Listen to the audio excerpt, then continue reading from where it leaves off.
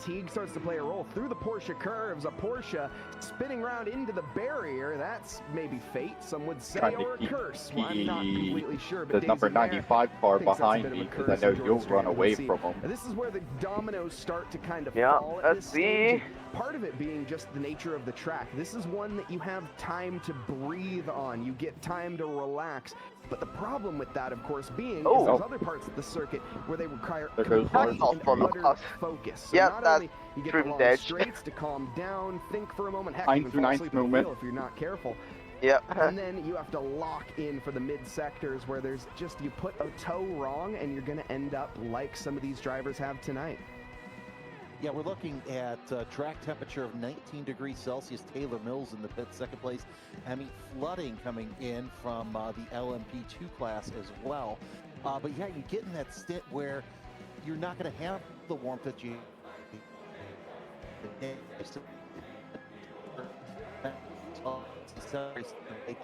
Air temperature also 19 degrees Celsius. If you're looking at the side of things. So we have a premium here as we're just about also. And getting a little bit of latency here from Jeremy. Apologies for that. Just minor technical difficulties is, of course, getting that transmission feed from the Americas here over to Le Mans. It can be a bit of a fuss, and we go back and try it once more. Jeremy, do we got a copy here? My turn to hit the mute button. So we're all good. We're all even now. Lovely. There we go. He's back. All right. So as you were saying, the track temperature just a little bit cold out there. It's about the same temperature as with a little bit of a slap into the safer barrier through the Porsche curve. So yeah, we're just talking about that track trip where it's just going to get cold, and it's going to be that way for the next couple of hours until the sun comes up. We're just about near that halfway point. So I've got to say, it's going to be interesting, Mike, to see what happens here with these late, it is unclick. These late night stints, the grit stints, as we like to say. Yeah, exactly. This is where then really you just have to tiptoe around the track and not worry too much. I'd love to go on board for a lap. I know it's a long lap here at Le Mans. I'm not sure if we can go for the full, but I'd love to go on for a full lap of maybe one of our leaders, there you go. Taylor Mills, or even one of the LMP2s or GT3s, as that is to frantically check the timings. Who the heck was that was spun around there? I'm not sure, but I'm sure we'll have an update on that one very soon as well. But here is Nikolai. That's that tap to the barrier that we saw. Slow car almost on straight, looks like. What you don't realize there is the fact it almost looks like it's in slow motion when they make impact there, but the amount of speed that they're carrying at that moment is I was thinking that I'm seeing something moving very slow on the broadcast, but it is not the case. Is a bit of a miracle, so count Nikolai a little bit lucky. Yeah, the third place right now. Down a lap, of course. We're right in the middle of pit stops. I'm looking at Arctic Sim Racing Green with Nicolas Sunby behind the wheel right now. But yeah, very lucky just to kiss that safer barrier, especially the high speed portion of the program as we're on the back stretch near the chicanes. And it's interesting, you don't even need to get on board to see how dark it could be. Let's see what we got in the pits here. That's Menez in the McLaren. GT3 leader. Great to see McLaren's up near the front as well. By the way, keeping tabs since we've been on, it looks like we're about 4,548 pounds as well raised so far. Euros, thanks.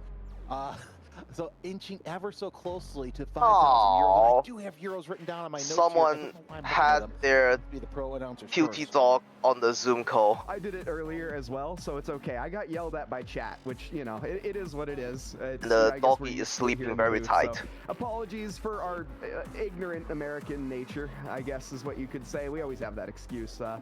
But either way, I'm noticing one thing in chat, a common little trend right now, is people are requesting Stinky Cam. That's and for anyone in chat that's like, what the heck are people asking for? Well, I'm sure Ramiro is going to be quickly on the works now to see if we can provide it, assuming he is still in position. But as we saw on the last time around, I don't think he has moved much at all. Looking at the slumber and nature, all he has moved, and he's gotten a little more central on it as well, or they have, excuse me, and Stinky. Look at that, Cam. It got two beds next to each other, and of course, as it often is, the dog, they never sleep in their dog bed, do they? Alright, let me go to use bathroom for now. 12 out of 10, good pupper right there. Oh, it's always good to see the Stinky Cam here as we're watching basically out of class passing here as well. And you're going to see that a lot. It's a matter of how quick you can get through it as well. As there is your GT3 leader. It is the McLaren leading by a lap over Wiskins Racing, intoxicated by iTelemetry. There's the onboard that everybody wants to see from our GT3 leader. Brilliant sound as well for that McLaren. Got a big old twin turbo powering that V8. I think a 5.4, 5.6. I don't have my notes up on that one. I'll have to check on that, but going off of memory. But this is, of course, the Mulsanne straight. And as we go on down, we're heading into the second chicane here. This corner, you really got to hold on. This is one of those that 24 hours can certainly get the best of you, as it's a very understeery corner complex. Moving on, now you're going to be getting up towards the tight, twisty bits, not quite the Porsche curves just yet, but as we go down through the Mulsanne corner, this is where the grip kind of starts to fall away. Everything goes very, very fast. Your brain has been traveling at near 220 miles an hour, and now you have to slow it back down to near 100 miles an hour at the apex, and the grip, it just doesn't feel like it's there. These cars, GT3s, not quite traveling 220 miles an hour, up there, but more for the hypercars, I suppose, on the lap that I'm going. Through the back now, on the way down through the golf corner and all the way down towards Indianapolis. This is a tight, twisty one as well, where again, you're going from that high-speed nature of really being able to relax, and now you just need to have maximum focus. Tilt the car in into Indianapolis, long left-hander. Get ready, though, because coming up is one of the most difficult, if not the most difficult corner on the track, the slowest. Through Arnage, onto the accelerator. You have to be ever so careful. The barrier's very, very close. Now we get ready for one of the high-speed, high-commitment corner complexes. This requires precision at its finest. Through the Porsche curves, near flat out in through some of the corners in the hypercar, but as we get ready to tilt it in here for the entrance, it might be a little bit of a lift here for the McLaren, just having to ease back onto the accelerator. Flat out through the left-hander, climbing up the gears as well. The barrier ever so close. You veer a tire off onto the grass here, and your day is going to be over. Getting ready now for the final few chicanes. It's going to be the penultimate chicane up next. You really want to ride the curbs here. Take it nice and smooth. It's all about slow as fast. You can lose everything or you can gain everything here. Get as close as you can to the pit wall. Ride the curb there. Hit the curb on the right. Get ready for the Ford chicane now as you hit the curb on the left. Slam the curb on the right. Back onto the accelerator. Start climbing the gears. And that is going to be from our leader. About a 5:01. They're fresh out of pit lanes. Not quite the best lap, but a near 3-minute 56 lap. You can do the rest of the race like that. That's fine. We've got one car with some nose damage in, but the LMP2 fifth place driver, Sophie Erwin, coming on back out. Screen to speed dream team. And yeah, I was about ready to say, I think the McLaren probably a little ginger through Porsche curves because they just came out of the pits not too long ago. Still a healthy lead, though, for the GT3 leader. Georgie McKay in Prismatic Motorsport Tech Day coming into the pits as well. So here's what I'm noticing, too. What's very interesting. There are a couple drivers that look like that they are on wet tires as well. I know we had the rain earlier on. I think that's just a bug. I think that's a timing bug. We ran into that earlier as well. Okay. Well, pretend I didn't say that. And there's spin by Akira. That's the second one since we've been on, I think. And that is through the penultimate chicane, the one that I was talking about, where you have to be near pixel perfect. You run a little too wide, and that's very easy to do.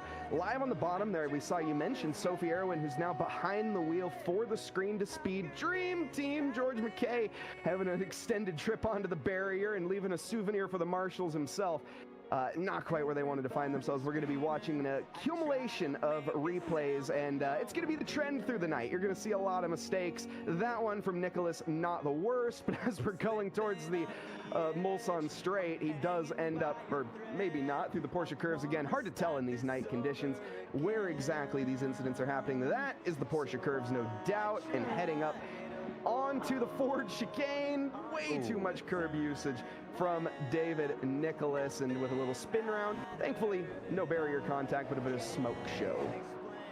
And here comes Scott Lawrence coming out of Indianapolis through Arnage, and yep, just getting on those brakes too hard will get you, especially with the cold brakes going through there. Scott Lawrence involved in that one, as Nick Gregory also having some sort of issue on the Mulsanne straight. Looks like that is through the Michelin curves, and just a little bit of a you spin me right round issue. The back end wants to see what the front end's looking at, and now we see Nathaniel Mischler into the pits, 7th place in LMP2. Man, that spin was shades of, was it Alan McNish in 2011? I think is pretty much, that was a near reenactment of that incident, without the back marker, of course. The Ferrari that definitely had a gap. No, anyways, that was a long time ago. I will say I absolutely love that era of racing, though. Those good old-fashioned, was the R17 at the time that they were running? R15, yeah, because the diesel was the 17, yeah. Which was they used that. Either way, it was Audi domination at that time. I know Porsche has the most domination here over the years, I'm pretty sure, but Audi, definitely no shortage of victories. And, you know, one of the other things, since we do have a moment to kind of talk, there's not too many battles going on. I'm looking at the timing tower. I was curious on what the first race ever in Le Mans was, because I noticed, we talked about it earlier, is the first race was back in 1923. So when I was off, I decided to do a little research on that one, and it shocks me the fact that people raced back then. The track, a little bit different to its current iteration. It was 10.7 miles back then, or 17.2 kilometers. Around the roads of France, as it kind of, a little bit longer than the current version, basically.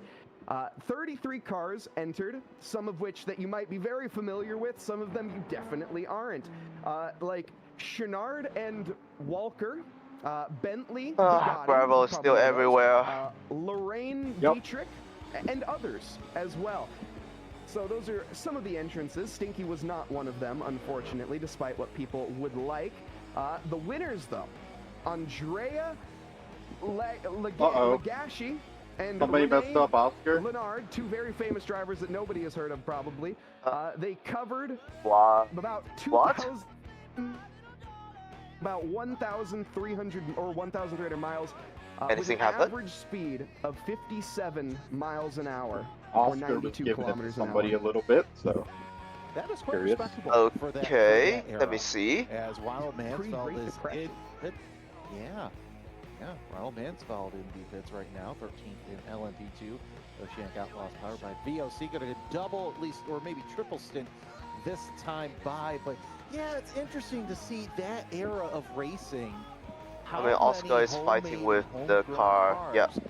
P3, P4 is. It was the GTP. You want to know the best part of this event is the prize structure was a accumulation 51. of 3 Let me years see. of performance challenges. So it's not like the winner just got a payout. So they were, whoa. That is a Porsche that does not look showroom ready. Rene, I see nothing on them. limping it back the lane, but made it back. But that, I would imagine, to be fair, it was what most of those cars looked like. A massive rainstorm hit. And again, safety standards, let's just be real, have gone up astronomically since then, especially since the 50s, as we all know what happened in 1955 here. But just the amount of improvements that we've seen, the fact that the survival cells are what they are today, and you go and watch racing from back then, and it's just crazy that A, anybody did it, and B, that it made it to today. Dominocos into the pits, and you know, here's the thing, I don't know if you saw what happened last weekend at Goodwood, because you're still racing cars these days from that era, where a driver lost it, and was tossed from the car. Think of how many drivers were tossed from the car and walked away because they felt that that was better than staying strapped into what was effectively, basically a big tin full of fuel, which could have exploded because safety standards, as said back then, weren't the greatest. Think of why we have windshield wipers today. It's this racetrack. Yeah, no, exactly. And the iterations throughout the years and the safety that this race in particular has brought into motorsports. I mean, again, it nearly ended motorsports back in 1955, and we still prospered through it. And it took them until the 90s, to be fair, to start adding chicanes onto the Mulsanne Straight. I'm not sure what took them so long, as apparently, the FIA was just okay with cars traveling at, 249 miles an hour or 400 kilometers an hour down the straight, because that's sane, in especially 1980s equipments, even in modern day standards. That's ridiculous. I mean, these hypercars, they travel near 220 miles an hour, but when when the amount of downforce that they're producing, that's why you can see Sophie here carving her way through the back markers. It's just the amount of air pushing down on the car keeps it glued to the track.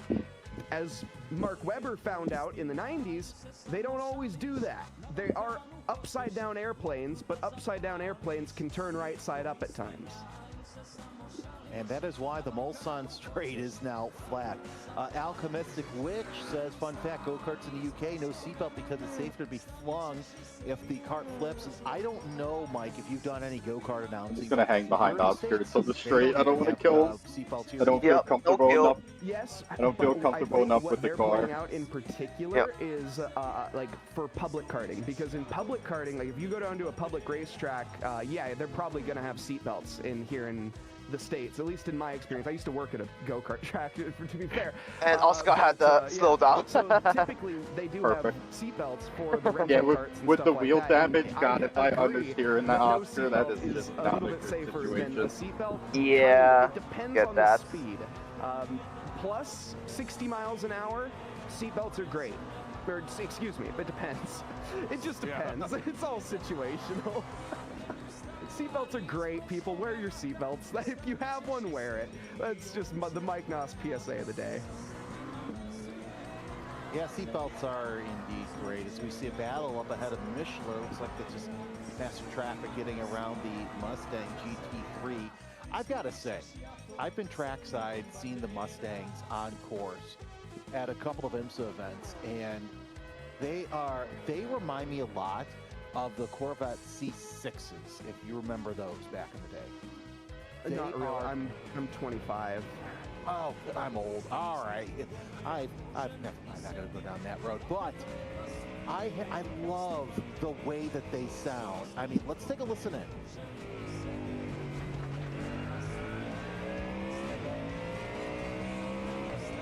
know what that sounds like to me? Pure American freedom, brother. No, okay, anyways, moving on from that.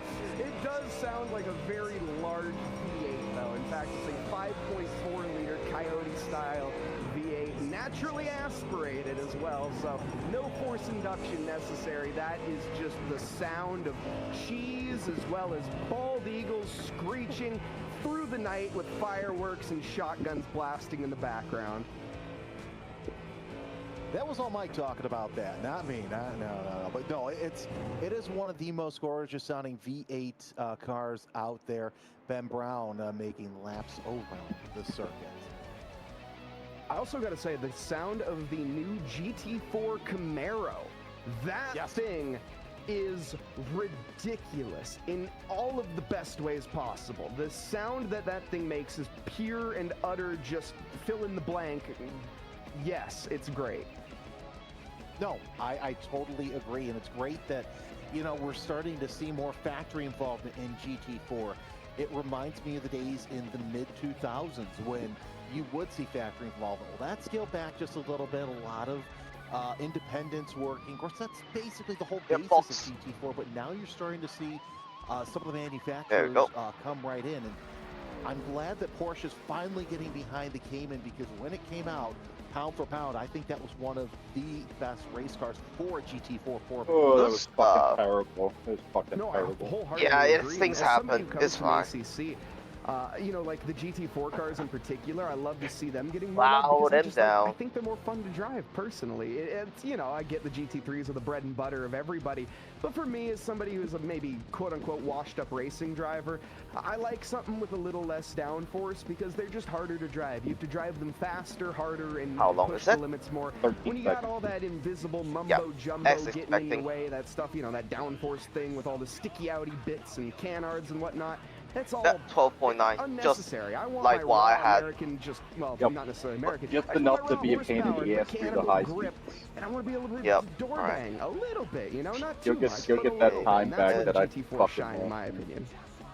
Yes, but I am also a huge fan of your Spec Miata racers. CABS, you know, ARB as well. The tight drafting, where you've got to think, okay, is this where I want to make my move or not? So, I do believe we have somebody who is waiting in the wings to join us during this race. We also have a battle for 15th place between the 253 and 56. This is in LMP2. As that is going on between Technoburst Racing and Queen's Design through the fourth curves. It's been a tough day for the Queen's Designs team. Ruby behind the wheel right now. They started up at the top at the beginning of the race and had 2 drive-through penalties when I was in the stint, and I'm assuming it's gotten worse for them, unfortunately. It seems they're all the way down in 16th and just trying to hang on. But yeah, we're going to be hearing here very momentarily from the twin turn sim racing team. The leaders in the LMP2 category is who Dominic is going to be representing for. So when we do get him on in, let's see, I think I can. Yes, I can.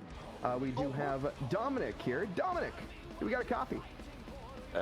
No. Alrighty, that's what I like to hear. I need to go to bed after the interview, but just want to come by quickly before. No worries, no worries. We just have a couple questions for you. We'll make it nice and quick. I'll start off with, first off, you guys are running up at the top right now, no? So how is it feeling? Just getting a switch now on through, and it looks like you guys kept the same driver, but how has the race been up at the front? Yeah, I don't think there was really a race going on for us. We just kept our strategy going and kept it in the right direction, kept it clean, and we somehow ended up just getting more and more gap behind, more and more cars behind, even the lap. So yeah, just continue to drive like that and bring it home from now on. And I was going to say, looking at timing, you guys got a healthy lead over Taylor Mills Racing 42. So what is the plan? Do we double stint? Do we triple stint in this time? Because nighttime, you don't necessarily need to worry too much about battles as everybody's strung out, kind of saving their equipment for the later hours.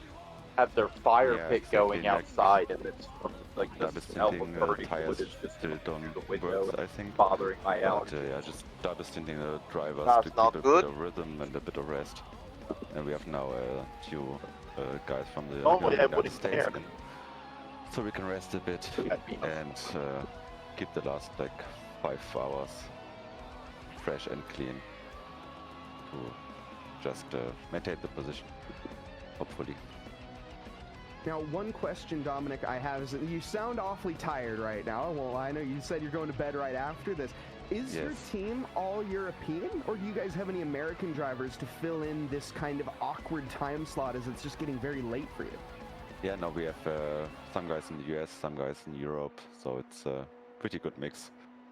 And always fun and helpful to do those longer races. No, absolutely. And Dominic, I won't keep you for much longer. I'll let you get to bed, brother. And thank you very much for taking part in this event. I guess before we do let you go, is there anyone you'd like to thank? Just thank the whole team and all friends we made since we started driving during the lockdowns in Europe, and yeah, to Emplower and I think Taylor Mills Racing as well. give a good fight again, like in several other races in the past.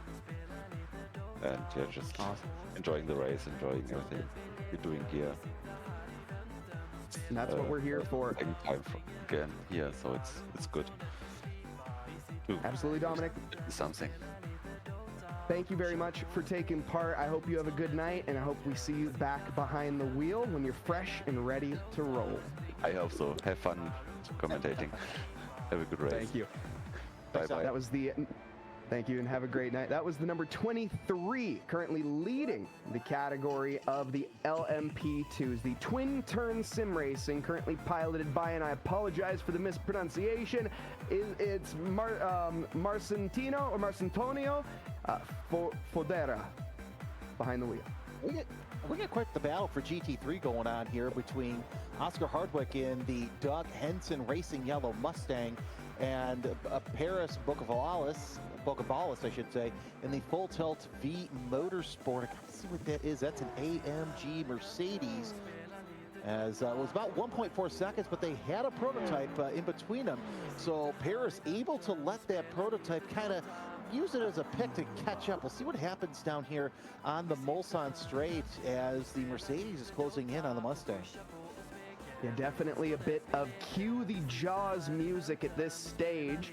It's going to be Paris down in 4th position in the Full Tilt Motorsports, and hopefully there's no tilting to be had just yet. The Doug Henson Racing Yellow coming under some pressure here with a bit of time left. I don't expect this fight to be prolonged too much. The lap times we're not really sure about for Paris right now. Paris is fresh out of the pit lane. No, they're not. They're 13 laps in their stint. They need to... Yeah, they're about 13 laps into this. Back myself in the head a little bit. Yeah, just my timing tower, not telling I'll be right the lap time. But yeah, he's currently going to be having to come in on the next lap, so more than likely they won't be fighting too hard. Now, they're not too out of sequence is the thing. We have 9 laps for one, 13 laps for the other, so Paris more than likely coming in behind them for the Arctic as well. We'll see exactly how that plays on through, but they're going to be a good while back behind as well. So currently, I think the battles will kind of see themselves out as we have it, unfortunately for us. Yeah, 253 of Ryan Gorman receiving the black flag. Trying to see if we can get from chat what that was. Technoburst Racing should be coming in here shortly, but nothing from race control on why the black flag was shown to that car. We'll probably get a replay here very shortly, but we're watching. But still got this battle for 3rd place between Hardwick and Paris. But yeah, I think that we could see one or both of them into the pits here momentarily as they come off the back of the Mulsanne.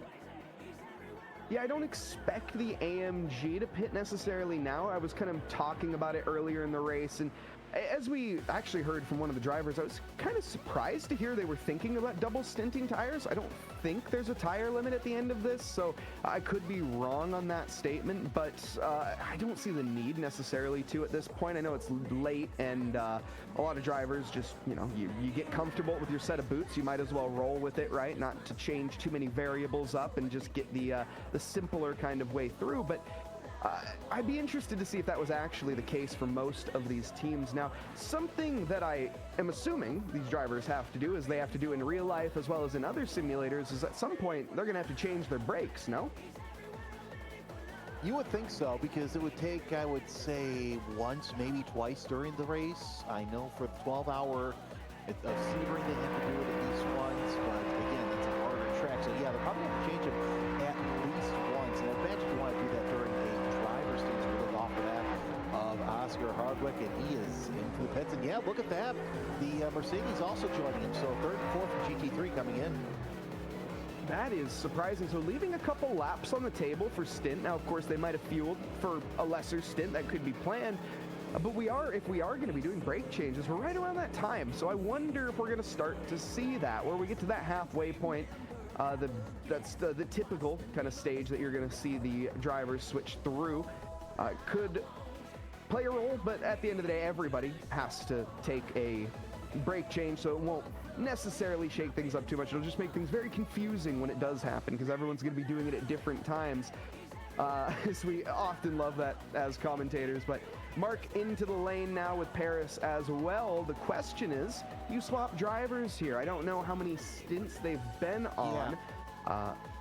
But so Mark Knott, that would be the new driver for Doug Henson. Right, okay.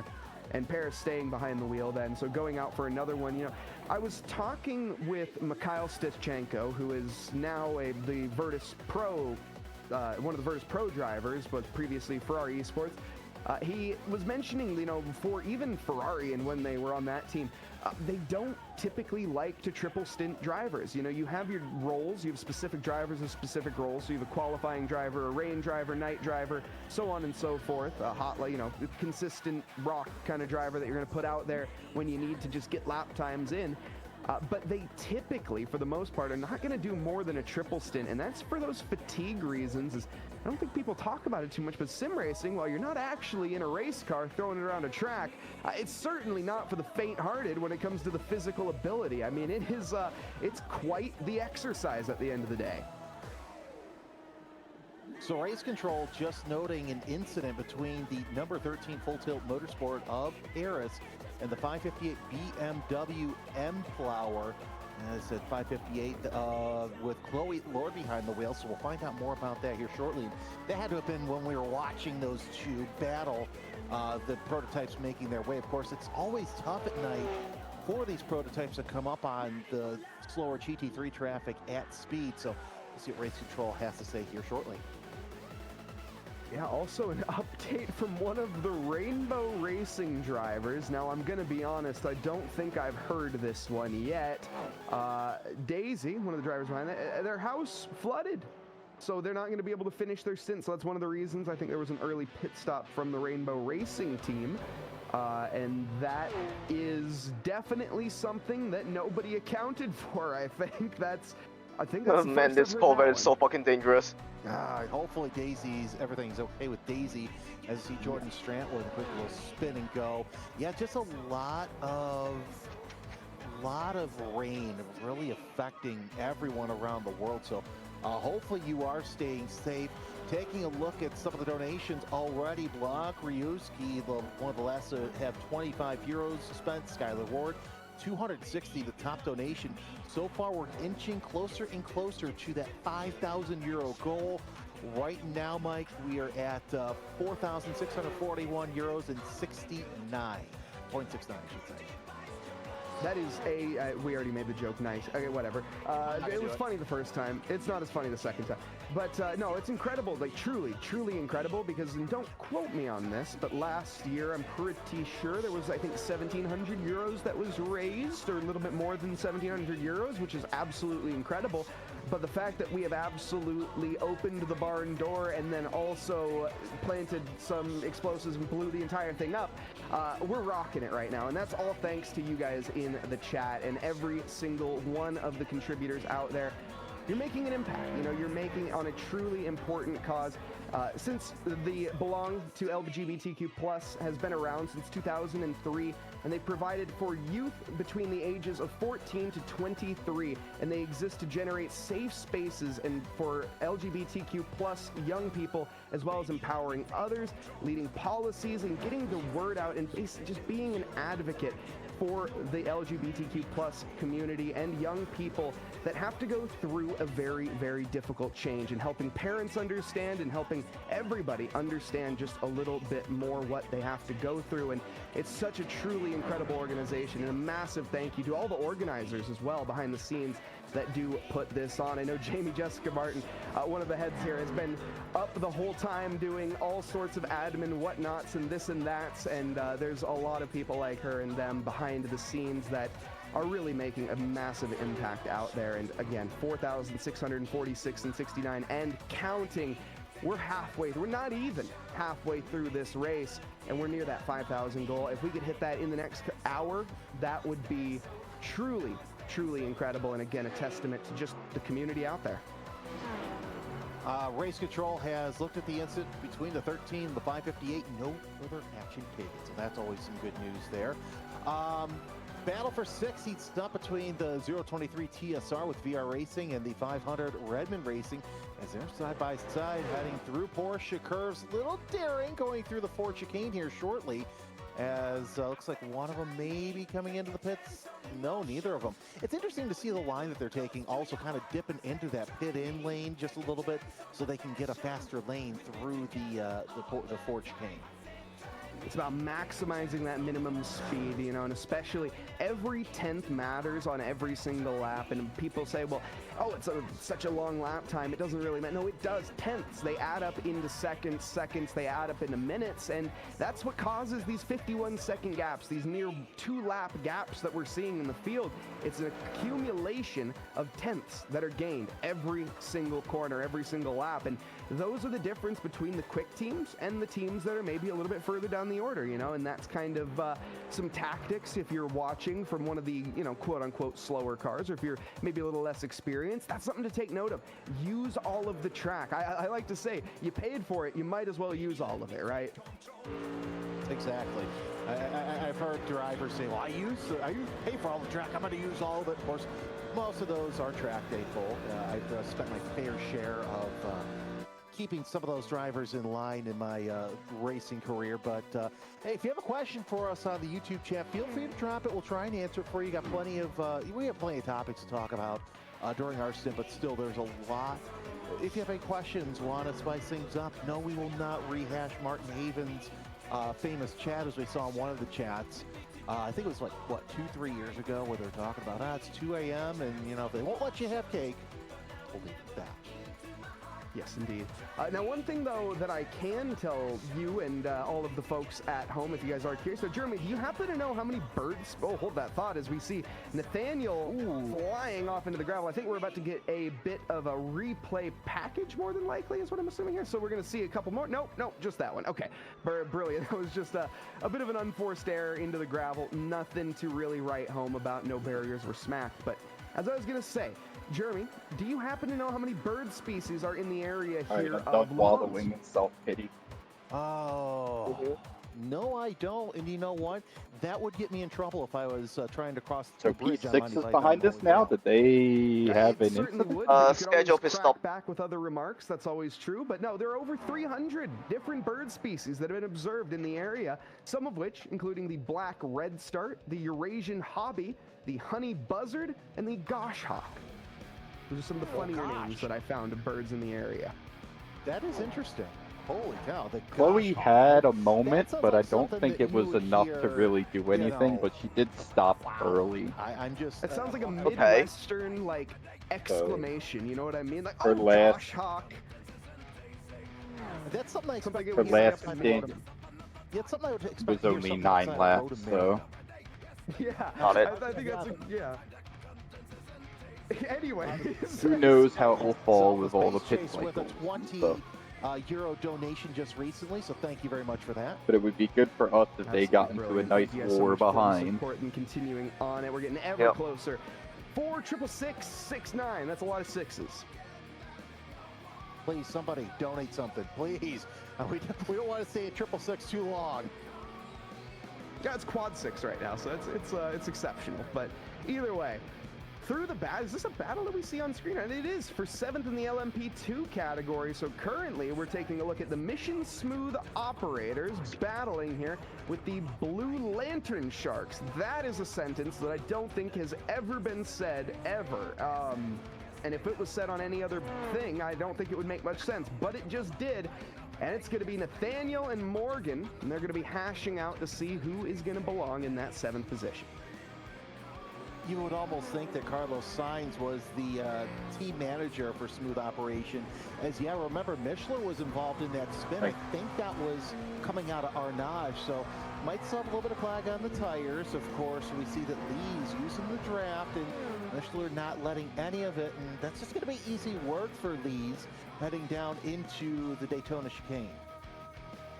Don't think there's going to be much of a fight. If there is, it's going to get very, very deadly, very, very quickly. And we're going to find out here in a matter of moments if it's going to be a battle or if we're just going to see, and I think, we are. There we go. The 67 just says, okay, enough's enough. You're faster than me. I'll let you on by, and then the Michelin operator Smooth has smoothly gotten past and can continue on their merry way. Something as well that I want to touch on, you just watched it right there. You see how they have to cross the road like that? There's a little hump in the track, a little crest that you have to hit, and your car, it'll bottom out if you're not careful there. So you're going to see a lot of these cars moving over to the side. Well, yes, you can bottom out a couple times there. Over 24 hours, it can start to cause damage, and that's just one thing. Another thing that these drivers have to think about lap after lap after lap, things like that, they're very easy to forget. They are, because this is a normal road most of the year. If you get a chance to look at Google Maps, it's interesting to see that the Mulsanne, there's actually roundabouts on the Mulsanne Straight that that the track actually avoids. Could you imagine running the 24 hours at night and, okay, coming down the Mulsanne Straight, oh no, it's a roundabout. Yeah, it's truly incredible, the speeds they're traveling and the amount of control that they're able to have. And then while they're doing that, they're throwing it side by side. And of course, another, I guess, thinking about Audi incidents that have happened here, you can always have, it causes some incidents, right? You think about Mike Rockefeller and that very scary crash that he had in 2014, 2013? I'm going off of memory on that one. What year was that? I believe that was 2014, and what GT3 car was involved with that one as well? Oh goodness, it wasn't a Ferrari, because that was the. Was it? It was. Okay. Probably a 488 at that time. Yeah, this is the wonderful 488. I still think it's one of the better looking Ferraris. Oh, I agree. You know, and it's funny, right? So one of my fun facts that I often like to bring up about Ferraris, and we don't have any. Do we have any? Yeah, we have a couple Ferraris out on track in the GT3 category. We'll touch on that here in a second. Let's take a look at this replay here. No, this is live. Excuse me. This is live with Ben Brown, as he is going to be getting a little feature on the screen. We got some Monaco GP in the background. Some, what is that? Touring cars with.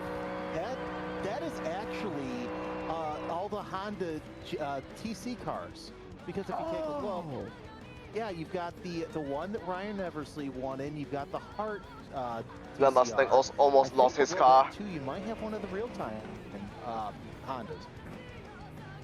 Now that is brilliant. Nice little display on it. You can see the same mic that I used to use. You know, it's a good one. And he's got to plug his racing gloves. I don't know what brand they are, but he's got the racing gloves ready and rocking to roll, and he's just going to be cruising on out there. One thing I do. Still got this battle for 7th in. Good. No, one thing I do love to see there is those face cams, of course. It just brings so much light to the darkness that we are racing in currently. Now, of course, it's just temporary darkness, folks. It's called nighttime. It'll go back away. The sun will be round in about, what time is it right now? I think it's in sim time. We're looking at 1 a.m. So we're going to have some sun in probably about, what, 5 or 6 hours? Yeah, 5-6 hours is going to be that wonderful time when you'd like that sunlight to come on. I think that's probably one of the better times in a 24-hour race, because now you have hope. You can finish this race. Just hope your equipment makes it the whole way around. Yeah, or your house apparently doesn't flood while you're driving, which, fun fact about, apparently she was still driving while the house was flooding. So that was dedication at its finest, you might say. I certainly, again, hope everything is okay. Hopefully nothing's getting damaged. Rich just said outstanding job over get damaged, all things considered, and she's not letting her team down, which is Okay. really cool to see, because, you know, mean, they often somebody say, might have hit him, I for guess. example, the Rainbow Racing Team, this is their first race they've Oscar ever said that he got door bashed by a they took part in GTP. last year. So this time around, of That's course, why they had he 2 was cars upset. entered in this one, and having a little technical difficulty, of course. That's the nature of having more cars. You're going to have more chance of technical difficulties, but making the best of a bad situation and they're thinking about running 3 next year as well. So that's going to be a big shout Oh, out there. Chris got dive bombed by the number number 2 car. Endeavors, I suppose no, you could say. Chris got dive bombed and and it's challenging, but hey, that's why he said nature of outstanding 24, job. right? That's really happened is, and you've got to a lot. make a hay with it. As we're on board on the car with Garnett Adams, and I believe there's also Adams behind the wheel. I love these shots of the feet cam because you see the footwork, and it's interesting to see everybody's pedal setup. I don't think I've ever seen a pedal setup that has the glowing there, the glowing lights. True. That is a very nice little touch. You're right, and I'm wondering if that's a reflection of something, but it could be. Yeah, no, you're 100% because that's probably an LED that she has set down. That's awesome. Garnett Adams with a killer setup, I have to say. Got the triples as well, of course, and unfortunately, her dog has left the picture. It seems So she had funny. her. What was the name? Chat knows the name. I know Chat had said it earlier. I'd have to go back into the first chat or the first iteration chat to find that out. So. But her also has a dog cam there, so would love to see it at some point, but not right now. But yeah, the racing shoes, the full-on setup in the road cell pedals there as well. Why are you fighting me right here? And what that goes to show you, Oh, you he's mentioned fun. that, the Karma. pedal cam. It goes to show you, especially in corners like Arnage and in like Indianapolis and through the Mulsanne corner, you get to see just truly how much trail braking is going on for them. Fought you into the Porsche chicane, insane when just you to see spin himself the out, amount of time fighting. that they're spending on the brake before they have to get off of it and back onto the accelerator. It's such a talent, and that right there is the skill that really separates the good from the great. And I'd love to see that camera angle because it really shows that she has that mastered. No, it really does, and you really need it, especially when you're dealing with other classes of racing. Looking at our LMP2 leader as well, with Marcantino Fordero having a lap lead over Taylor Mills Racing 42. As we take a look at Stinky Cam. Oh, now Stinky's moved off just the bed a little bit. It's funny how dogs, it's like you have this wonderful bed, you have all these great accommodations, and you're gonna be laying off the bed. I actually, it's funny you mentioned that, Jeremy, because I said that exact same thing earlier when I was on the broadcast. It's so true. Yeah, you give them this nice bed, you make it up nice for them, and then they're like, oh, you know what? The floor sounds so much nicer than that. And it's like, but you'll sleep on my bed, but you won't. Okay, I see how it is. I see how it is. Pit stops are back around though, and Sophie actually, was that an early stop for Sophie, or have we really just been rambling for that long? We may have been rambling for that long, because, let's see, 5th in class, I believe. Oh! Whoa, no! Sophie has gone into deep, her best Sum 41 impression yet. No barriers were collected, thankfully. Manages it into the kitty litter. Should be back out on the track. Now, this is something that we were talking about earlier on the broadcast. Keep right here. Avoid the rejoin, bad rejoin. Excellent job there. Sophie back on the track. This is the nature of cold tires, folks. I mentioned it earlier on, we saw so many incidents straight out of pit lane and just asking too much from your cold rubber. And that right there, it's such a high speed, high commitment corner through the Mulsanne, or onto the Mulsanne straight through Tête Rouge, and just asking a little bit too much. And thankfully for Sophie, no barriers were collected, just a bit of pride and under tray damage.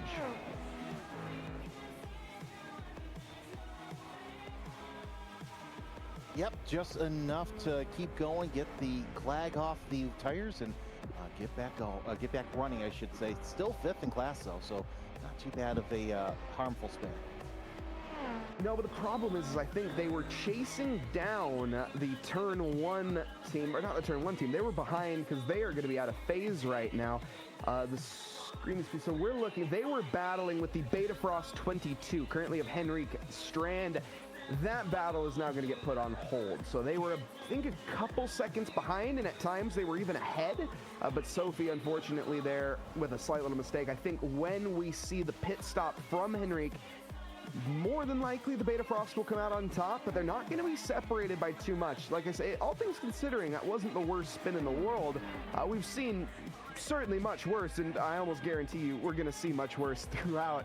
So just a bit of, again, just get your head back on your shoulders, get the heat into the tires first, and then keep on keeping on and worry about the competition later. I think that pit stop's going to come in the next couple laps. Strand is working lap number 9 on this previous stint. Your overall leaders in the pits as well, Nina Hahn, running 12 laps on those tires. If we can get to pit road to take a look at the 21's pit stop as the 22 comes in. So Beta Frost got a short stint. As there is your overall leader, the Olympus Esports Atlas, driven by Nina Hahn in the hypercar class. Let's see if Nina stays in the car, if she's going to hand it off to another driver. Watch the car go up, and yeah, they're going to do a driver swap to Victor Clayson. That was Nina's second stint complete there, so she is going to be retiring out of the car for the time being and probably going to bed, if I had to guess, as she is over in Germany, of course, and it's getting awfully late over there, so more than likely going to be heading to bed very, very shortly, but a very solid stint from the Olympus Esports driver. And her teammate was interviewed earlier and made the comment, the fact that she's only been driving hypercars for 1 week, and that just really goes to show you how good Nina Hahn truly is. Now, she has her accolades, she has her victories in the past. She finished second back in one race in the ADAC Sim Racing Expo for the women's arena in 24, finished fourth in the other one. Also won the International Women's Day for the Screen to Speed race, as well as the Screen to Speed Winter Cup in February. So she has won quite a few races. That's just a small mention, as well, a drop in the bucket, might you say, of the things that she has ended up winning and participated as well, I think, in VCO and various other championships, including I think their championship that they have as well over at Olympus Esports. I'm pretty sure they run stuff as well. So just all the way around, a very solid driver. Put an end to her stint, and now handing the car on over to Victor Claassen, who will more than likely take this car for the next few hours. And of course, Olympus Esports under investigation with an incident with the 125. That is the Lead Paw Racing Ilrus GT3 with Tori Push behind the wheels. So we'll see what race control says there. There's Nick Gregory, 13th in the hypercar class, and looks like Gregory will double stint as, nope, we're actually going to see a driver change from the Lead Paw Racing Dragon, and that's Chase West who's going to be in the car for his next stint. And we'll see what he's got pace-wise, as everybody seems to be having their stop in relatively the same amount of time. And I'm even looking over at the stint board, and it's surprising. The hypercars are all relatively on the same strategy. There's a couple outliers, maybe your Spec 7 racing teams, your BMW M-Plower 558s. But other than that, pretty much everyone's on a relatively similar strategy. We're going to see the M-Plower 557 of Chen Weng Chen into the lane, more than likely on the next 2 laps at most, but more than probably the next lap in general. Other than that, I think Beta Frost still has to pit, but pretty much all things considered, they're all on the same strategy. Now, looking down at the LMP2 category, it's somewhat a similar story, but not quite. Actually, no, now that I'm analyzing it further, it's an absolute mess of pit stops down there, and nobody knows where anybody is now that I'm looking at it. I do know, though, that the Beta Frost 22 has made their stop, and they've come out 2.5 seconds ahead of Sophie Erwan in the Screen to Speed.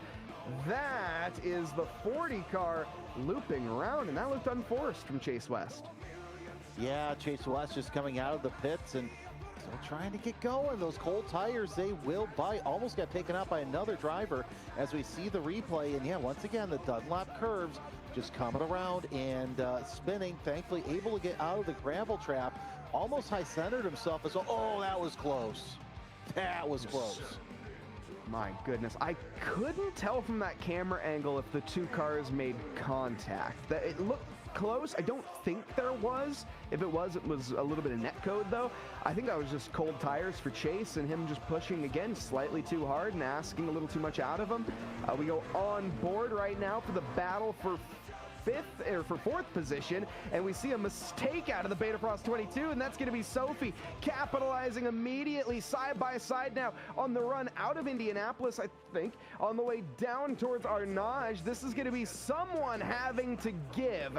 Is it going to be Sophie on to the outside for this left-hander? But as we approach the braking zone, it's going to be advantage for Sophie. She takes the position, and the Screen to Speed Dream Team up into fourth. Despite the dramas with after the pit stop, everything is back underway and solidly running, and Sophie showing her pace. Yeah, she's pretty quick around here, running a 38.2 last time by. But yeah, one small mistake is usually all it takes to capitalize on this closely regulated classy LMP2 here in iRacing. Of course, it's gorgeous Dallara. I hear myself say that because, look at the Indy cars that they've, down that road. But the Dallara actually really nice, the P217. Good news is I'm sort of pulling over from Craig a little bit. Lap. Yeah, they it's good. are a lap behind the leader, Twin Turn Sim Racing, in LMP2 right now. Both of those drivers coming off recent pit stops as well, so fresher tires actually for Ruben Eilertson, but Aaron Wynn with the tires which are up to pace now. Yeah, she's gotten her head firmly planted on her shoulders. Park it right in the middle, definitely man. Looking much quicker than she was in the past. Now, you know what? I was also There's no predictability out there. That's the problem. Like, I know there's a lot of new people, but it just makes it really tough. This is not done yet, but this isn't the one that Only we're one looking got at there. through? This is going to be in the LMP. Oh, I did it. It's the hypercar category. Drink. Yeah, pretty much. And, yeah, there's so many laps ahead, though. Fourth in the category. What are we looking? This is the 22. 2 liters remaining. Across 22 in the Screen to Speed Dream Team. Is it? No, it didn't look like Sophie's car on the outside there. Either way, the 22 makes it. That'll put TMR right on them, though. That was a back marker. Take a look at Stinky King.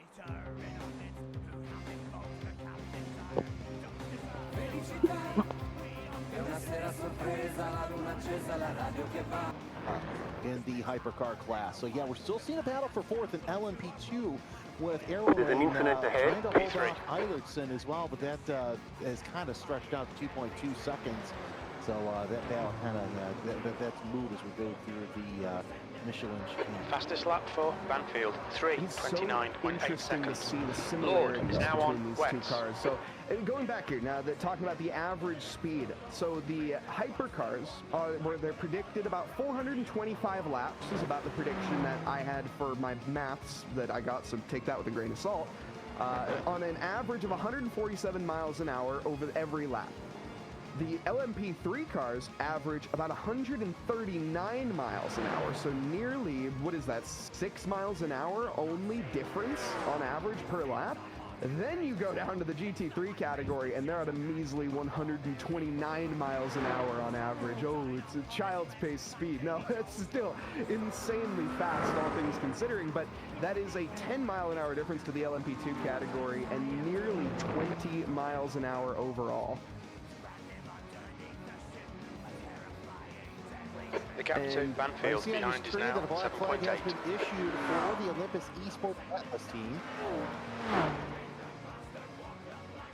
Not sure what exactly that was from. Taking a look at it, it was an incident, it seems, between, the lead PA and Olympus. So this was more than likely during Nina Hahn's stint. Right, you guys. Clear on the right. That one, but the resulting action is a drive-through penalty, or is that a stop-go penalty for the black flag? It's going to be a drive-through. Okay. So having to serve that now within the next couple laps as well. That is going to put a dent in the gap to Neil, and that's going to be Neil DeBacher. I think going to be grinning like a Cheshire cat right now, because I think we're going to potentially see a battle for the lead. It's going to be close. I'm not sure how long a drive-through is here at the Cirque de la Soft, but it's going to be probably around that 30 to 40 second mark.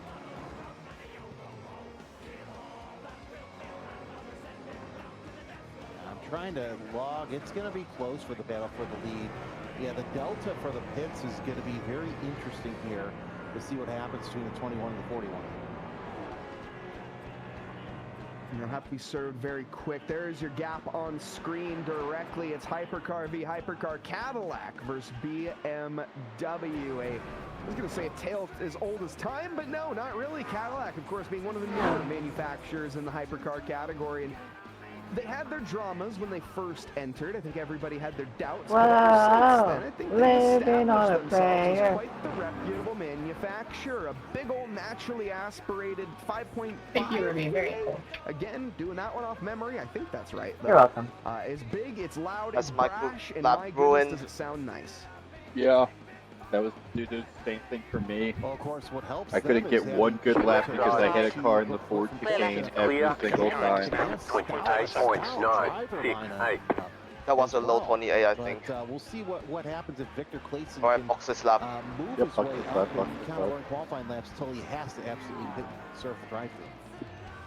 Yeah, and once he does, it'll be a bit of a tough pill to swallow, unfortunately, but it's going to, it's the reality, nonetheless. You have to, well, what is it? You make your bed, you have to lie in it. I don't know. I had something more clever that I should have said. Either way, it is what it is. It's, as I say, it's getting late. It's not really getting that late, at least for here over in the States. But a big warm welcome to everybody joining us wherever you are in the world. As, of course, it's going to be getting quite late over in the Europes. I think quite early over in the Oceanias.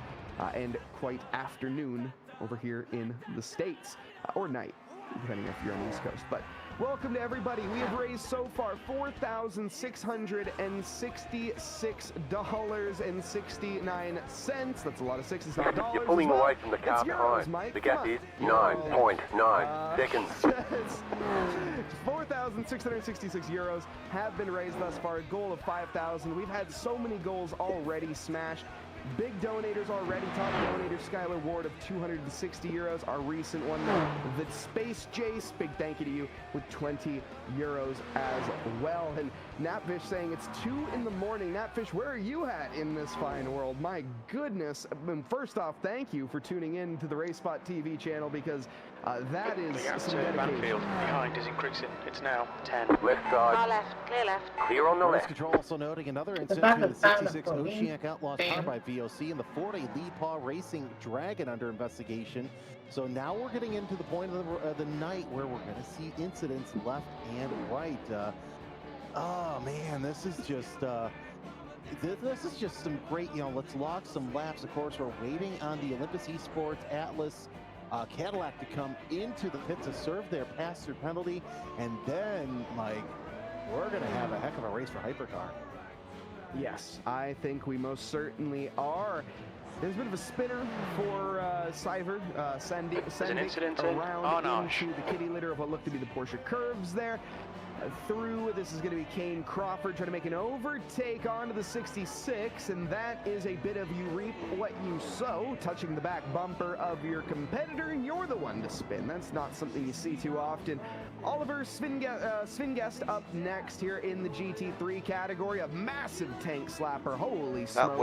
That's a violent one. Thankfully, though, We're actually halfway without any notice. Get off the brakes is and pitting. get it back onto track. Kasamari On call, car up number next, side by 98, side with an is leading the race. or with a GT3 car. Takes too much curb, and bam! That is a lot of damage. And 56 car having to more than likely take a fast repair. Not quite that fast of a repair, though, as that's just going to be visual. Chase West, well, we saw this one.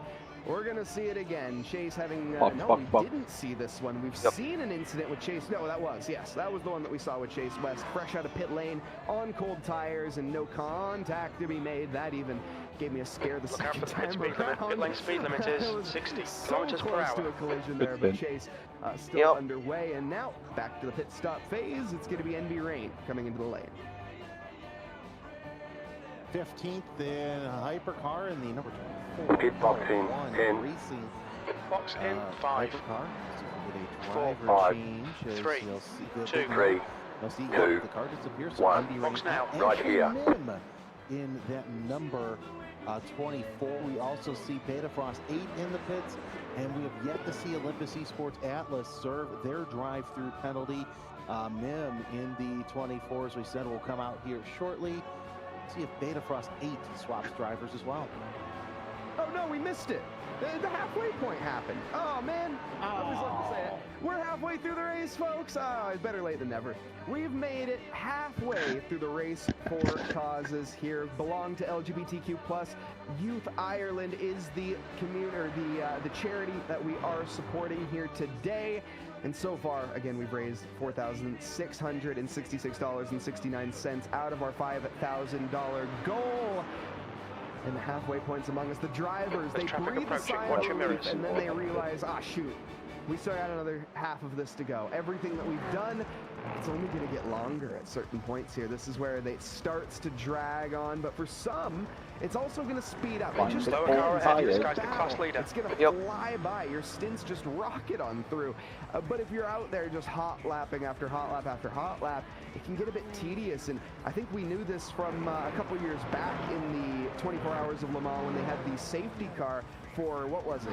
I don't know, infinity laps. And the drivers, they were complaining about how to stay awake behind the wheel, which is something you don't often hear in racing. Oh, that one, and think about back last year with the Spa 24, where they had to Go on your left. do the same thing. Hold your line. Stay on the right. Clear left. That's why Clear. they put they blew. Well, what's this? This is Victor Klassen here, and screen here. This is our race. All right. Holy! Hold your line. Oh, that's Still not there. how you get by a Still there. Corvette. Stay I right. think Clear. that's just a miscommunication, unfortunately, but Victor, a little argy-bargy. I don't think either car, all things considered, It's that 100 on damage. pizza again. When Fuck's Armageddon sake. strikes, I think I want to be at a bunker made of Victor Klassen's face. They are just fucking So annoying. we've also heard, yeah, that's a good one. We heard that this is the reason P2 for behind us now, 4.5 seconds. that the 3 21 laps Olympus ahead. Esports Atlas still has yet to serve. They're going through sector 2 right now, so they've got to serve it here within the next lap or so. Before I think stronger penalties will come down from race control. We haven't heard what will happen, but nonetheless, interesting situation developing here as the gap really between first and second has not closed too much.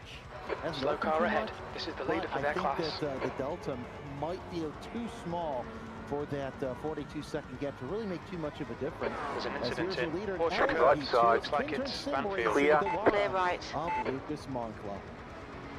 We got to hear from his teammate earlier on. They're confident, they're ready to roll for the The car rest of the behind stint, is and they're pitting. just going to try to lead this entire race. That's their goal. They're 2.5 minutes ahead of the next car, and they're not looking backwards, quite frankly, and they have no intention on doing it anytime soon. Now, this is the dance and the song of Le Mans. It is a loud one as well, and it's the cause of back markers give Who it is and towing in back front? markers take it away. And well, right now it seems Like that it's towing giving in quite front? fruitfully, Overlook. but we all know what type of fruit they can bear Oh, at times. 51 and towing. poison for anyone that knows that one. But yes, it's not something you want to be biting down into.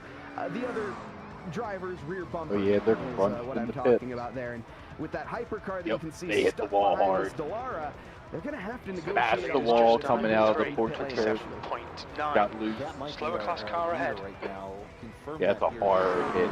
I don't All right. Clear. I don't know if they have any fast repairs, but if they don't, that's a long repair time. Right Right side. side. Ways than one. Hold your Oh, line. the 21 got black You're on the flagged right. again. Right. On the left, and what we're seeing on the right is a virtual cockpit, I should say.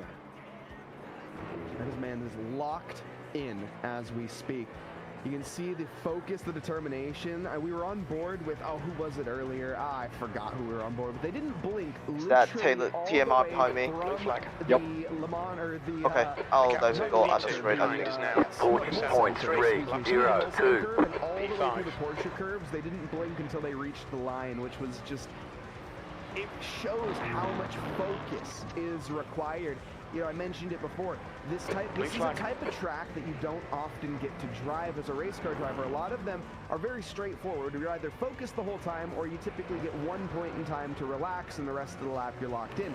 On this one, you have different points in time where you're kind of you have to go and, you know, you get time to check your dashes, your dials, your gauges to make sure that everything's up to temp and speed, and you get time to talk to your engineer, especially when you're back on the Mulsanne, times like this. Left guard. And then you get to the Porsche Hold curves your like line. we are right now. Still there, hold your line. Still there. You're flat out through Hold these your line. curves, as you Keep can to see the not right. a single Clear bit of left. lift. Clear. The amount of downforce.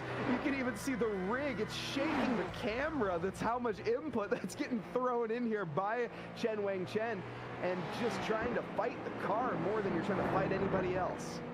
There's a group of slower cars ahead. Getting a incident result from the 40 Lead Paw Racing. They've got to do a drive-through for an unsafe rejoin, and Victor Casey Car still right. has yet to serve his Still penalty. there. Clear right. There's also the drive-through for that contact that we had earlier on in this race. So still plenty of great racing left to go, but that gap between the 21 and the 41 overall has now grown to about 44 seconds. So I think we might see Clayson come into the pits here shortly for his drive-through penalty and not lose too much ground. I'm a little distracted right now. We have Ramiro, our producer in chat, or our producer here.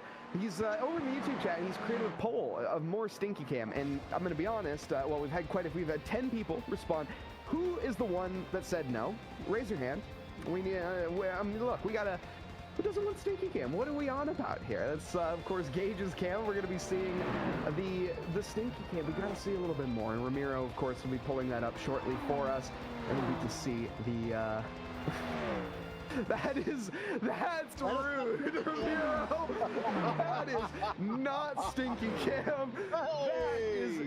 That's a very Stinky Cam. Oh, my goodness. Oh my. Well, folks. Complaints to questions at racebot.tv. Do not send them to any of us. Coming up on a slower class car. Sorry, Chen. That was, oh, anyways. Car on your left. Clear left. Clear on the left. Either way, Chase West, black flag. That's, we don't know what necessarily caused that. Was that from the contact that we saw? I doubt it. I don't think there was any real strife that got thrown into, but... No, that was for an unsafe rejoin for race control. We're still waiting on Victor Casey to serve his drive. Stewards are harsh. That's fair. It's fair. That's tough but fair. You know, we got some pretty hardcore stewards going on, is what I'm learning. Then, yeah, you could definitely classify that as an unsafe rejoin. It didn't result in anything disastrous, but yeah, it was unsafe. So big props there. The stewards are on top of the penalties here tonight. They got their hands full with 51 drivers starting this race. In fact, that's something I haven't checked. How many drivers do we still have out? We got 51. No, we only have 50. We had one, the unlucky racing team, unluck racing team. Wow. I guess they faded themselves into that one. So here's what we're hearing from race control. The black flag on the 21 is reapplied version of an earlier incident after an unsafe Car Right right. side. And just so we don't Clear right. So okay, never mind. No, carry on. Well, Carry on. no, fair enough. That's They awkward. did not deem what I thought. Very. Okay, fair. I didn't think that one was an unsafe rejoin. So yeah, fair enough. Fair enough. But either way, continuing on, they'll have to serve their drive-through penalty. Shouldn't put too much hurt on that at the end of the day. It's just kind of rubbing a bit of dirt in the wound, unfortunately, for the Lead Paw Racing Dragon team. Still a long ways to go in this race. 12 hours pretty much left. 11 hours, 45 minutes, and 40 seconds to go. They're not in last. The L1 Racing team, we saw actually Ashley Mim behind the wheel of that. It's been a tough recovery day for them, but I got to give credit where credit's due. They might be down 2 laps relative to the rest of their field. Heck, they're down 2 laps, excuse me, to the LMP field. They're down 12 laps to the top field, but they're keeping their head high, their chin up, and they're keeping on out there. The L1 Racing team just trying to chug along and get to that checkered flag, which again, respect and credit where credit is due. And here's what's also great too. So 51 cars took the green flag. We're only missing 2 cars right now. So at this stage of the race, that's fantastic to see 49 cars still on the track at this time, you know, on track in the pits, whatever. But nonetheless, so we're looking at Mark Noski back in 3rd. in the Doug Henson Racing yellow GT3, the beautiful Mustang. Of course, not too far behind, you've got the Full Tilt Motorsports team. So that battle will heat up here, I would say, within the next couple laps, because Full Tilt were about a half second faster than the Doug Henson Racing LC, one of the prototypes coming in. And the 87 here, that's actually in terms of their pit stop phase. They're going to have to come in soon, but so is the rivals. So they are going to have to come, the Full Tilt is also going to have to pit pretty much around that same time. We'll be seeing that one kind of build up here, but in the meantime, The lead is pitting now. An interview with one of the Prismatic Motorsports drivers from the Prismatic Motorsports Athena team, the number 98 car. We're going to be hearing from Scout Lawrence here very, very shortly, as I'm just, where is the 98 car at currently on track? Am I blind? Oh, they're in third. Very blind, yes, as Rachel Connolly behind the wheel. But here, let's hear from Scout Lawrence as we pull her on in. Scout, do we got a copy? Yes, you do. How's it going? I am doing very, very well, Scout. Currently, I gotta say, it seems like you guys are doing quite well yourselves. New fastest lap for Neil, 3:26. The car in front is pitting. 30.063. There as well. Currently, Go left. There she is. Coming up on a slow Yeah, it's guy. with the rest of the field and keeping ahead for the time being. It's gonna be interesting. Indeed. Rachel is, we like to joke at Prismatic that Rachel is our Left alien, side. our resident alien. Clear left. So Clear on the she's left. out there just sending it, putting in some really good laps. This is her in lap, so gonna box the end of this one here. And yeah, on my last couple stints there, I accidentally left the pit limiter off leaving, so I got a quick little 15-second stop and go to fix that problem. Right side. You're in the middle. 3 wide. Clear on the left. 2 wide. Clear on the right. Depending on pit stops right now, but Wrong with overall going very good. All right, The gap Scout, to we'll talk P5 about behind is increasing. It's that's now behind you 4.9. right there, so we're watching on board. Who is that? The late great Greg Moore? Close. It's actually Alex Tagliani.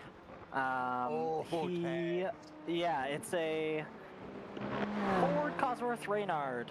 My dad had this poster for a really long time. He was a huge Alex Tagliani fan. I'm so in love with these and people so already. I recently acquired Yeah, this poster tough from out him, there, so man. it's a good one. I like to keep it there. They also represent the wheel there in the background. Is that a trophy? We can't quite see the trophy on screen. Is that a trophy behind you as well? What is that behind you? I can't tell. It's I covered think up by our that's just timing my- tower.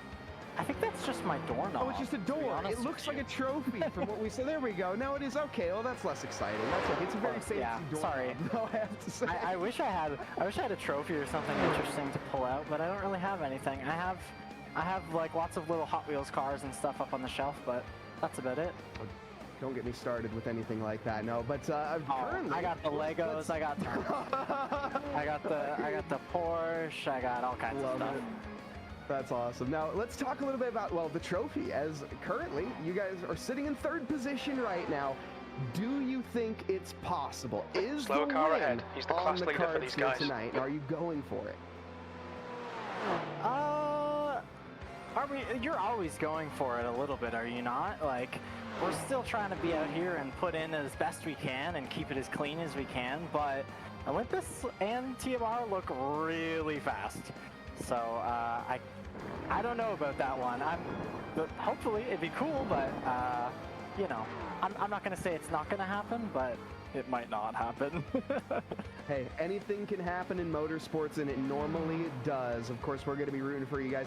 Now, before we do let you go and get back to the spotting and whatnot and just the rest of your night, is there anyone that you'd like to thank here before we move on?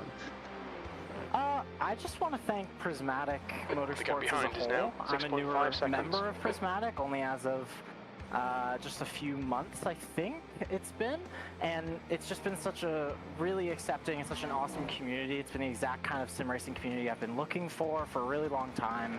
And I urge any trans or non-binary people who are interested in this hobby, whether you've been doing it for a long time or only for a little bit, shoot Prismatic a DM on social media, because you can probably join our nice community. We're not just an esports team or something like that. We're also just a community of people who like to hang out and chat some racing and provide a safe space for people like that to be and hang out, because it's important.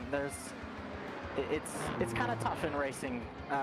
It's a very male-dominated sport, and so we got to make our voice as loud as we can by coming together.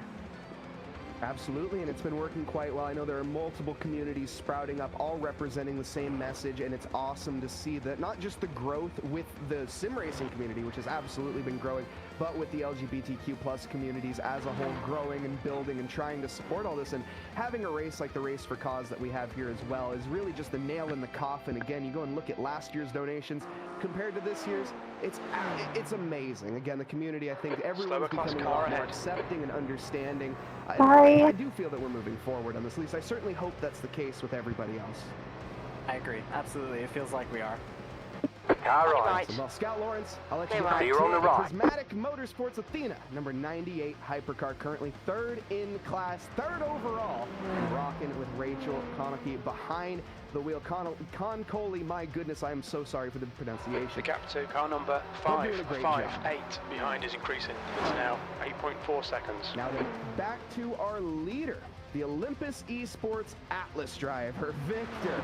I'm sorry on that. He is turning the laps in right now. His previous lap was a 3:37 compared to 3:26s, so he does need to find a little bit, of course, I think just fresh out of pit lane would explain that lap, but ready to roll for this. Mehr sparen mit Kaufland. Von Donnerstag bis Mittwoch. Iglo Fischstäbchen für je 2,22. 6 Pilz oder Gold für je 9,99. Magifix oder Würzpaste für je 39 Cent. Kaufland. Hier bin ich richtig. Wir verstehen die Hingabe und die Schmerzen, die Erfolge und die persönlichen Bestzeiten. Wir verstehen die planmäßige Erholung und den Schlaf, der anders verlaufen ist. Wir verstehen jedes Training, ob schnell oder langsam. Wir verstehen das alles, denn wir haben euch am Handgelenk bei eurem Weg begleitet. Wir verstehen, wie du Kilometer für Kilometer an dein Ziel kommst. Delta is about 30 seconds, because yeah, we're down to 12.8 seconds. We're taking the wheels course replay. Okay, I was holding my breath if we were going to see a loss. I thought you said so much, but it's okay, don't worry about it. That was almost like watching a car on a very icy day on a hill with their brakes on. That was a very slow motion crash that I find very hard to break down. 8.2 seconds. Let's get another replay of that here. I think we are going to. Let's see. So we start off with a hypercar spinning. Okay. No, this is a different replay. This is a different replay. Okay, this is going to be Lith Fox spinning. We're going to see Alex Ellis up next here. This is that replay that we're talking. Okay. So we see a car off. Two separate incidents. The leader is running 29.34. I couldn't tell. That's good. Was that a sympathy spin or was that a contact? Fastest spin? lap Yeah, for Neil, 3:25.8. Off the Porsche curve, so There's a car rejoining. the corners for the number 65. Yeah, definitely. The Porsche curves are certainly more optimal when you have your wing 29.04. 300 yards behind you. It's back into pit lane, no doubt, and they're going to be using one of their three faster pairs. Absolutely. Slower class car ahead. Wait, hold on. Was that the Prismatic Motorsports? It's the Hodge. No, they're in off stint timer. Never mind. Yeah, they're Hodge has driven a lot for them. That Concoley was going to pit anyway. By the way, we're up to 4,700. Car on your left. Clear left. Clear on the left. Recent donations, so we can get the cycle through. I want to thank Sophie Cano for her. See, that's exactly what I expected the supercar to do when I drove into the back of them. Goal for the Yeah.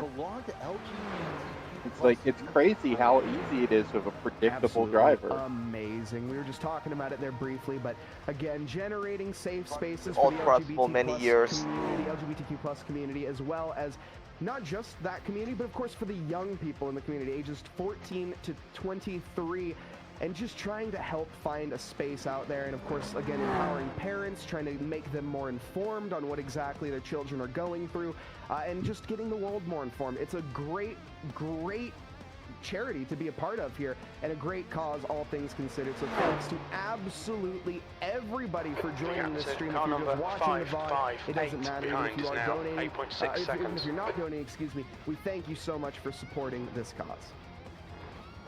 Well, and of course, too, Mike, growing up, it's already tough enough because speaking about Hodge, you're trying to find your way in life. You know when I forced 3 wide into the supercar and the GT3 earlier, that was learned from the Hodge.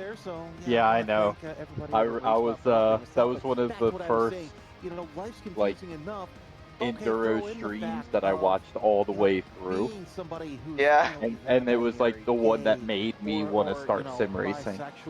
Yeah, same. Because it was that makes life a whole lot harder. So yeah, I was just I actually had the time to stay awake and watch it, and I was like, oh my god, this is so great. I want to do this. That in and of itself is huge. So the fact that we're up to this much now and we're so close to our €5,000 goal is absolutely fantastic. And on top of that, with Prismatic Motorsports providing a community there for the transgender, as well as, of course, Screen to Speed Inity Sports as well, one that I'm actually part of there, for the representation of the LGBTQ plus communities. It's awesome to see because, like you say, it's a very hard form, but as we heard from Scout, it's a very male-dominated sport, and we, obviously getting more and more people involved in it, and just more and more folks, and everybody of every nature. All right, I'm gonna go run to the bathroom. I'll be right back. Better than anybody else. Yep. This isn't the 1950s anymore. We have, moved on a little bit here, and we can understand that everybody is a person, and they offer a skill set, and especially want to inspire younger kids to get involved early with motorsports. That's one of the keys. It doesn't matter what you identify as. We want you involved. It doesn't matter if you're a driver, if you're in there as an engineer, or if you're a race spotter, whatever. There's so many roles in the motorsport community that are looking for women, looking for the LGBTQ plus community, and just looking for everybody right now. And it's such a cool thing to see. It's a growing space. That time was 3:30.2. We're moving on, I think, in society to a certain extent. Obviously, there are still bumps and issues that, of course, are, I'm not going to downplay, right? But there are, we're working on it, and I think people are getting more and more understanding, and that starts with informing parents and informing everybody. And look, the car doesn't care or know if you're a man, woman, what you identify as, or, who you love. All it cares about is don't put me in the wall and don't run me out of gas. Almost the Lindsey James quote. I love it. That's a great quote, though. The quote that he's referencing, the Lindsey James made the comment of, the car does not care whether you're male or female, it just cares if you hit your braking points at the end of the day. And it's one of the most true statements to be imagined. It is really down to the machine and the person behind the wheel. It does not matter anything else. But with that said, back to the racing, back to the action at hand. We're looking currently at our P3 in the LMP2 category. 1 lap down. It's going to be Ruben currently behind the wheel of that 22. Now, where has Sophie gone? Where has the Screen Speed team gone? That's my question, because they were not too far off as I'm pulling through 50 different tabs right now to try to find my timings. Wow, they've dropped down the order quite a bit. Yes, okay, so Ruben still needs a pit, that's why. Right, guys.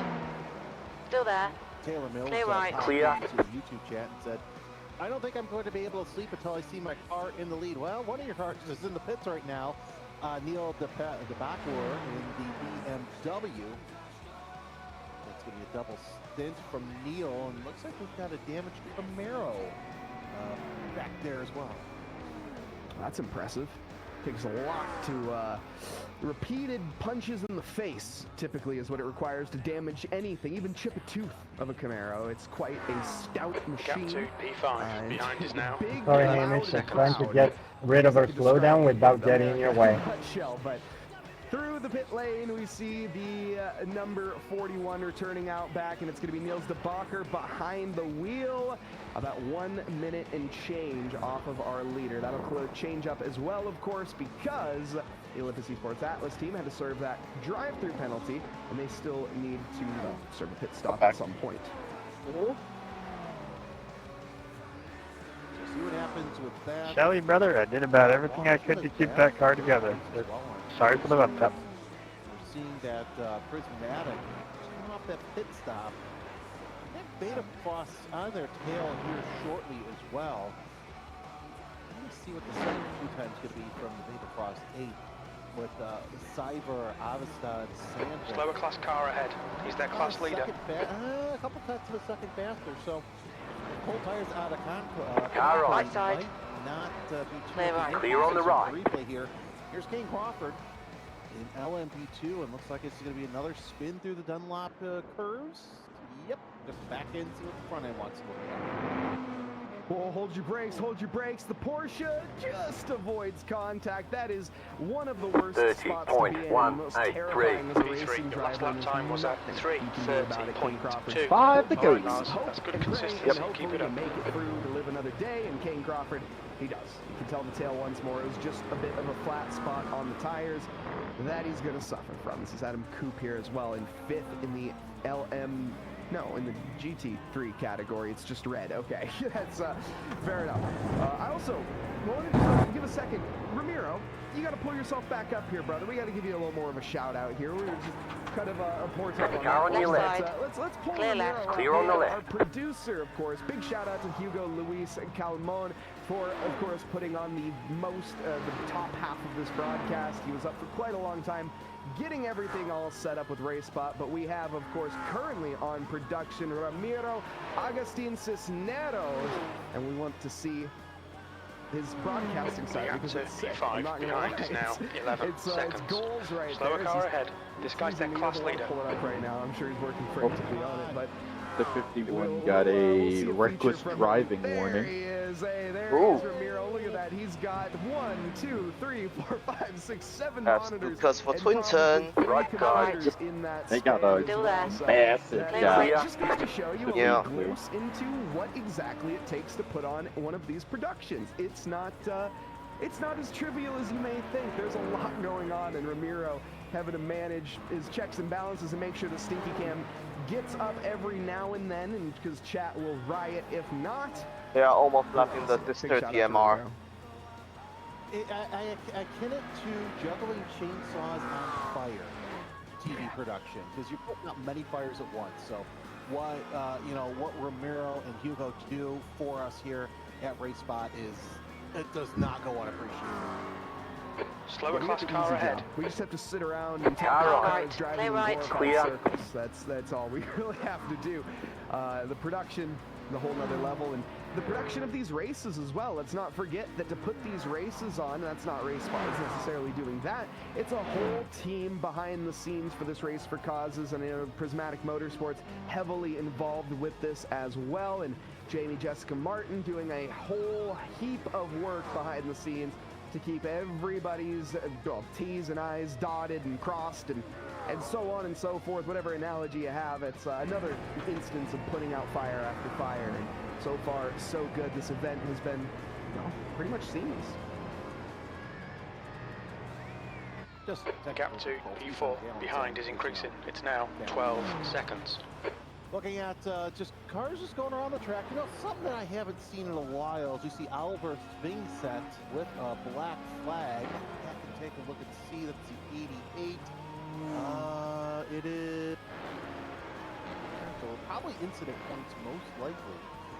We did have a warning for the 016 Rainbow Racing Luna for some reckless driving as well. But back to what I was saying, I miss the Acuras in GT. They are such gorgeous cars, the NSX. Yeah, the Honda Acura NSX, whatever you want to call it, it is, it's a machine. It's very... 28.883. Just getting the fastest lap of the session. Start off by saying I'm a Japanese car guy, okay? So okay, like Lars, before the next car is one lap behind. Start saying, why are you comparing this? It's sort of Ferrari-esque, It gives me that sort of vibe, but it's a different kind of Ferrari vibe, right? It's not a one-to-one comparison there, but it gives you that sleek, low-key kind of aggressive shape to it, and it has a absolutely brilliant configuration as well. The Honda NSX, a 3.5-liter twin-turbo V6, a very little tiny engine, pretty big for a 3.5. I guess 3.5 V6 is definitely nothing to shake a stick at. It's a little bit bigger than the V6s and the Camrys, but rocking about 570 brake horsepower and coming in at about 2,700 pounds in weight. It's quite the machine, and yeah, hasn't really seen much love since what, 2021? I mean, it was a 2019 model. It kind of fell out of Coming up on a slower class car. Quick, I mean, with the more modern cars. Yeah, it fell out of homologation. Chase Weston. Car right.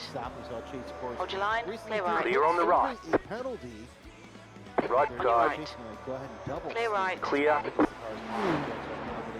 The energy or punishment that it needs, but yeah, I think it just fell out of homologation. Its time expired because Honda has not come out with new NSXs. They're focusing mostly on the Civics, which, you know, still running throughout the PC. I believe they're still running the PC, if I remember correctly. Yeah, I'm pretty sure they are.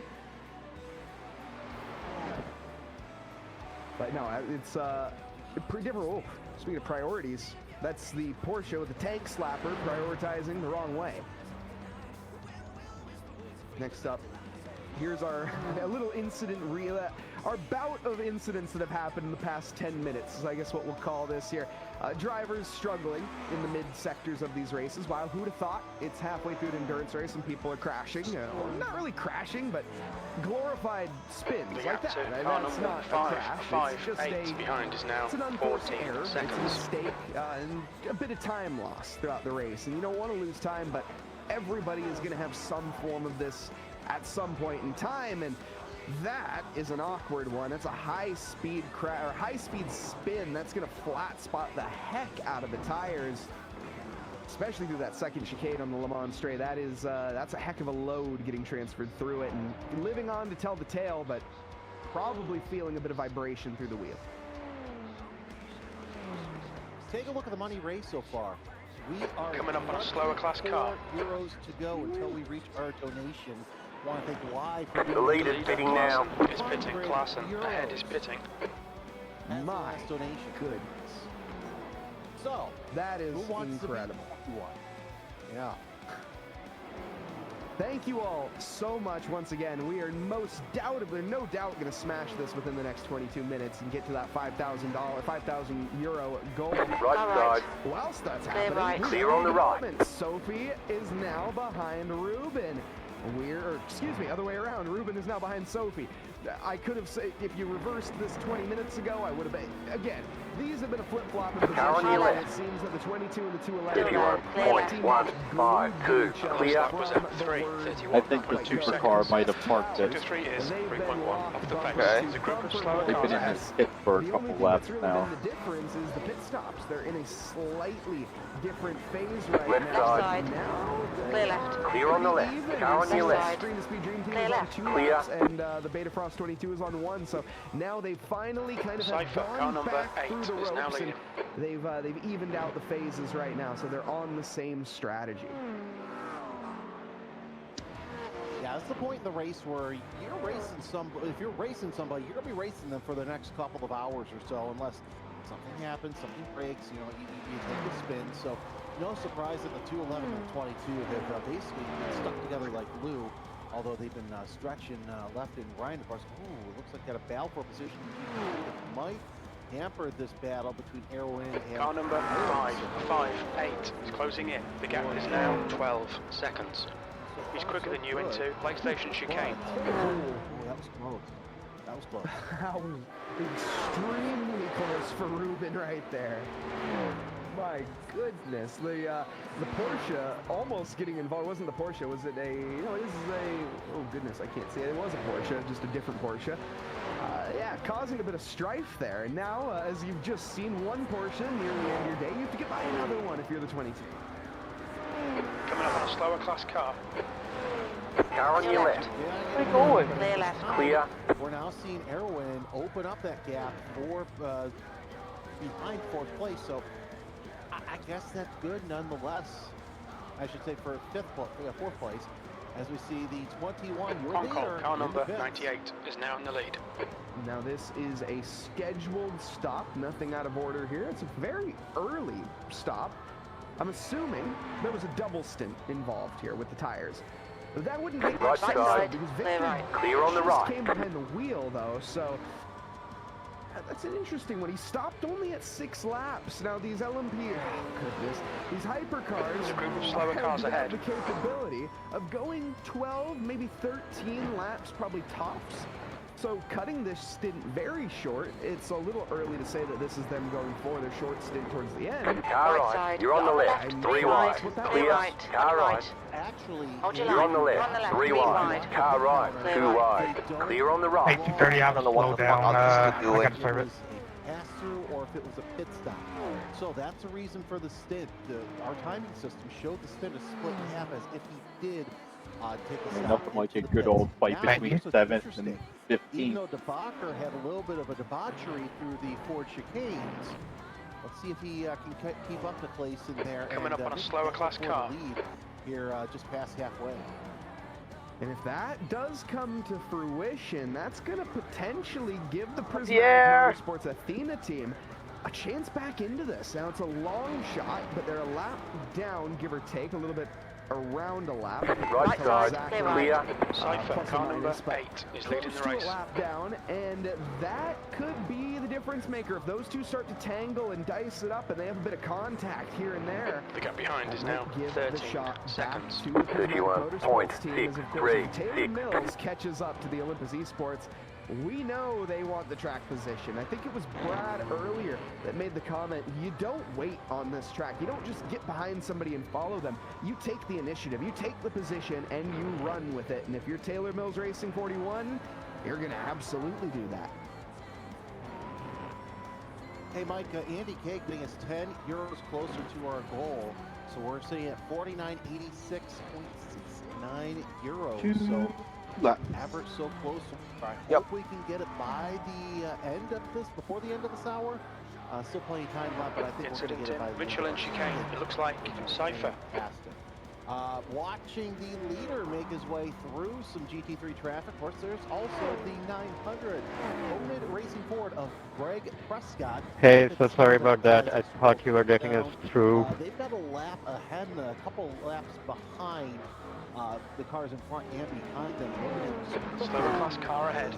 8th in class in the number 99, but Prescott not having to worry too much about traffic around. The only traffic he's worrying about is... You really put a gap this high. Hold your line. Yeah, clear on the right. Okay, this is a very interesting little tidbit of information that I've gotten from chat here. Naj Kali has made the comment that earlier on the double stinting... Oh, my. The gap to car number 558 behind is now 15 seconds. See replay of that. Oh, we got a spin! A couple of prototypes with a spin there in Arnage. That's Craig Beneful involved in that. So sorry, Oliver. That was a prototype in the GT. That was a very clumsy collision, whatever it was. A little bit of like, you kind of, it was like Jenga. You pull one little bit out and then everybody just falls down behind it right there. Let's catch a replay of it and exactly what unfolded. This is that Porsche Curves incident that you were talking about, and wow, again, a Porsche in the Porsche Curves having a tank slapper. Some would say it's fate, some would say it's a curse. It's kind of both, I'm going to be honest. This, though, is what we were just looking at, where it is a knife fight in a phone booth that boiled over into the streets, and whenever that happens, there's always going to be, well, body parts strung amongst the ranks. I'm talking about the cars, of course. Slower class car ahead. Through the field, and I didn't make much out of that one, but Song here to the inside, collecting the Ford Mustang, and then there's just the innocent victim of the yellow LMP car that just had to sit and be a passenger. Yeah, being in a gap like this makes life a little bit harder. There's an incident in Dunlop chicane. We think it might be Jenkins. Chicane, just a little tap. I think trying to hit those curbs just a little too hard. You don't want to do that. Here's Remy Talens, 13th in the LMP2 class. Ooh, looks like some contact there. All right. With one of the fellow Hold your line. mates. Still there. Right. Clear. That's going to do it for our 10-minute replay. Anthony Jenkins, 5th in Hypercar, now in the pits in that beautiful BMW hypercar. The gap to P5 behind is now 15 27.589. New fastest lap for you. With the amount of downforce and speed that they can produce, it goes to Now I know show why just you how forced far that pass. racing has come. We mentioned again the first race that had ever taken part here with help an you. average speed of what One more was lap. it, 57 miles an Yep, hour, yep. I think was the average speed. When you compare that to nowadays, they have an average speed of nearly 147 miles an hour for the hypercars. It's quite the difference over 102 years. I can math. iRacing said I'm wet tire as well. Yeah, it's been a heck of a year, and especially you're on again, a wet talking about that tire? safety, where the Porsche curves were added back in the 80s, the Mulsanne chicanes were added in the 90s. This is a track that has told, well, it's told time of racing. Every single year, it's the only track they've hosted since 1923, right? Every year, but I think the COVID year in 2020, also the World Wars. You got to think about that as well. I think they definitely probably didn't race there during then. That's fair. The Germans were too busy on their extended holiday at that time, and there was no fun allowed. But either way, it's moving swiftly on from that. We have currently on screen the number 64 race leader, Nils Copy. Thor, for They the protest your death. GT3 category. And this has been a trivial drive from 189 laps complete, 2 laps ahead of the Wiskins Racing, intoxicated by eye telemetry. It's, I mean, a cakewalk, pretty much. Okay. Yeah, we've seen the McLaren up front. They're at least 3. They're about 3 laps ahead. Coming up on a slower car. Intoxicated. With Neil Rocks, so it's Nils and Neil 1 and 2 right now. Still being slowed down. Of course, you have the LMP2 and the hypercar traffic going around, but what a story for McLaren as they're making their way through this 24-hour race. 2 laps separating the top 2, and that's just a testament not only to the car, but the talent behind the wheel for Satellite Racing Solar.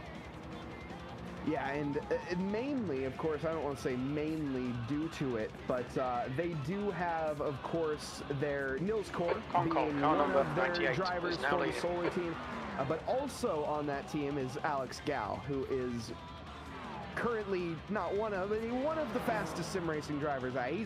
He's definitely nothing to shake a stick at. Let's just say that when it comes to his true pace. Recently, oh goodness, I'm not going to say which team. He just changed teams recently. I'm not going to say because I don't want to get it wrong.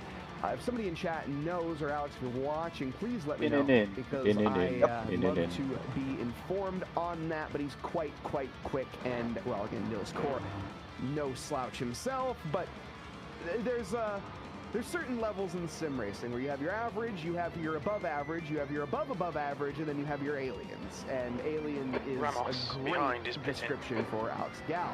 Watch your speed. But activate limiter. also want to make a comment before I forget this one, because it was a great point from chat. So Naj Kali saying the benefits of double stinting tires, because I was wondering that earlier, and why would anyone double stint? And it turns out there's a very good reason. And it's a reason that we've seen time and time again. Cold tires. When you come out of pit lane, you don't have tire blankets in the hypercar category, the LMP category, to get up to temperature. So when you come in, well, yes, if you don't take tires, your tires will cool down in the lane.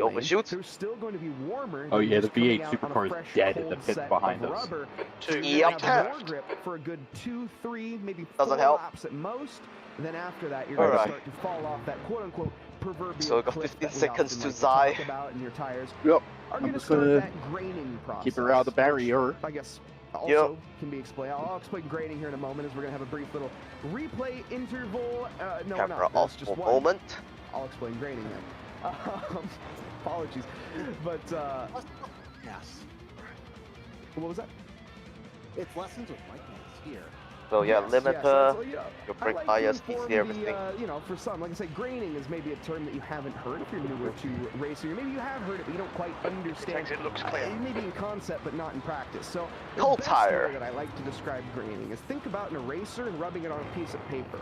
You get all of those little rubber bits on that kind of ball up on the end of an eraser, right? And some of them fall off onto the paper, yes, but some of them, they ball up on the end, and it makes it so when you go to erase, it doesn't erase as well. You start to lose grip with your eraser. Tires work the exact same way pretty much. You start to ball up that rubber on it, you're now affecting that traction patch, and it makes it harder to stay on that surface and makes it more slippy and more difficult to drive. And as you lose rubber, of course, you get closer and closer to the metal, and then you're going to have a even more heck of a day. But that's through the blistering process, which is a whole nother thing, because with graining comes blistering, but without blister. Anyways, somebody's going to get mad at me for that. But yes, it's the graining is pretty simple in that way, and that, like I say, just think of an eraser. Slower class car ahead, Banfield. It's getting closer. The gap's come down to 6.1 seconds. He's faster than you into Michelin chicane. Happy to provide the babbling on for it, and appreciate the kind words in chat as well. In the meantime, Neil rocks it a little bit. Car on your left. Clear left. Clear. Gets it back right in, children. One thing to learn today too as well. A fish where? Is the graining. Do not back up onto a live race. You'll upset the race director. I don't think we're going to see anything from them on this, but here's Rachel Conley in the prismatic hypercar, running in third place. A lap down to the leaders, of course, with that pit stop. Taylor Mills Racing about 12 seconds. Slow car ahead. This guy's their class leader. Place in 21, the backer in the 41. Car on your left. Clear left. and Clear. continuing, let's see if they're going to keep that. So the gap hasn't come down, is one thing. It's been that 12 seconds for a little bit now. Hold your line. Trying to There's pull an it apex out. there somewhere. See what we're looking at in terms of the Taylor Mills. We're checking out a 327 compared to a 326.6. Doesn't sound like much of a difference. It's not. But the key thing that I'm learning from that, Olympus Esports is faster right now. Taylor Mills, they got to get their head down and really kind of push that car a little bit more. 27s are good. They're very good. In fact, they're some of the best lap times out there, nearly into the 26s. But the 26s are where you need to be right now if you're trying to keep up with our leader. That's incredible pace for these night sessions. I get why Chloe called that short, but she right around that as well. crashed into the wall at Porsche and got ball. Yeah, I saw. Precipitation, that can't be right. At 76%. Maybe I took that as That's probably right. That makes a heck of a lot more sense. Holy shit. Zai did the 27th flat on his final few laps. Precipitation, we got some sort of... Holy shit. Excuse me. We have some sort of graphic there on the bottom right, so... Interesting. Nonetheless, 11 hours, 7 minutes left to go in this race. Your leaders look like this. You got the course. You've got to slow down and give up that time. Incident in the first Ford chicane. It looks like it's Banfield. You'll need to slow down to give back the time gained. Banfield behind is pitting now. P5.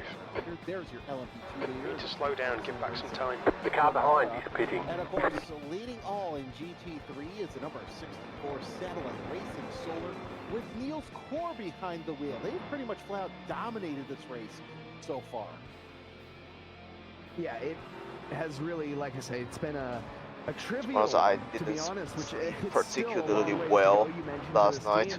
Anything can happen in racing, and it Slower normally class car does, and ahead. it might not even be your fault. That's I endurance woke up racing, that's twice gonna be, to my 6 hours multi-class sleep. racing at its finest, but That's again, not the good. Not really caliber of good. drivers that are behind the wheel of this GT3 car. Now, I'm not trying to take anything away from the drivers behind, but if I can, I will in a moment. It's going to take me a minute here, so I'll have to keep battling on. I'll bring it up back in a minute. But I'm curious what the average I rating is here for these drivers in the lobby. I know we have a very mixed bag of I rating, probably all the way down from the rookie level all the way up to, I'm guessing, the 8,000s. I'm sure there's a couple in there in the 8,000s. So let's let me find that out. I'll check.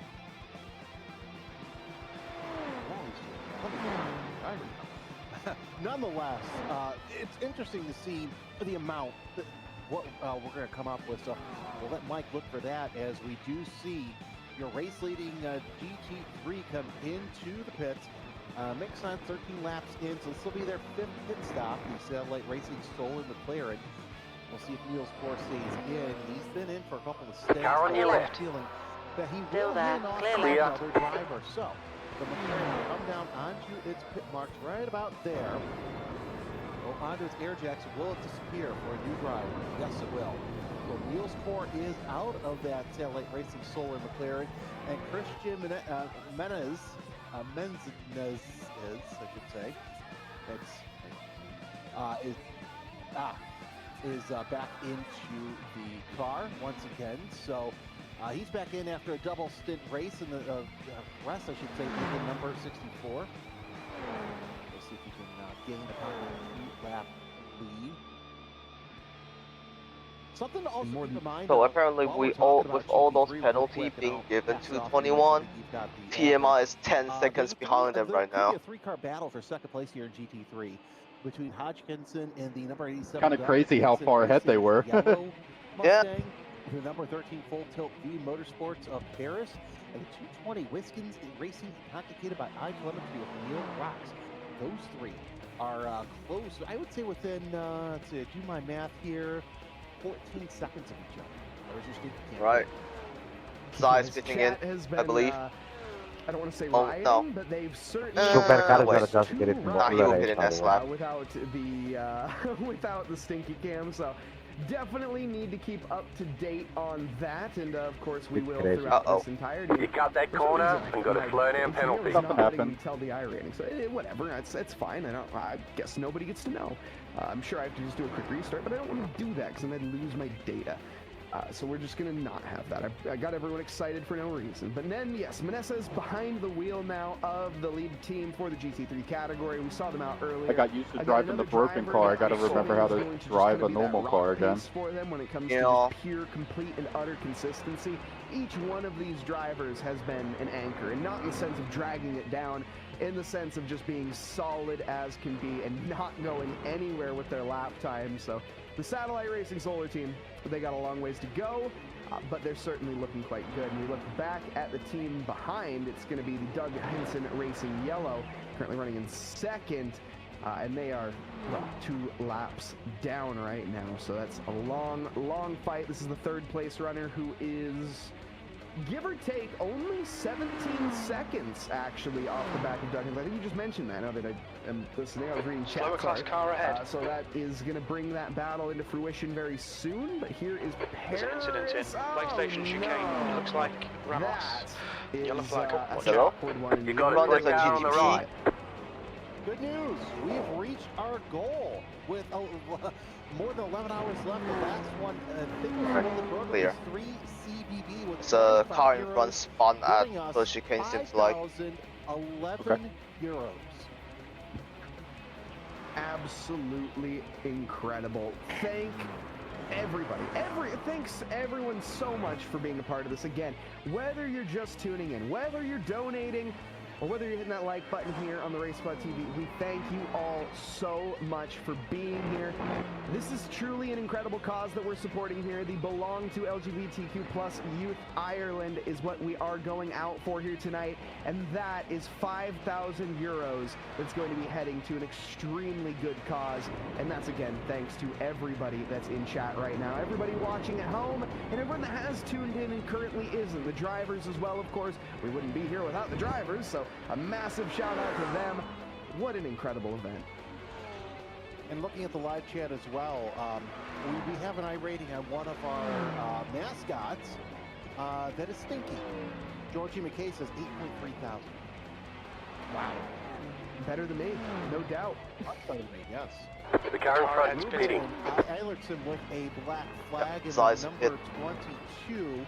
Although their appeal was successful, they were causing a collision. You will be close on pick, I think. This is the 3rd of this exact type now. So, saying, fix your ways or we'll slap you with the ruler. Fair. Klassen, car number 21, is now in the lead. Definitely keeping the drivers in line. Our race stewards have been absolutely on it. I don't think there's anything that anyone has gotten away with yet, so that is positive to see. You want the drivers to be on their best behavior, because if you don't punish them, they're not going to be on their best behavior. Coming up on a slower car. We've seen it before, and we'll see it again. Car right side Tonight, because hold your line, clear right, Clear. Love the comment from TSXW. How much for 10 minutes of stinky? Now, I don't think we legally can put a price on it, but if somebody, 10 minutes is a bit much. That's all I'm saying. If you were to just let us know, that we'll see. I think Zai will be ahead of us this time.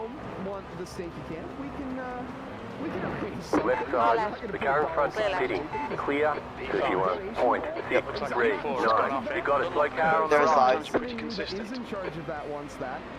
I think Right side, clear right. clear on the right. I've got to say, Mike, Should pull a little big gap from him. Are working in motorsports. Motorsports, e-motorsports, Okay. it's a shaky, So you- shaky world, though. Yes, I agree. But you know that everybody and everything has a price. So maybe a donation, a good, sizable donation for 10 minutes of stinky can might do, towards the belong to LGBTQ plus Youth Ireland, maybe?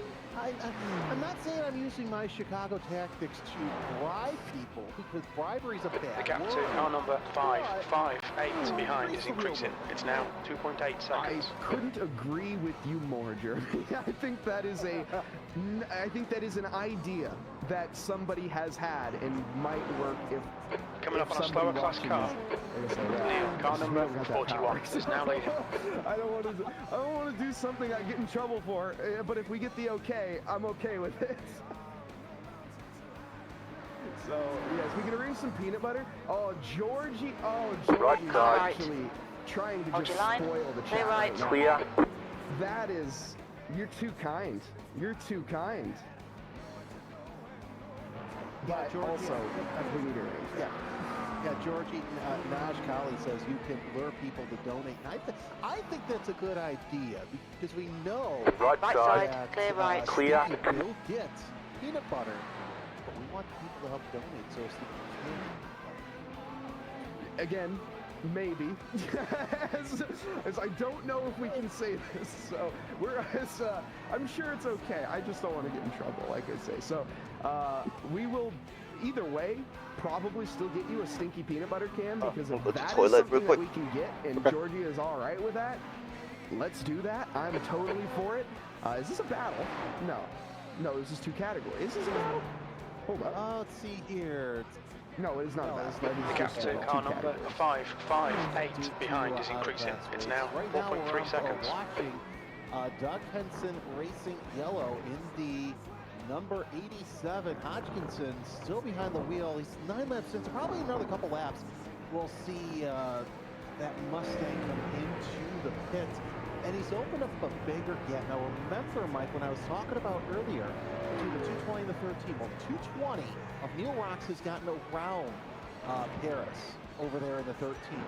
But that gap now between second and third is 20.2 seconds. Yeah, that's climbed a lot. Wow. Certainly looks like it's playing in the favor Coming up there on of a the slower others, class but, car. we'll see, obviously, anything can happen in racing, and it normally does often say that, and will continue to. The Car right side, gaps, clear right. Clear. keep in mind too, we also have that screen to speed battle with the Beta Frost 22. They're still not too far away from each other, only 8.5 seconds, so that could come back into play, though I think Sophie Neil, car number might have the 41 pace. is Again, we're leading kind the of race. switching back and forth. Right now, we're in that awkward phase of the drivers, Left side. well, they make mistakes. Clear right? left. So Clear. one lap time might look like one thing, and another lap time just looks completely P2, different. sector 3 is Or 3.7 they're pitting, seconds like off Tyler the Brook pace. here. And that is also going to be putting another monkey wrench into the equation. And through the lane he will go, and returning more than likely back out into 14th as well. I love that name, Cautionary Tale Motorsports. So that's just so cool for that Cadillac. And really, it looks mean in that black and purple as well. Number 560 back out on course. So the look is going to stay in for a stint. You know, that hasn't. Oh, go ahead. No, right. Okay, I was gonna say. Well, I was gonna change the subject completely. Hey. Liveries, and we haven't talked too much about liveries yet. There we have a couple car times number earlier in the broadcast, 558 not between behind is us. increasing. There's some It's now good ones 6.6. out there tonight. Some very You're pulling away inclusive from the liveries car as well, some very behind. bright The gap and is flashy 6.8 liveries. There's the seconds. Corvette. Slower car ahead. Remember It's the their class number. leader. Was it the lead pod Corvette? I thought it was the lead pod in a Corvette. Right side. It might have been the Cookie Monster Clear. Motorsports, actually. That livery was Class great. car number Unfortunately, they 21 are is no now in longer the with lead. us as a hypercar used them as a ramp at one point during the race, and that put an end to their day. Definitely go back and check that one out. I'm sure that one's on the socials. And holy, Stinky Cam, he's a little out of frame right now. There's George McKay's dog, Stinky, and we get the cam of it. He's licking his lips. He heard the peanut butter, and he wants it. There's no doubt. Car right. Clear right. Clear. Oh, hold that thought. Oh, it's off camera though. We gotta get lower. Oh, we gotta adjust the camera. Chat's getting teased right now. No, the peanut butter, it's being consumed. Stinky is having a wonderful on your time, left. but we cannot see Still the there. there Clear left. he Clear on the is. left. I didn't see that coming. He is munching. That was not intentional, but he broke so early, it was all I really had to do. Give the people what Okay. they want. Georgie McKay. Interesting. Right side. Right side. Clear right. Clear on the right. Here on the Stinky Cam. Oh, probably the cutest moment I've had in my Oh, well. years as a commentator. You know, I'm taking a look. So we have access actually to the Race for a Cause. The gap behind is now this 6.4 one. seconds. And I'm looking through here. Yeah, I've got to say, the Rainbow Racing Helios cars, they look absolutely fantastic. You also have the number 40. The leader has just done hypercar a 3, that looks 26.1. splendid. It's amazing what the innovations in paint schemes, not just here in the sim, but in real life, with all the CADs that you can come up with and the photoshops and everything to make these. And I've got to say this: in the past 10 years, I think we've had more iconic paint schemes across motorsport than we've seen in the history of motorsport. Yeah, I mean, I think the one of the big ones to, of course, talk about there is the iRacing team with Rexy and now with Roxy as well, of course. And is there a third one as well? I can't remember. But adding, of course, Rexy, Roxy, and Spike. Spike. That's what I was gonna say. I knew it had nothing to do with the with the rhyming, so that's I completely forgot. Yes, Rexy, Roxy, and Spike. The iconic That car is the trio left there down. for the iRacing 29.862. I feel like Okay, that was Lars, one of the relax, catalysts that kind focus, of got keep it smooth, people E3. really into. I noticed around the iRacing time in ACC was kind of when people were like, oh, okay, we can make some pretty cool liveries here, and then you start to see a lot of shark liveries and a lot of mouth liveries, which are, I love to see those. You when could let me especially go, that using would be the grill great. Of a car, because it's the shape. Look at that. Look at the hypercars. They look like they're going the whole time. It's He's awesome. doing 31 last lap. So what I like about Classen, it is car number PJ Hyde, 21 the is now principal leading. for AL Racing. He basically made Rexy for his kids. Just need to wait for good timing. PJ really's come on to his own in motorsport. So to not only come up through the ranks as quick as he has, and to just have such an iconic, not just one paint scheme, but 3 iconic paint schemes. It just speaks volumes, and how now it gets. The gap the behind younger is now generation 7.1 seconds. We Slower always class car ahead. To have that, we don't want racing that with our generation. We gotta give something for the kids to watch. Here's Joe Binsbergen in the number 58. Who wants a soda? LMP2. Right side. Clear right. Clear on the right. Everyone in here in the commentary booth, please. Thank you. I would like one too, but it's going to have to be after. Brad mentioned that he's going to have one after the broadcast. I probably will as well. Diet Dr. Pepper, that is in that case, or Diet Coke. Again, those are the two. Brad mentioned those are his 2 favorite sodas, and again, I cannot. Car on your left. Clear left. Such a Clear. but the problem with soda in the mid-broadcast is it makes you burp, and nobody wants to hear that. So that's why I don't drink Dr. Pepper during the broadcast, unfortunately, and that's why I have to go with non-caffeinated or non-carbonated. The leader is now on primaries. Pro tip, that's what a mute button's for. That's why I have one of those here in my booth. That's fair. That's fair. But then if you forget, oh boy. You're... I have actually done that on live radio before, where I've hit the mute button. I thought, oh, I'm on, I'm talking. Jeremy, you there? No. Oh, wait, I am there. I'm not there. Click. Hi there. So I've done it several times. It's a canvas of pro announcing and pro commentating. Always pretend like you're live, or always expect like you're live on air.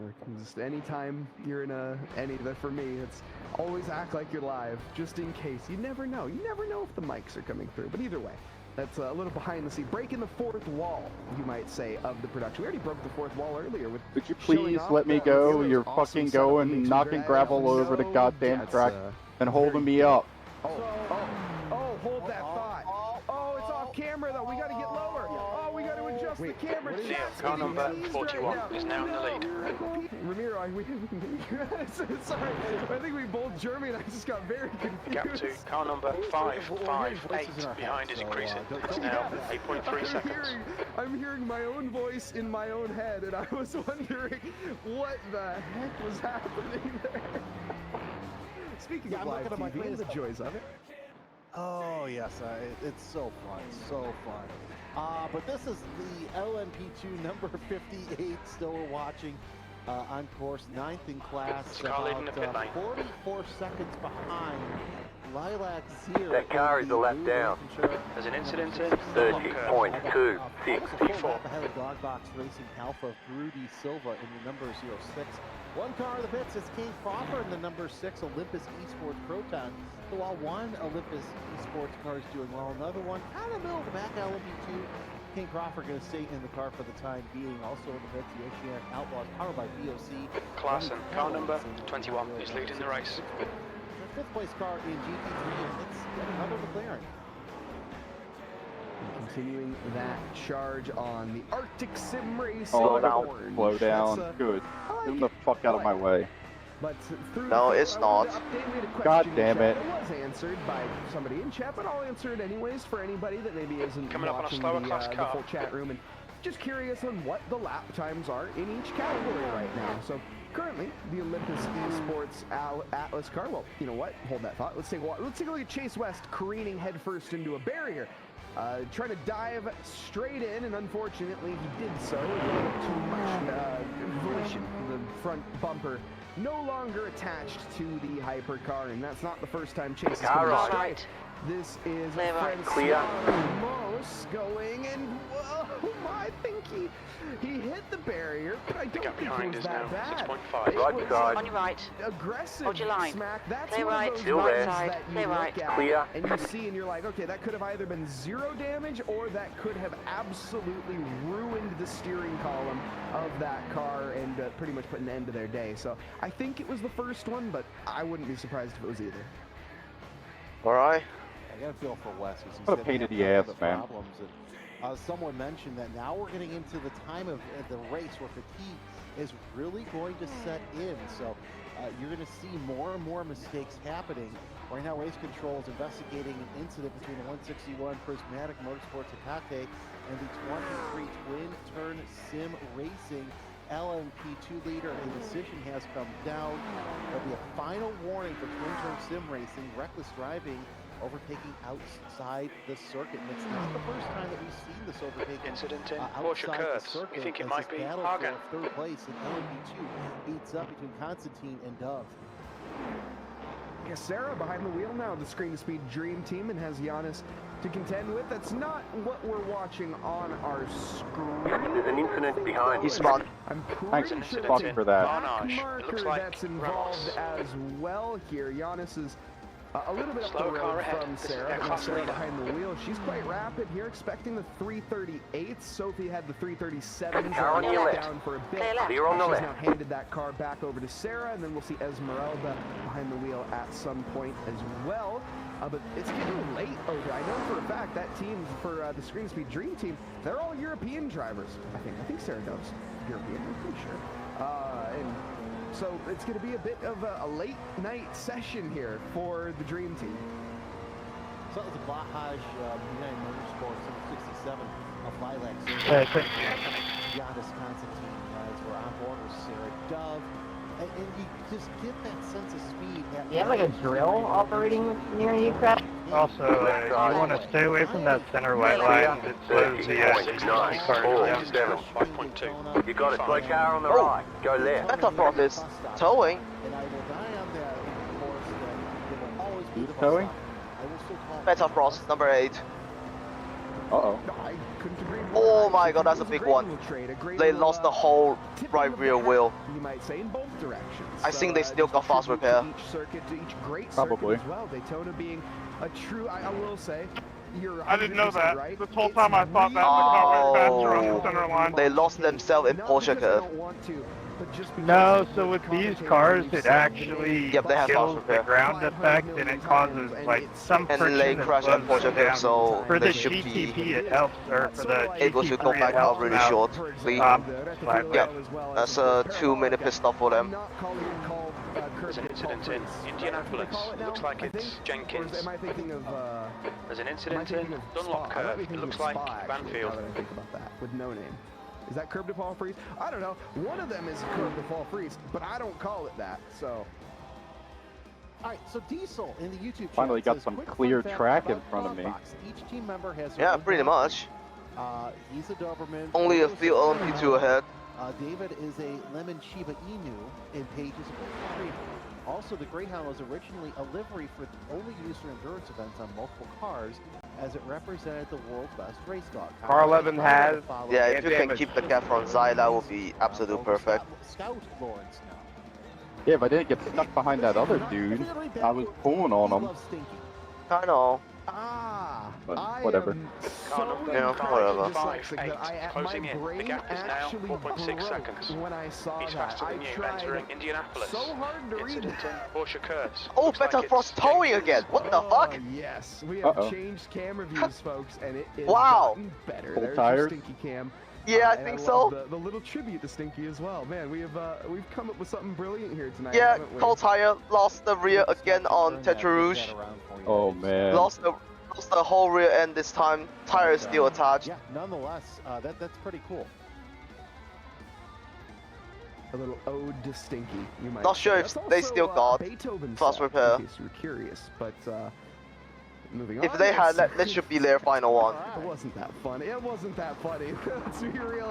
It sounded much better in my Incident head. in first Ford Woo. chicane. We think it might be Sim Jenkins. racing. That was I a would say little still bit close to leading there. the Jenkins category. is Hey, pitted. fine. Car number 8 is now in the lead. Taylor Mills Racing has closed it down to about 2 minutes, so they're more or less than a lap now behind.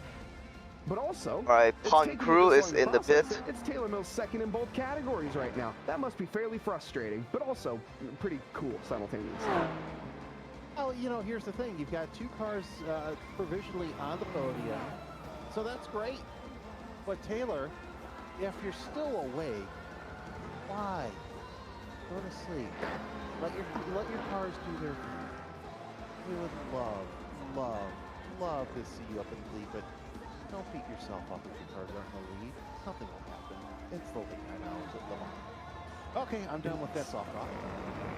Well, speaking of, we have some 28.93. There you go. chat right now. Sophie Erwan is behind, well, no longer behind the Back wheel. at handed over to P5. Dove, and she is For in now. chat. Well, she should also be Neil, in car bed number because 41 it's is now leading. 3 a.m. there. And if the What? Better Frost not out on next lap, we will overtake them as well. Ahead of me. It's 6:30. So, Okay. I'm math. looking at 8:23 right now here in the central time zone. There's an incident in Dunlop Curve. Looks like it's Lockwood. It would be 7 hours ahead of you. Yeah. So Wait, how the hell that is. Zai It's gained whole 3:30. I second was there? right, Oh, Steve, man. you have no idea what that Crazy, looks like right? from my I ran at perspective. 28 and they gained a second on me. Brutal. No, I'm back in the car in less than 2 hours. So Hey, good for them. Yeah, good for them. European. If we're running 28 and they're catching us, what else can we do? Right? I'm pretty Yeah. sure. So this is the Dream Team is an all European lineup, Just which missed that is breaking down a little bit. insane. Brutal and still. Yeah, we have a lot of late-nighters, it seems. What is sleep? A lot of drivers running A little confused on why you're choose your defending energy against me drink when and, you're on Four any class, now. or class, I believe, but okay. You know what, some broadcasters are like that during this time of day. Hey, we've got I mean, we officially overtake Beta Frost already, so being that, like, it's just not for anything. we have 1 3B. You're racing very hard, and I think it'll, like, come out differently. I don't know what you're setting it in on someone that far removed from you, but... Oh, that's a wheel that should be turning straight instead of not right. A couple cars in the safety area there through the Porsche curve, so... I don't know who it is, but I think they're beefing with Oscar, which is not the person you want to beef with. That explains why that they were only out for a lap with it. Oh, that's a hard contact. Coming out of the pits. That. Slower class What, car beefing ahead. what? Heck of a Somebody is beefing with Oscar. Back end has departed the Really? car, which is not Yeah. quite On the voice show we chat? had that one intended. Yeah. This is going to be Peter Lassienhagen once Weird. again. We're going to see a repeat of that incident, the same crash we just saw. Oscar's not the guy you want to mess with There because goes most of the time he's wing, right. and everybody Yeah. is Fitting now. covering that mid-engine car. Back on your screen, the battle for third in LMP2 category. It's going to be the number 100 at Turn 1 Racing versus the 211. The screen-to-speed dream team, which has made their way back to the podium after a very hard-fought effort with the 22. Well, I've got to say this, and I know that some people in the chat will get a kick out of this. At least with Hagen's car, the front did not fall off. Left side. Clear left. I'm not I sure have what made mistake or called traffic. has in that statement, but Well, it wasn't made out of cardboard or cardboard derivatives, you know, anything like that. The gap behind is now nonetheless, 4.4 we'll still watch seconds. the battle for third in LMP2. I got to scroll down and see who's behind the wheel. Sarah Dove and Giannis Constantine, 2.6 seconds. We've seen this battle really rage on left and right throughout the stint. So We will see be if, P4 after this stop. Constantine can get back ahead of Sarah Dove, but Dove getting the better of Constantine here not too long ago. All right, I Lars. actually There's a think car this exit is in the the first pits. time Heads we've up. seen these two come to a battle. It was the Beta Frost 22 that we saw have that incident. 28.943. You're in fourth position. Speed dream team, and then finally after car that behind sort of 3 secured laps it, on the line. secured the position and done all the hard work, they have to do it all again. It's now going to be the number 100 of the Turn 1. Giannis Constantine behind, and we are on the same lap as Beta Frost straight behind us. Well, not really, actually. The last lap time was not quite representative of the overall. It was a 3:49 compared to a 3:41 of Sarah Dove, assuming that back markers played a bit of a role in that. And also, it is to be mentioned that Giannis is kind of out of phase here, Coming and up they on have a 7 slower laps class complete car. compared to the Dream Team's 4 laps complete. So they're a little out of sequence right now. Car on your left. Clear left. Clear. But there will, I guess, in theory, be a 3-way battle for P3. That is actually because the Beta Frost 22 is 3 laps out. They're not too far behind, only 16 seconds. So if the Dream Team, Go right. Sarah Dove, and Giannis Constantine, Careful. There you go. We're good. I saw him the whole way. He was right in front of me. I was hoping he was going to hold his brakes. I would assume somebody of his iRating would do the right thing, so I trusted him. Yep. Good stuff. with the damage, that is. Oh, Jeremy, did you mute it? Okay, hopefully we get back Jeremy. Jeremy, minor technical difficulties as he is allegedly disappeared for the time. He has been sucked under one of the cars, and that is the alleged. Oh, he's back. He's been spit out. I had some fluid release, so I had to run into the pits real quick, take care of that, and we're all good to go. I didn't see your message, my man. Who would win in a fight, Goku or Hatsune Miku? If you at me next time, I'll cover you. My bad. Miku. All right. Anyway, yeah, so some interesting. If you say anything other than Miku, you're just wrong. She is simply too powerful. That's sort of fun. Nonetheless, Zy Monaghan in the number 8. So we've got a Cadillac Incident in Arnage. with a BMW team. Am I reading that right? Yes. Yes, you are, in fact, yes. Welcome to the Welcome to the club. It doesn't make any sense. Yes, the BMW M-powered team is not powered by a BMW M car. Yes. Oh no. Whoa. Oh no, that's our leader. That's the Olympus Esports Atlas, is it not? Oh no, I see the supercar on my relative and I'm on a really good lap. Okay, we got this battle here for GT. Rip. And now, what is the gap between the 21 and the 41? As of the 21 getting back. Oh, it's dropping. 9 seconds. It's closing. It's closing as we speak right now. Down to 9 seconds. 8 seconds potentially. You'll get him before 4 chicane, unfortunately. Right now. Oh my goodness. Let's see what happens here. It's fine. I wound up fucking up anyway. Yeah, slow down. You got a penalty. We're cutting the course. Who was that? You need to slow down a bit if you don't want a penalty. Clear on the right. It looked like it might have been an LMP2. I couldn't quite tell. Zai also has slowed down. Delivery there. It kind of drove by pretty quick. That would have been a low 28 if I didn't mess around. 29.1 seconds. Between the two of them. Tetra Rouge. It looks like Banfield. That gap is leading. Holding steady about 8.5, 8.6 seconds right now. We'll see if that spin coming up on a slower car. Tires, but the Dakar really trying to reel in the number 21. So this battle for Hypercar could heat up here shortly. As a pair off and spin by Clayson. He had to come in earlier for that pass through with the contact. Here's Ashley Mim in the number 20. Car on your left. Clear on the left. For their pit stop. Left side. Clear. Yeah, always right middle. I know. I want to scare him. Just came out of the pits as well. I gotta keep my son in check. Along with High Son of the Curve was the culprit there for the spin. Just asking a little too much out of your car when it doesn't have the grip. It's a mistake that we've seen not once, not twice, not 3 times, but probably upwards of 100 throughout the entirety of these about 14 hours that we've elapsed thus There's an far. incident in Michelin chicane. It looks like there Banfield. are more of those to come. Trust me. Also, folks, cannot forget to mention the rain. The elephant in the room. We are expecting the rain to not start around 4, but the chance of rain starting around 4. And by the time 6, 7 o'clock rolls around, about a 60% chance that we're going to start to see some weather hitting the circular stop.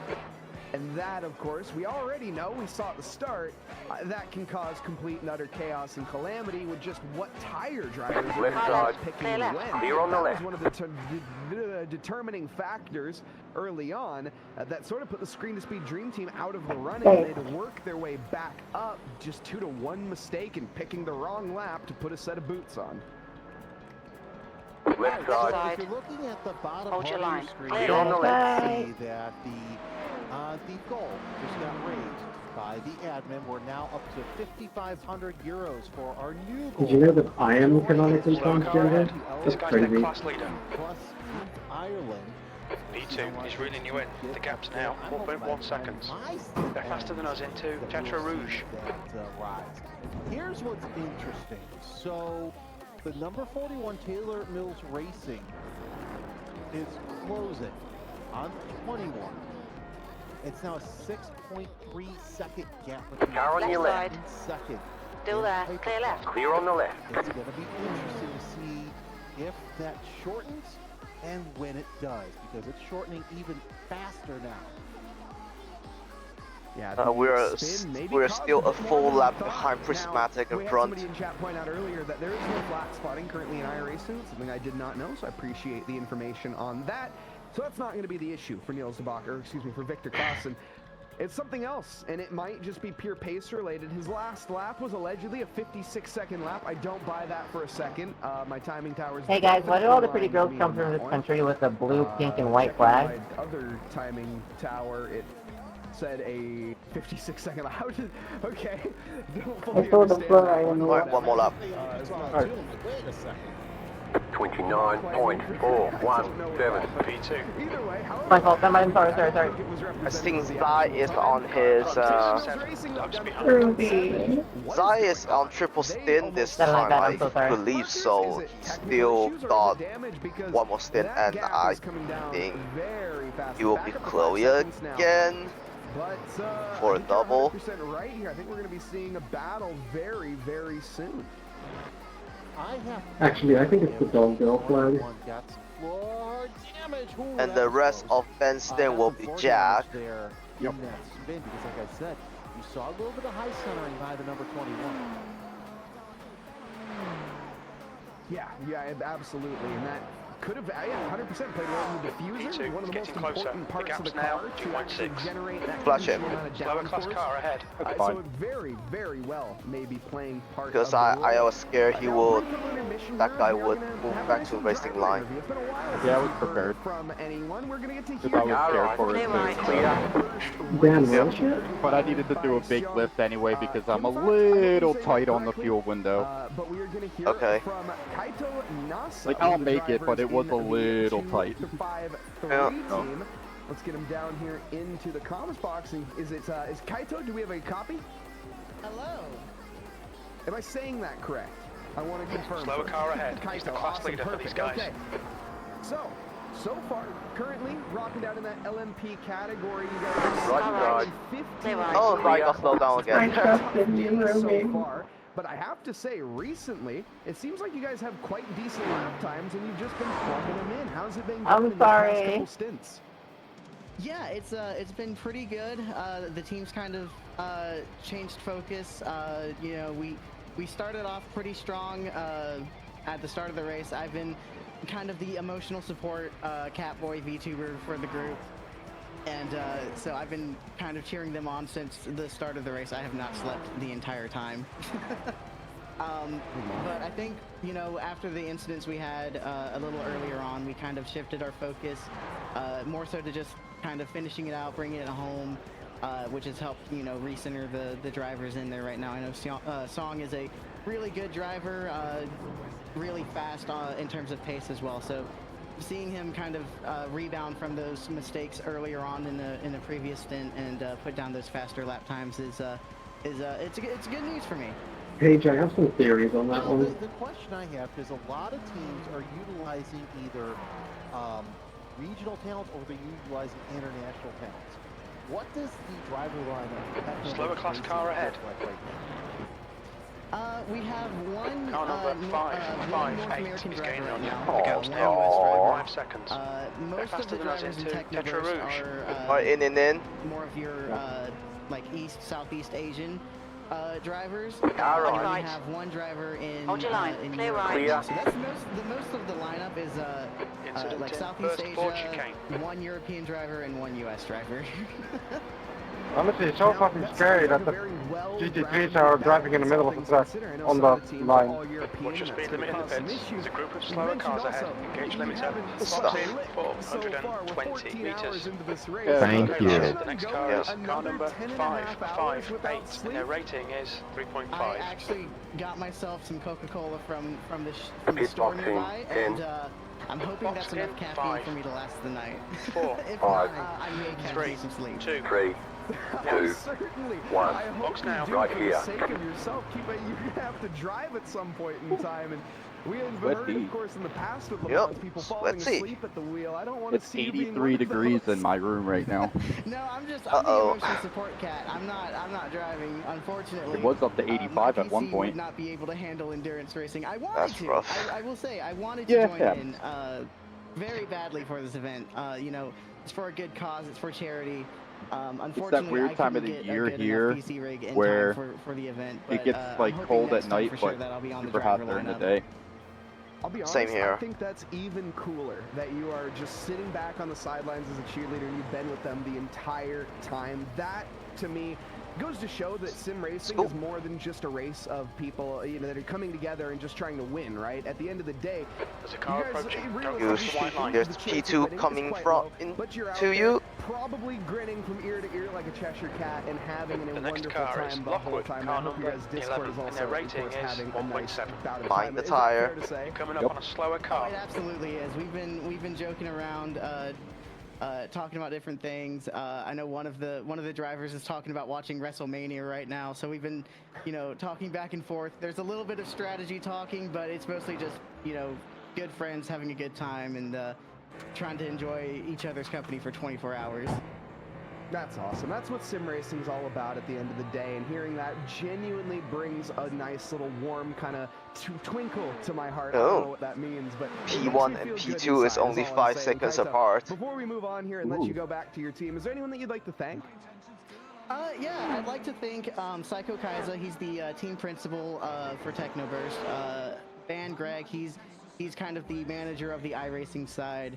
I'd like to thank our fellow racing VTuber teams with Mirai United and Queen's Design, Who Wants a Soda, which, to answer that question, I wanted a soda, so I went and got one.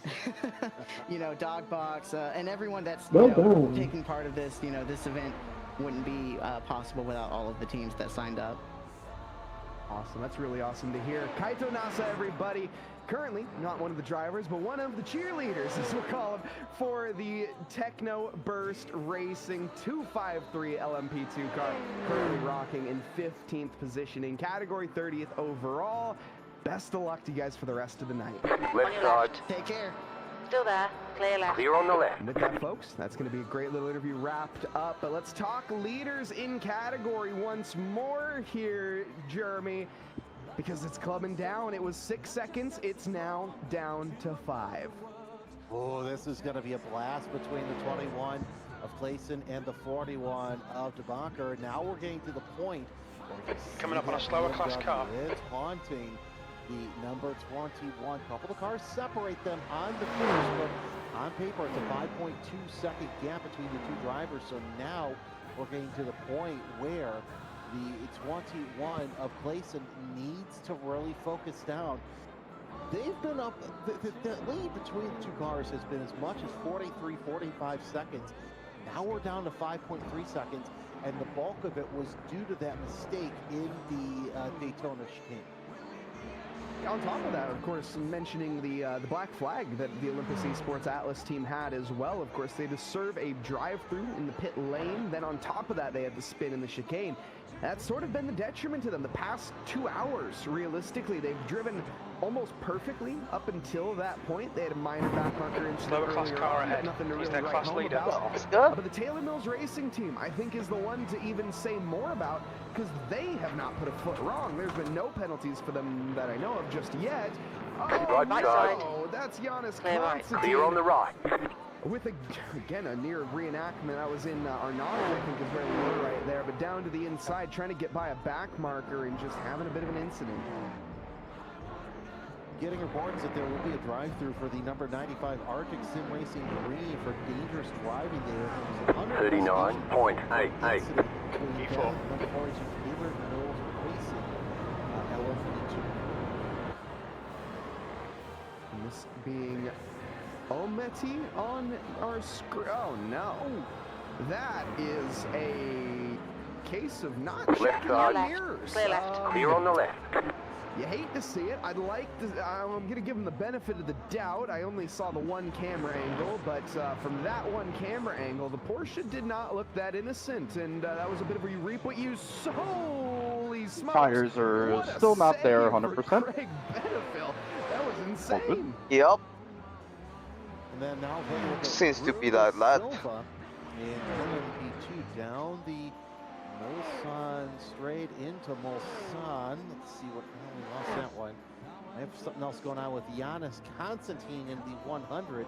Slower class car ahead. Higher view of that spin. I think that's exactly what it is. It's just a higher view of that spin. Oh, look at that GT3 just barely missing. All right. LMP2. Clear right. Clear. Christopher Dahl is into the pits as we watch this battle for the lead start to boil over just a little bit. Ruben Geit with a black flag as well. And that kind of near miss that we saw, that was very heads-up driving from that GT3 driver. They really literally just took the slower line and said, well, I can see you're not making this corner, and I'm just going to hold on to my line and drive right on by you. And that's perfect execution of a very dangerous, well, not perfect execution of the overtake, but a perfect execution. So of, weather, if you're markers, interested, slower back markers dealing with faster 0% back markers until that are 7 a.m. Not so ideal moves. Back to the leader battle. It's come down It's half a now tenth. 3:13 Nearly, or in not half a tenth, half a simulator. second. 5/10 is what it's come down. Nils de Bakker is gaining But we are getting closer to the pit stop phase for them. So the Taylor Mills Racing Squad. I'm sorry. Or Neil, excuse me, I don't know if Neil is going to stay behind the wheel after this. But I certainly hope they do, because the pace is electric. They're able to keep up, and they haven't put a foot wrong just yet. Now, knock on wood for that team. But the BMW... In about 6 months, we're actually in Salvador, not France. I sense a change in the lead in the next hour or so. Yeah, and they're Klaassen, car number 21, is leading the race.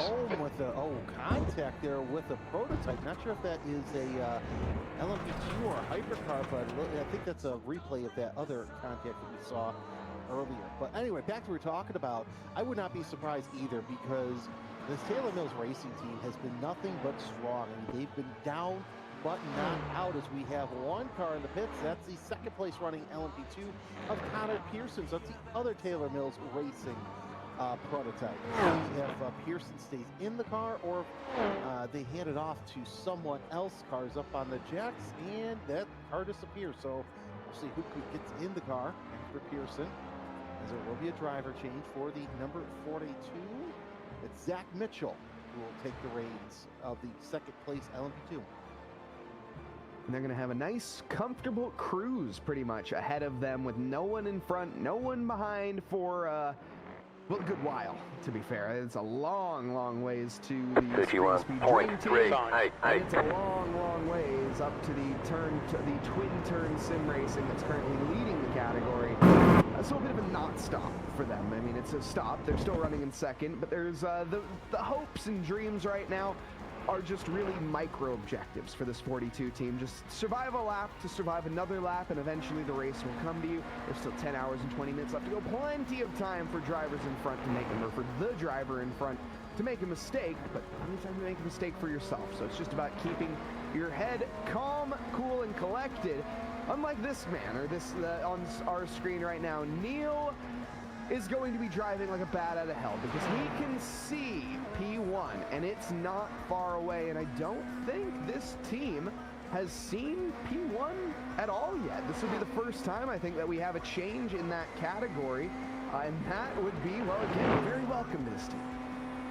And of course, the slower traffic kind of slowing up to Bacher there too. 5.6 seconds separates the two cars. So whatever happened to the Cadillac is finally dissipated, but yeah, that time starting to fall once again, as for the lead heating up with just shy of over 10 hours left to go in this 24-hour race.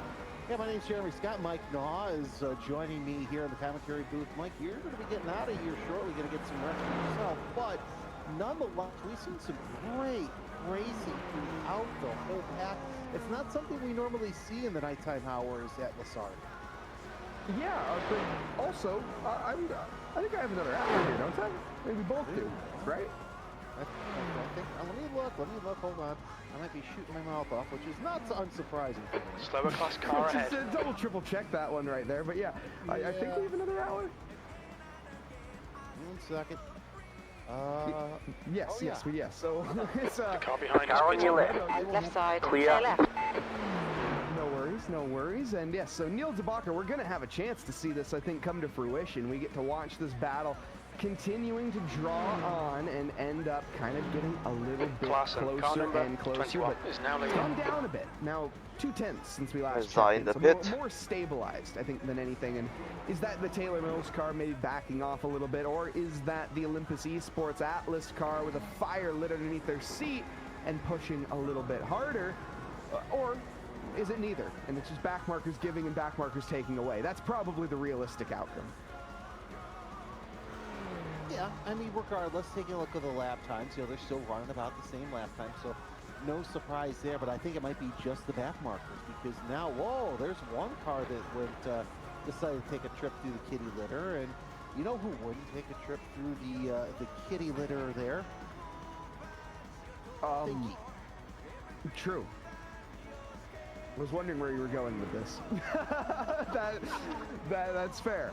No, Stinky's got other priorities. He needs a nice, wide open backyard is what he needs. Nothing wrong with that. There's an incident in Dunlop curve. So You think it might be Lord? There's Stake. Oh, There's an incident in Dunlop chicane. It looks like it's Robert. Oh. 29.955. Incident in the S's. It looks like it's Robert. We had some chatters here. First off, a big warm welcome to everyone joining us in chat. Actually, see we have quite a few people out there. So thank you to everyone that is joining us. We got Mia in chat. I think Chloe crashed again on cold tire. Okay, Lars. The next car is Lord. Car number 558. B license. And their rating is 2.0. Chatters, drivers, and fans alike. All being a part here, and they're still moving. You're reeling people in. The gap is 12. Yeah, she's still moving, but iRacing on a controller hard. And I'm going to answer this in maybe a bit more surprising way than expected, but the answer, he kissed the rear of the Bemaka Ferrari. Really.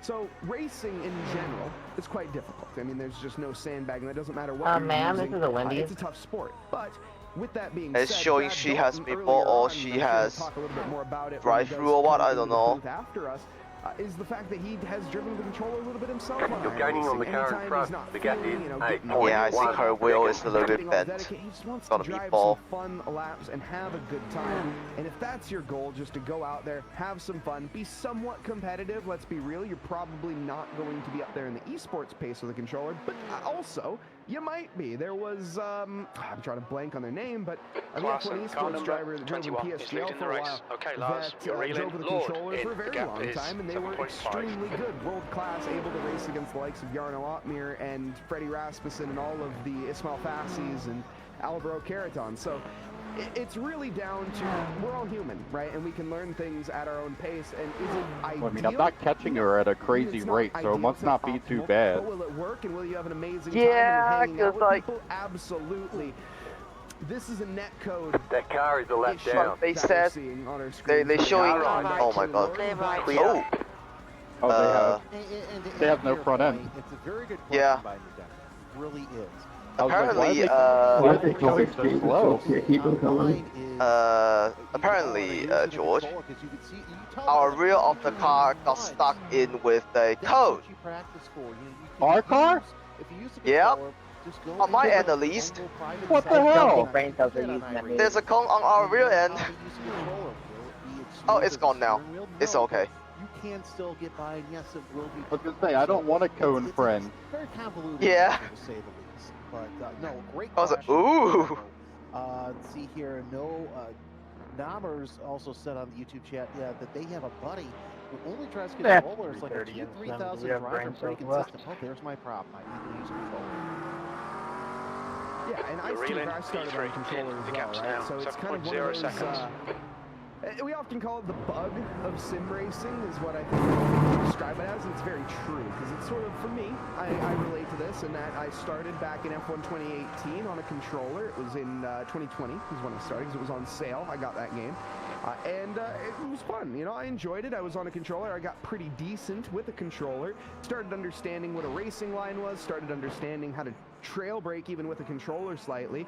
And then eventually, it kind of makes you want that itch of saying, oh, I can do this on a controller. Yep, Chloe's in the pit again. I can do this on a wheel and pedals. And then you switch over, and you get yourself a nice little basic, you know, in a sort of beginner. I don't know if that's drive-through or actual damage repair. I'll see. Sector 1 is 0.47 off the pace. Sector 2 is 1.1 seconds off the pace. Sector 3 is 1.7 seconds off the pace. Yep, damage repairing. Lockwood, car number 11, and their rating is 1.7. You have the full-on, you know, podium DD with load cell pedals and all the likes and all the buttons on your wheel. You don't need that. At the end of the day, you just need something that's lost. And I think they are running out of fast repair.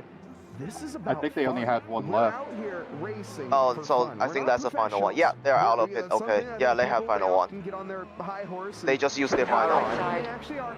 You're on the right. Okay, so number 11 in front of us has drive-through. Still there. For incident. Hold your line. Clear. Represent that. It's not a bad thing to say that you're an amp.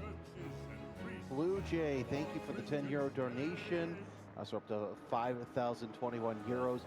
And I'm going to date myself a little bit. I actually started doing sim racing, quote unquote, NASCAR Racing 2003. Drive-through for number 11 for causing the collision with number 220. Oh, iRacing. I still break out F1 2013 for my PSP as well. So, yeah, I'm feeling. And there's another one. But do you have fun when you play it? Yep. Of course I do. Because Chloe's incident with that bad marker, or no, not bad marker. One of the what's 041? Wow. Who is 041? Oh, with the GT3 is under investigation as well. Yeah, finish impression, right? Like, wait, yeah. Wow. We'll get there. I forgot that Kimi Räikkönen was finished for a second. That was the other thing. You gotta love late night streams, but we continue. And apparently someone is DJing on Twitch. I think that ended up going a bit too deep. One of the prototype cars off and into what I assume there was Indy. Were they in Indianapolis there? Yep, that is. That sounds very real on with your headset there. Back markers separating them right now. Thanks. And not much more. Thank you for patronizing me. 5.7 seconds. Now 1 second behind. This is when the I think you might need to consume a little bit more fuel. This will be on to Consume a little bit less fuel. To see exactly. Oh yeah, less. Save more. Yeah, I know. Because if we do, I want to see the face of them, because right now they're going to be locked in, both of them. It's going to be quite the show here coming up. Yeah, it's gonna be. Yeah, I got to do a better job. I'll take care of it. When they really start getting up there, as they're going gap through 2, the Chloe Porsche behind. curves and into the Ford chicane, we see slower traffic that might impede the Punk crew still need to serve their penalty. You gotta do that when you're coming up on traffic. Oh, lost a couple of tenths of a second. 30.691. And there's more slow traffic up ahead as well that may affect things through the Dunlop curves. It very well may, and behind that, Niels de Bakker has nobody to worry about, really. So this could be good. If he catches these back markers on the Mulsanne, this is the Mia is in the commentary. And get by. Then your opponent has to deal with the slower cars. You catch them at the right times. This is the saying, back markers, they give it, then they take it away. And right now, Taylor Mills Racing is hoping that they give them the absolute world. It's giving them P1. After, what is this, 14 hours that Olympus Esports Atlas has led. They started the race in first, and they've continued that trend all the way from the word go.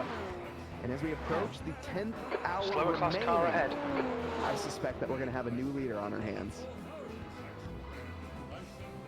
Well, here's the thing. We're just about 11 laps. All right. Into this Clear right. Clear. Clear. Not be surprised if we have some sort of pit cycle here for the number 41. Right side. Clear on the right. We have a driver waiting in the wings as well to talk to. Another driver. It is the number 56 of Queen's Design of Mia Rose. Let's see if we can bring Mia Rose into the equation. Hi, Mia. Welcome to the program. Hello. Well, great to have you on board number 56 Queen's Design LMP2. Let's talk about your guys' race so far, because so far, it's, as we said, all but 2 cars are out of the race, so it's got to feel good being this far into the race. Yeah, it does at the moment, but for me, I went to bed with the car in the lead, somewhat truncated lead that was there before I gave it away to coming up on a slower class car. I come back, and the shock of seeing the car second last, I think 8 laps down at the time, wasn't great. Reminding myself this for charity, and then every time I looked at Ruby Stream, Neil, car number the 41 car was is off the leading the track race. every time I looked at it. So at this point, me and Ruby are here just to see the happy hour and try and do a 36, and then we'll see what happens from there, essentially. That's fair. It was a great qualifying. Let's go back in time here 14 hours ago when you set the pole position lap, and absolutely, you were the fastest. So apparently car in front will have a drive-through, and then they have to pit the next level quite solid. It was fuel stop as well. Penalty out of all things that sort of led up to this kind of culmination of, I don't want to call it mistakes. I don't want to call incident in just the first Ford unlucky chicane. It tribulations, looks like I suppose, Lockwood. that you guys The drive-through is still there for them, so The car in front pitting. yep. I saw that They're we pitching got for a drive-through. for killing the DHR car. So which, you might be close to him on pit exit. Probably angry at that, which, you know, I can see why, but also I'm very sorry. I'm apologising for our actions. Our actions were detrimental against your team. So we're very sorry for that. And then I saw we got another drive through for an unsafe The car in front is and then I pitting. went to bed, and then I woke up and 30.526. You got a slow car on the right. Rolling. Two of our drivers. There he is. So slower car not quite. this guy's the class That's leader. like this is their first endurance race overall, and I think for one of them it's their first race on a tarmac circuit. So yellow flag. You know, it's essentially yellow flag. There you go. And then That's a Asa, bad experience, and then Haley and Kat are both. Ooh, very, that's very a new to TMI and a this, so GT3. I don't know if they clash together or not. Part is an apt word to use. That was a but bad it wasn't rejoin gonna from the go great, GT3. Yep, very bad. Thankfully I so saw him. I think for us, the only accomplishment we can take out of this is we still have 2 fast repairs left, so that's great. But The gap to B4 behind is increasing. It's now 7.3. Oh, that was a GT3 in the barriers. And I've got to say, something that caught my ear. You said that there are a couple of your The P2 in front of me rubber banded This is so their hard first there for a second. Right side. Haley, I had like 2 car lengths on him. So far in sim racing And then all of has a been sudden I doing, looked like I was about to run into him. And then he was 2 car lengths ahead again. I was like, oh shit. And this is essentially her first time properly doing a tarmac race. So, you know, what an apt place to do it. This location, this car, for 24 hours. You know, if there was a deeper pool to throw someone into, Right it's probably side. this. So Still there. Clear. it's interesting to say the least, but you know we've survived. The car's still running. Bit of damage here and there. Still got 2 fast repairs left. We've still got happy hour to come, which is what I'm looking forward to.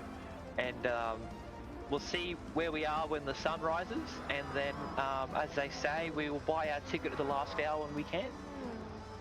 I love to hear it. You got a long ways to go in this race, man. Before you do go, is there anyone that you would like to thank? Jesus. The gap behind is now Shit. 7.7 seconds. I would like to thank Ruby, starting. First of all, for getting all of this together. She was sort of the main organizer. The leader's gonna pick down those lap times from now. Race, so I just sort of jumped in the week before. I knew I was doing this a month out, but I jumped in a week before to do laps. Haley, I'm gonna get myself ready. She was actually very sick before the weekend, but she got better and did a stint and a half. So I'm happy that she got in and did some laps for experience. Kat as well. She's had a few oopsies in her last double stint, but that's okay. You know, she still kept the car mostly on track. And same thing for Asa. Only me and her have done a triple stint so far in the race, so we've still got most of our stints left to go. And for her as well, she's done amazingly, you know, bar from killing the DHR car, but you know, that's whatever. And then also as well, Lenore, I think she was going to be, my wife Lenore, she was going to be in this race, but she's sadly, quote unquote, away with one of her partners at the moment, so she couldn't join us, but yeah, thankful that she let us all join in this car. The car looks amazing thanks to myself, and also, I think, a big thanks as well to ST Racing Esports for letting me and Ruby do this. The logo's on the car, on the front of the Stay on it. E3. The race hasn't gone as good as we want to, but you know, this is good practice for whatever comes up later this year at least. So the gap to yeah, thank you to behind is increasing. Also thank you to Prismatic as well for hosting this for a 2nd year in a row. They've blown their donation goal out the water. Really, the next goal should be 69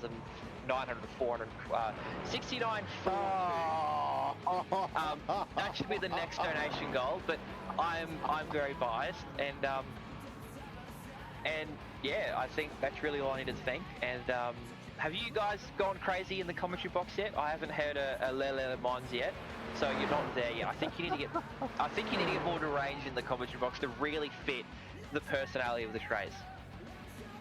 To fit the personality of coming up on a slower class car. Yeah. You know what, Mia? Your wife sounds Car on like your me. left. It's like, Clear yeah, left. I'm Clear. just, Okay, on car second number thought, I'm 8 gonna go out is and now do in the something lead. else. You're pulling Mia, away thanks from the for car joining us, behind. and The hopefully gap is you 9 all have, seconds. a little bit better luck the rest of the race. Thank you.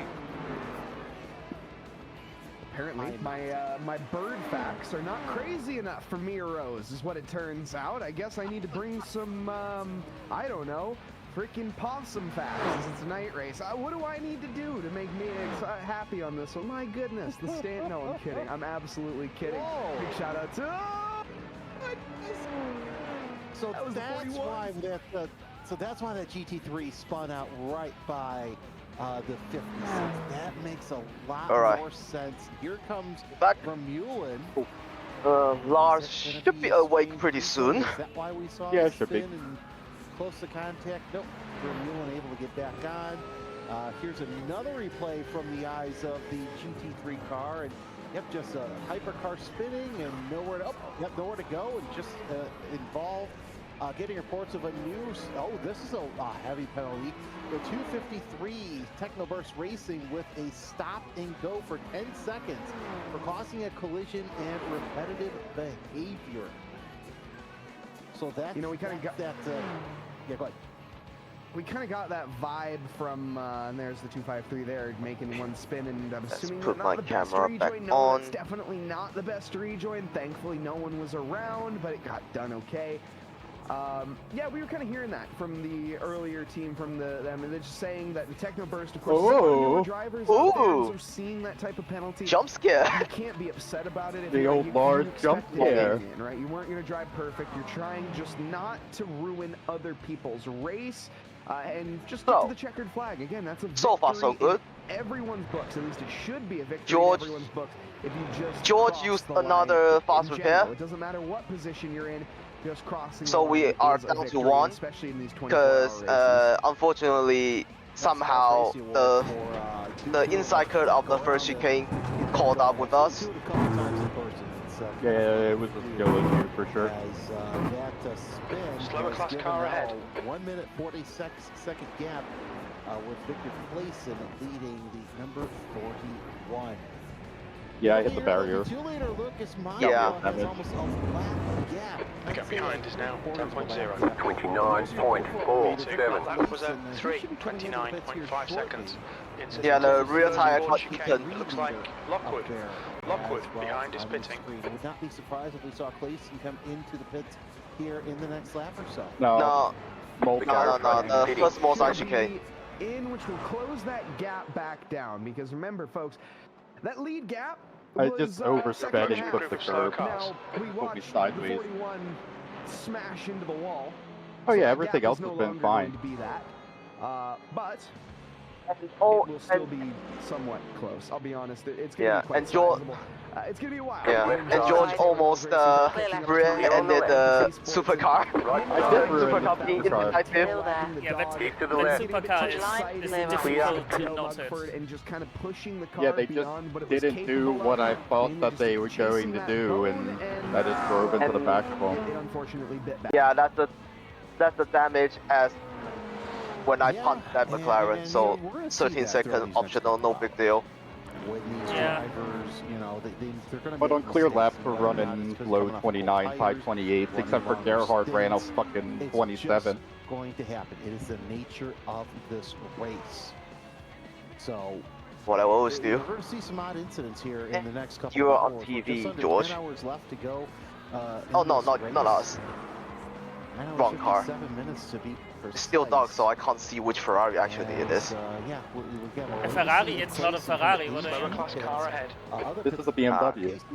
Oh yeah, it's a BMW, It's yeah. also not No, a it's BMW. It's a sheep box. Watch the start. Go back to wherever we're staying. It kind of is a sleep it shit off box, a little but bit. whatever. Come back just in time for the sunset and stay till the sunrise. Go back, sleep, Where's my eyedrop? and then. God. Yeah, we're 3 laps down watch now. the finish because I'm You had to not tow, going to didn't you? lie.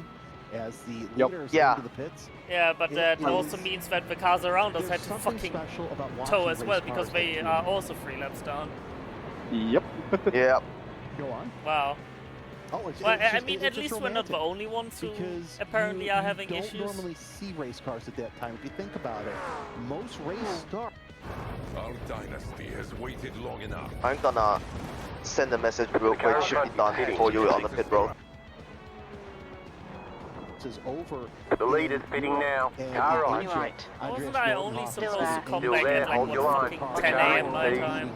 Just set the fastest lap. 24.93. Because that's how we used to plan. Tell people all the time. It's not like I care. I can drive soon. That is probably the best time to do it. Now, where we did it, we sat in the grandstands. I think next time I go all around the track and watch Banfield behind is pitching now. Because it is just, it's so awesome. The car behind I've been down to Sonoma. That's one of the tracks that I've been down to, and it's an experience walking around. You know, again, Sonoma, not quite the massive wonder that is Le Mans. It's Le Mans, by the way, for anyone curious, it goes through multiple towns. They're public roads. It goes through literally multiple towns, and there's a city in the center of it. I mean, it is not a small feat of a racetrack. Sonoma is a small feat of a racetrack. Let's be completely honest, but. The point being, getting trackside, it's so much fun. Phone call real quick. 339. Clear. That you're not. Let's just put it that way. You know, as of course I had the pleasure of being down there on one of the show days, so I got to kind of go. One of the marshals was really cool, and he just let me by without the proper badging. Shout out to you, Marshall, that let me by without the proper badging. But you know. I got to go and check out some cool race cars up close and look at the track. It's really awesome. If you guys are down by any racetrack, see, for me, over on the west coast of the United States, we don't got much racing. You get Sonoma, you get Laguna Seca, and you mentioned the fact that you don't get to see race cars for 2 hours. Clear on the right. Well, over here on the west coast, especially Laguna Seca, there's shit, noise P4 restrictions put on after certain times and at certain times. So yeah, it's P4 on pit cycle. Okay. So we're still P4 on pit cycle somehow. The people in the housing developments complained that, whoa, I moved next to a racetrack and it's all loud. Maybe it shouldn't be that. Come on, suck it up, Buttercup. It is what it is. You move next to a racetrack. That's like saying you move next to a golf course and you get golf balls in your window and you start complaining. And Beta Frost actually used 2 fast repair in 2 laps. The car behind. The gap is 9.1. So I think they're out of fast repair as well. Yeah, they're out of fast repairs. Because they had to use one a lot earlier.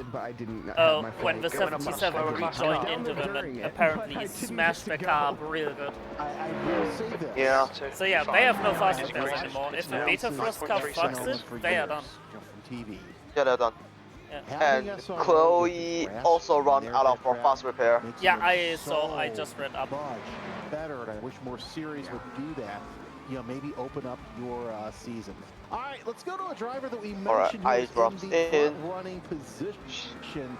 It's Nathaniel Mishler, driver of the number 67. Nathaniel, it's been an interesting race for you. You were more up near the front of your class as we're watching a battle for 8th in Hypercar, but great to have you with us this evening. Yeah, main thing, I heard you talking about Daytona. I was there this year, and the overnight was shockingly cold. Were you there this year or last year? Yeah, it really was, because you know because obviously I'm from the Midwest, so I'm used to colder races. I did not expect that much. And Sean Mark is kind of not happy with the Steelwood decision. Is it me, or is that time just absolutely magical for racing? Oh, it was so good. The problem was I had not slept in like almost 2 days at that point because I'm a weirdo. I was sleeping on the floor of the place we were staying. It was a mess. You know, behind is increasing. It's now 10 seconds. Like just being there. Coming up on a slower Oscar again. The whole through the night. Yeah, messed up my lap. Whole 24 hours and like trying to. It's Oscar. Kill him. Not happening because of how cold. My lap. Just eat his ass. made it to the morning. That was the low 28 that he just messed up. Morven, oh, he's even pitting. Yeah. More than enough reason to fucking win him next lap, right? This, though, the Euro we went was the timing snafu. Obviously don't, please. Yeah, let's just say... I can't do that to my phone. 29.5. You're back in 4th position. Good job. Very nice. Yeah.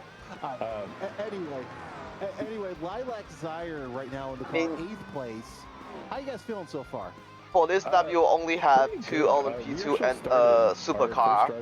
So maybe they this started driving and they had no sound. because they'll take down into low 28 for their entire first stint. And they rely, you know, pretty heavily on like shifting based on RPM noises. So we fell from like 3rd, I think we qualified, all the way down to like 10th. And then we've been just kind of like slowly climbing back up. And like I'm the weak link of our team for sure. I'm definitely the slowest out of the 4 of us. And I've just been, you know, I bring us back a little bit, like that spin I had earlier that everyone saw. And you guys. My zoom call should be on. But yeah, it's been fun. I love a good 24-hour race. I love Le Mans. I love the P2. It's just all of my favorite things in one place. And for a great cause, you know? Absolutely. You know, so far, you know, you mentioned the kind of trials and tribulations you've had throughout, but I think at the end of the day, while all things considered, your pace has been very, very solid. I mean, you guys have put a couple foots wrong here and there, but the beauty of 24-hour racing is you're not the only team that's done that, and other teams have come off significantly worse. I know you guys have had to avoid a couple contacts as well. I mean, all things considered, I think you guys have had a pretty bang-up race, and not literally. The gap behind is now 30 I mean, has there been any seconds. dramas in particular that have scared you throughout this one? So we have taken one of our faster pairs. I think it was because we were coming out of Tetra Rouge and somebody was just kind of going slow and we just hit them like there was nothing, like couldn't see them unsighted. Right, Drew is back in the bus. So yeah, we ate So a it's faster Drew pair now. there, like right before I got in the car. Get to bully Drew. Like, Let's this go. Is like 4 Oh, hours I'm gonna get this stupid ass P8 supercar fucking Indy. I mean, we're doing something right, I think. Like, we're all Yeah, about watch protect out, the they car, are don't worry slower about as you overall would ever pace or think. anything. We're very much a team that's Even like, worse, if we just stay alive, you will catch him before we'll get in the Anaj. top 10, we'll hold on to good positions, like. That's always okay. been our- Just nice and easy now, and get him. Right side. Yep. Looks like it's Clear. Dennis. That car sounds good though. Slower class car Oh, ahead. it does. I love it. It's slow as shit around turns, but I love the way it Yeah. sounds. Change brakes. Yeah. Didn't know that I don't was know a if you thing. can either. So I don't come from iRacing, so that's where my weakness is. Is I don't know. I think they can use the multi-class of the I have a Caddy I'm GTP sure other and people know more than I supercars. do. We're just having a little adventure. A little bit of maybe needing to change. The gap behind is now 12 seconds. We're helping put more gravel traps Ah, on the track. Scoopy I ass feel like P2 there's in not front. enough around here, so like we keep adding more. I mean, if you look on the outside of Mulsanne Corner, the gravel trap has actually extended into the grass now. The grass is now an additional gravel trap, so. You know, we've all done that as a community, so I think we're doing great landscaping work for the people of Le Mans. Okay, last. Well, I mean, not uh-oh for us, but uh-oh for a different team. Left side, 29.19. One more. Clear. I would trust Olivia. Who's She's, getting in after big this? shout-outs to our entire Me.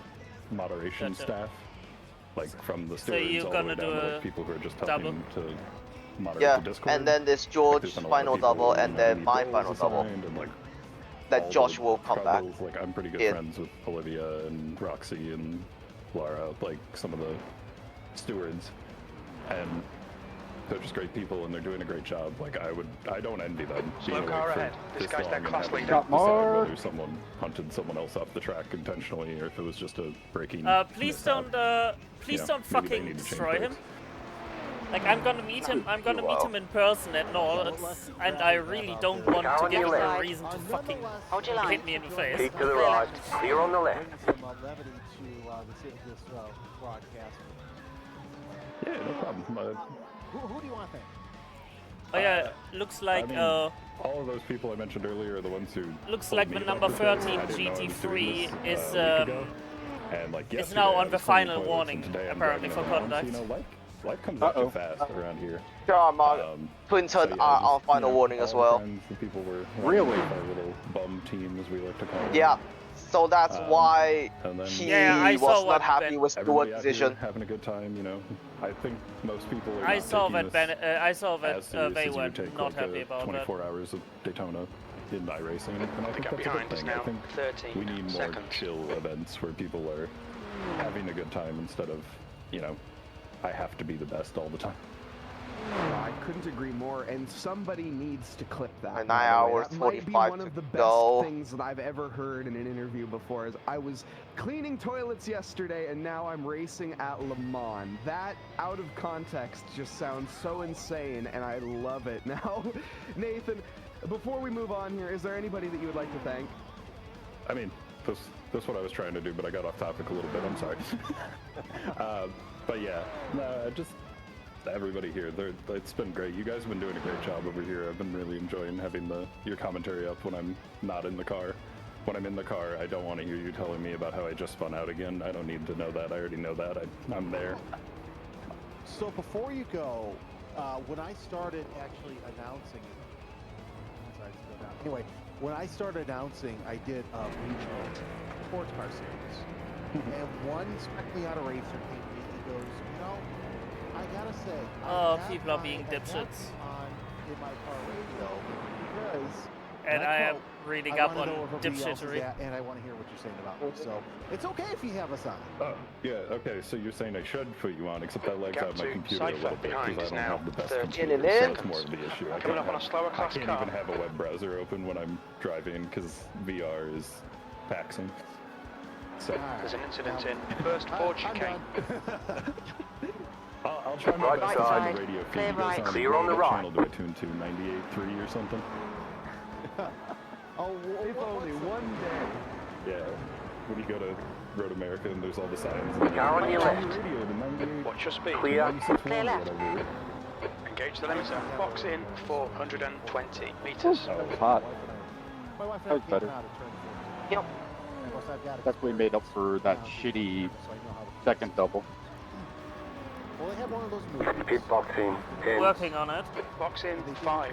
Doing good stuff. 4, 5. Cyber actually lost time to us the entire time. 1. Even when we got their tires warmed up. And then 5 minutes later, you hear somebody in the PA booth vacuuming the area. So, and 2 liters remaining. I feel like I want to talk to the commentators. Do you think the commentators would talk to me? Sure. They'll always talk to you, Lars. Yeah, Road America's the GOAT track. They like me. Go to. I think maybe.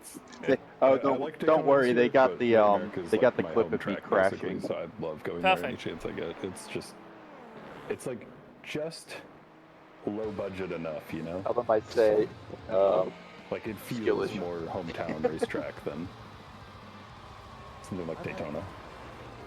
I like that. Big skill issue. I like that. And on that bombshell, I think we'll go ahead and end it right I was there. vibing too, and then all of a sudden the car just snapped and it was like slow motion, and Ave Maria played. There, Craig. Try to, you know, get some sleep. You guys need sleep too. Okay, Lars. And then I hit the wall. Lord, 5, 8. Their rating is and I was like, damn. Beautiful funeral, I guess. You know, Agent 47 style. And then I was just like, okay, like maybe it's not that bad. And I started to drive away, and my wheel was completely upside down. I was like, oh, somebody check on Craig. Craig down, Craig down. Right in the room as we speak, and last time we checked in, she is it didn't hit the wall hard, but it hit it directly on the right front tire. So yeah. F's in the chat. It is what it is. One of the things that I also, when I was talking with, I mentioned earlier, Mikhail Stachenko, I asked him about what that's like as well when it comes to being fresh behind the wheel, and he mentioned that being fresh in the stint, when you first get behind the car, you have that adrenaline pumping, you have the blood flowing, you're excited, you're ready to roll. It's on the fucking final, it's on a massive warning. All of that adrenaline has crashed, and you're almost kind of tired at this stage. So what you're saying is there's still a chance.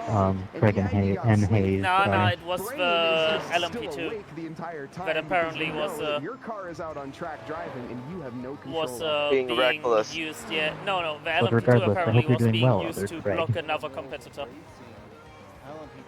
Show all the cards in here. Here's what's interesting too. One of our chats, I had to avoid the P1 car spinning out of the one Molchan's the king. Oh jeez. Cypher, car number 8 is now P1 as in team name or P1 as in leading at a GTP? Wait, so you're telling me this is a Craigception moment? Oh boy. Wow, they actually made mistakes. Yes, they did. Yep. Actually made mistake on cold tire. Times the weather, we stick together. I think the thing is, oh god, you're also gonna get the supercar coming to Indy. What the fuck is a Chick-fil-A of Australia? The racers, they obviously have a hard job. Comms, you know, I If say it's God. easy, but you're absolutely right. I don't think they give enough credit. We, you know, But we're it's a using Sunday, our you can't have it. voice box for a long, long while. Time and to, I can imagine that, yeah, talking late at night. I don't There's an like incident talking in past Coming up on some slower cars, including their class leader. Right side. Watch some of the Le Mans Clear stuff right. already. Clear on the right. Well, everybody knows how derailed it can get around that time when the commentators' heads start floating in directions that are tarry at times. Chick-fil-A discourse in my charity event? Y'all haven't heard about Super Rooster and it shows. A 12-hour IRL race with 10 cars sold. Oh no. Yes, it is as bad as you think. That I hope you were compensated handsomely for that, because that sounds.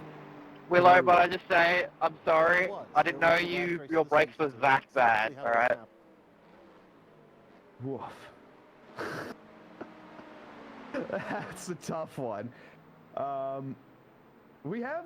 Actually, here I can see that we have a potential interview on the line as well. You got to slow down. Yeah, Supercar's breaking hell out You'll need to slow down if you don't want a penalty. Once we get the A-OK from production, of course, but they're rocking as it stands. Chen Wing Chen is behind the wheel in the 557 and the P6 rocking in 6th overall.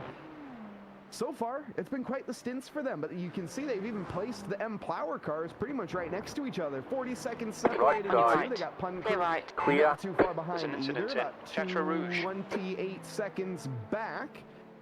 So all things considered, they have a bit of prospects on the horizon here. Now the question is, are they going to be prospecting for gold, or are they going to turn up empty-handed like most?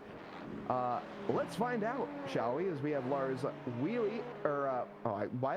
We're gonna find out very, very soon. Bring in Lars here. Lars, do we have a copy?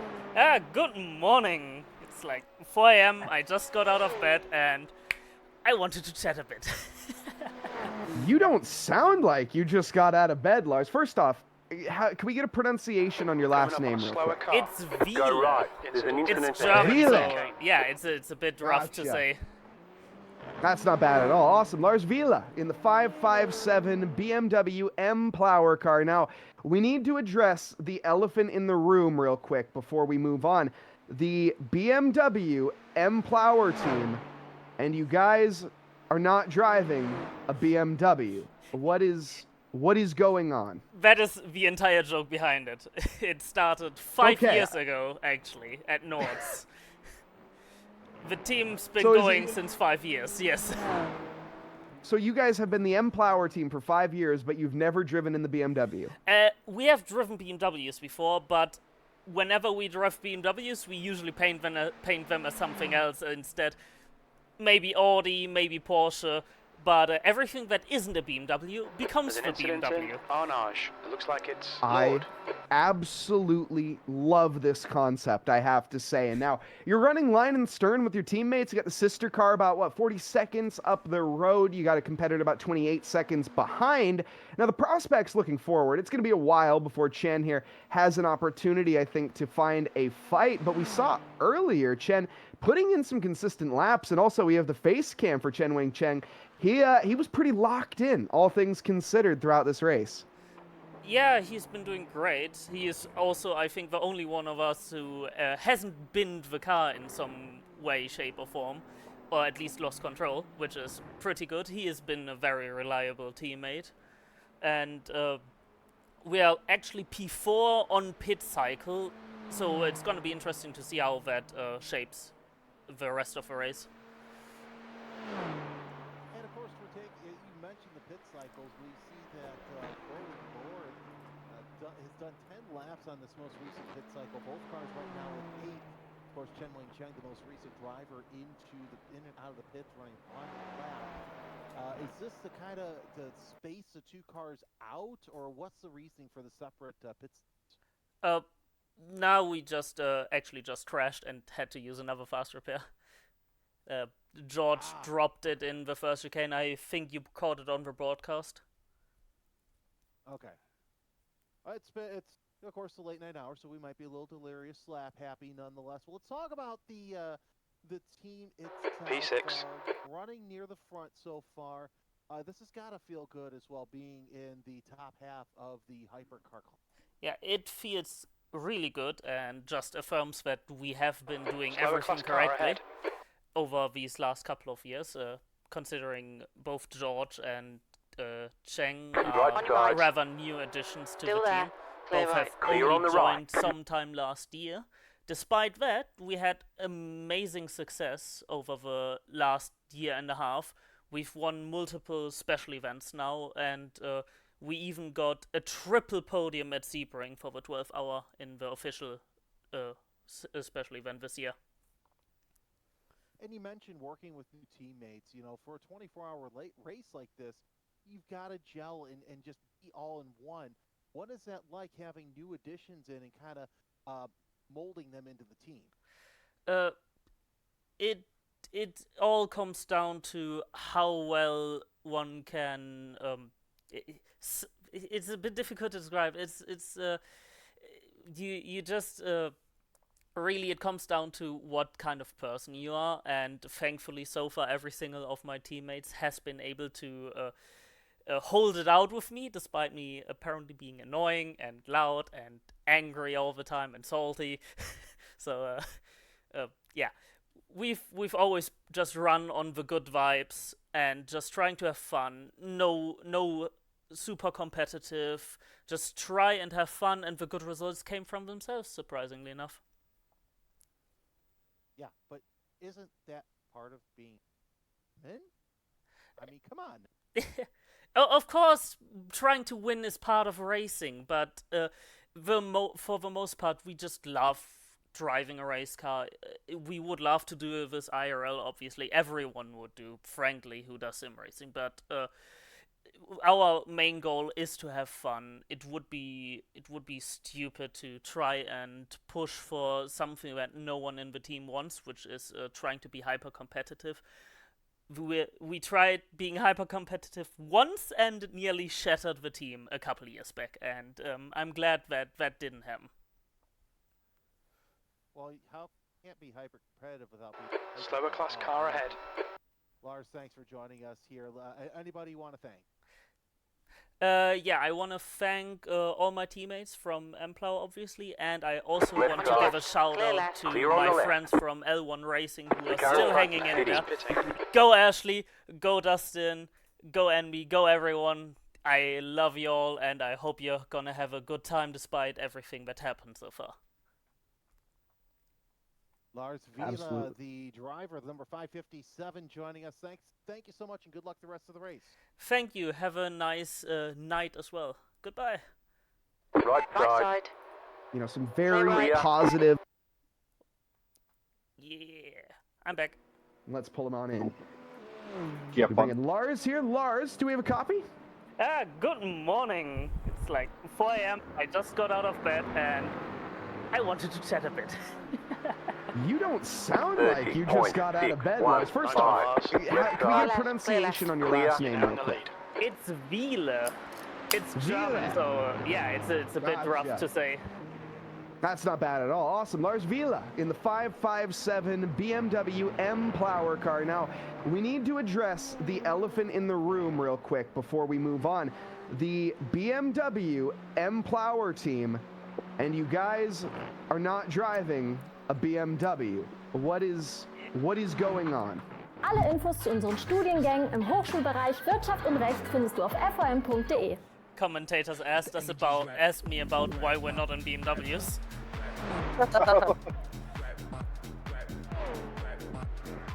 at the two informed then that we actually have nothing We to have do with driven BMWs BMW. before, but whenever we drive BMWs, we usually paint them as something else instead.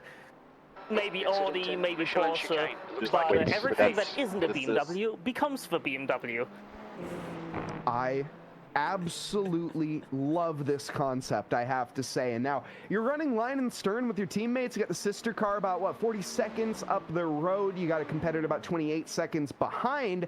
Now the prospects looking forward. It's going to be a while before Chen here has an opportunity, I think, to find a fight. But we saw earlier Chen putting in some consistent laps, and also we have the face cam for Chen Wing Cheng. He was pretty locked in, all things considered, throughout this race. Yeah, he's been doing great. He is also, I think, the only one of us who hasn't binned the car in some way, shape or form, or at least lost control, which is pretty good. He has been a very reliable teammate. And we are actually P4 on pit cycle, so it's going to be interesting to see how that shapes the rest of the race. And of course, we're taking car on your left. pit cycles. Clear left. Clear. Car number 8 is now in the lead. Has done 10 laps on this most recent pit cycle. Both cars right now with 8. Of course, Chen Wing Cheng, the most recent driver, in and out of the pit in 1 lap. Is this the kind of to space the 2 cars out, or what's the reasoning for the separate pits? Now we just actually just crashed and had to use another fast repair. George dropped it in the first chicane. I think you caught it on the broadcast. Okay. It's of course the late night hour, so we might be a little delirious, slap happy nonetheless. Well, let's talk about the team itself. Running near the front so far. This has got to feel good as well, being in the top half of the hypercar. Yeah, it feels really good and just affirms that we have been doing everything correctly over these last couple of years, considering both George and Cheng are rather new additions to the team. Both have only joined sometime last year. Despite that, we had amazing success over the last year and a half. We've won multiple special events now, and we even got a triple podium at Seabrooke for the 12th hour in the official special event this year. And you mentioned working with teammates, you know, for a 24-hour late race like this, you've got to 30.695. You're back in fifth. 7 additions in and kind of molding. Oh, the 51 binned it because they are now P8. It all comes so down far to behind. How well one can. They binned it multiple times. It's a bit but now they binned it and they don't have a fast repair. You just. Really, it comes down to what kind of person you are, and thankfully, so far, every single of my teammates has been able to hold it out with me, despite me apparently being annoying and loud and angry all the time and salty. So, yeah, we've always just run on the good vibes and just trying to have fun. No super competitive. Just try and have fun, and the good results came from themselves, surprisingly enough. Yeah, but isn't that part of being in? I mean, come on. Of course, trying to win is part of racing, but for the most part, we just love driving a race car. We would love to do this IRL, obviously. Everyone would do, frankly, who does sim racing, but our main goal is to have fun. It would be stupid to try and push for something that no one in the team wants, which is trying to be hyper competitive. We tried being hyper competitive once and it nearly shattered the team a couple of years back, and I'm glad that that didn't happen. Well, how can't be hyper competitive without being hypercar? All right, enough of Lars, thanks for joining us here. Anybody you want to thank? Oh, they are checking the I incident want point. to thank all my teammates from Emplow, obviously, and I also want to give a shout out to my friends from L1 Racing who are still hanging in there. Go Ashley, go Dustin, go Envy, go everyone. I love you all, and I hope you're gonna have a good time despite everything that happened so far. Lars Vila, the driver of the number 557, joining us. Thank you so much, and good luck the rest of the race. our Thank you. incidents Have a are nice more than good enough. night as well. Goodbye. Yep. You know, some very positive mindsets there that we get to hear, and that is what it's all about. It's not about how you start, it's about how you finish, and quite frankly, it doesn't really matter where you finish when all is said and done. It's about making that checkered flag and feeling good while doing so. Now, we had a question brought up in chat, and a great one at that. First off, Ray Smith, hello to you as well. What is this cause that we're racing for 24 hours? And that is an excellent question. Let me tell you a little more about it. So we are currently doing a charity event and have raised upwards of 5,000 euros already. 5,021.69 has been raised for the belonging to LGBTQ plus youth in Ireland. Now, what this community is, of course, and what this charity is for, is aiding LGBTQ plus young people aged 14 to 23, and it's creating safe spaces and places for the LGBTQ plus community, empowering others through education and support, including teachers, including parents, including everybody that needs to be, again, more informed on this sort of topic, and ensuring the LGBTQ plus young people have the opportunity to have their voices heard. That's really what this is all about. Getting the word out and being an advocate for the LGBTQ plus young community and the entire community as a whole. And, you know, it takes brands like Prismatic Motorsports, Inity Sports, and all of that to kind of come together and show that this is all possible. And with these communities, they're growing more and more and more. And talking about last year's Race for Causes that we had as well, of course, they raised $1,700 or euros last year. Oh, just over that, which is amazing, might I add. It's incredible. But this year, we have absolutely blown it out of the water. By the way, we have shattered the goal multiple times. We are actually at over 5,000 euros now. Yo, hard-earned money to this good stuff. Cause, or you're just sitting back at home really good. watching and enjoying this live stream. We appreciate you, and if you guys are enjoying, also. Well, I did see one. Alright, so the rest of contact, so that is a warning, but another pass-through might be being a point.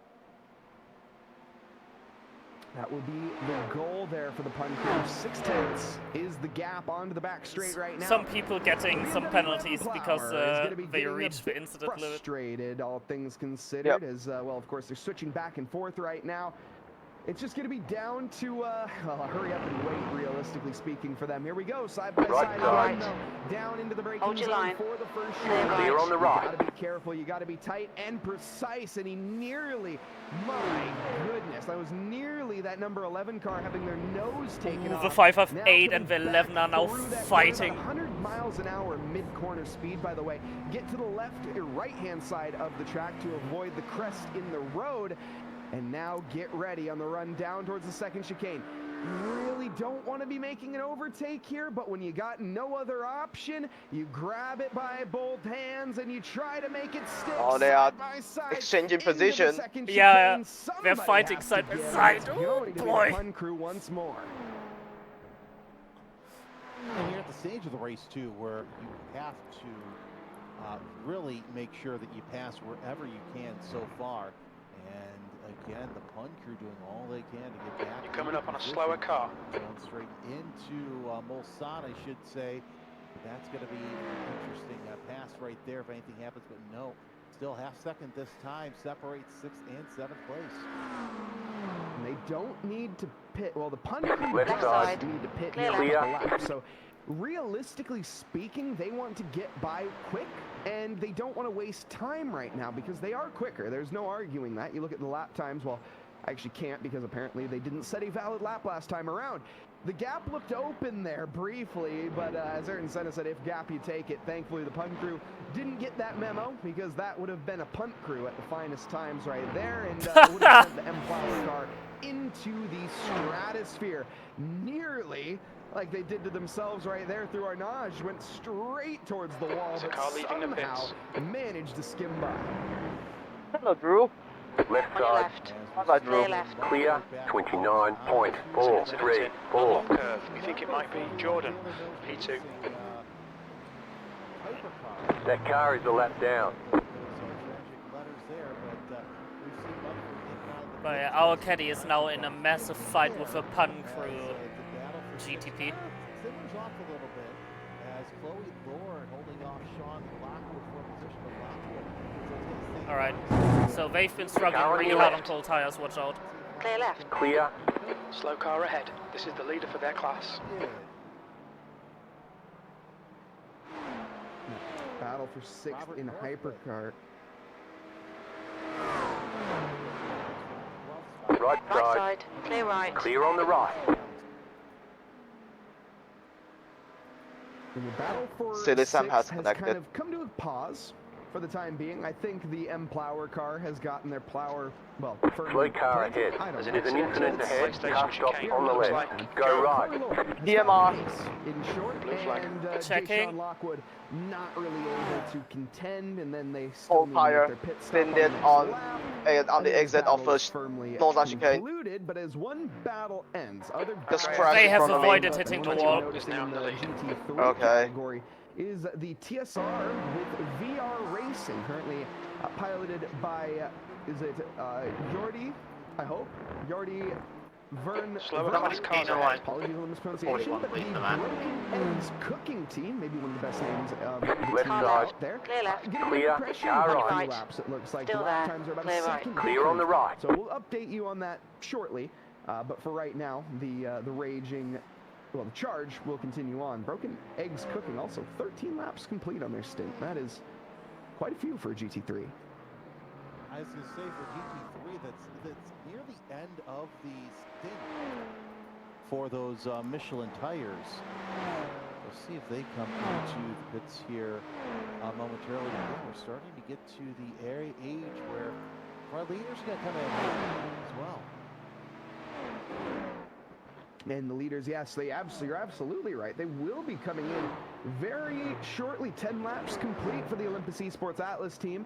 That will give that gap back down to the Taylor Mills Racing cars. They're 2 minutes now off of the lead. Now that is going to obviously come back down. They just made their pit stop. But it's not going to be that 1.5 seconds that we saw. The Taylor Mills Racing team, I think, who was it in chat that made, was it Taylor? I can't remember, but somebody in chat made the comment that they will not be leaving, they won't be going to bed until their team leads the race. I feel like that's extended a little bit in both categories as of now. That was Taylor Mills who made that comment as both their cars sitting.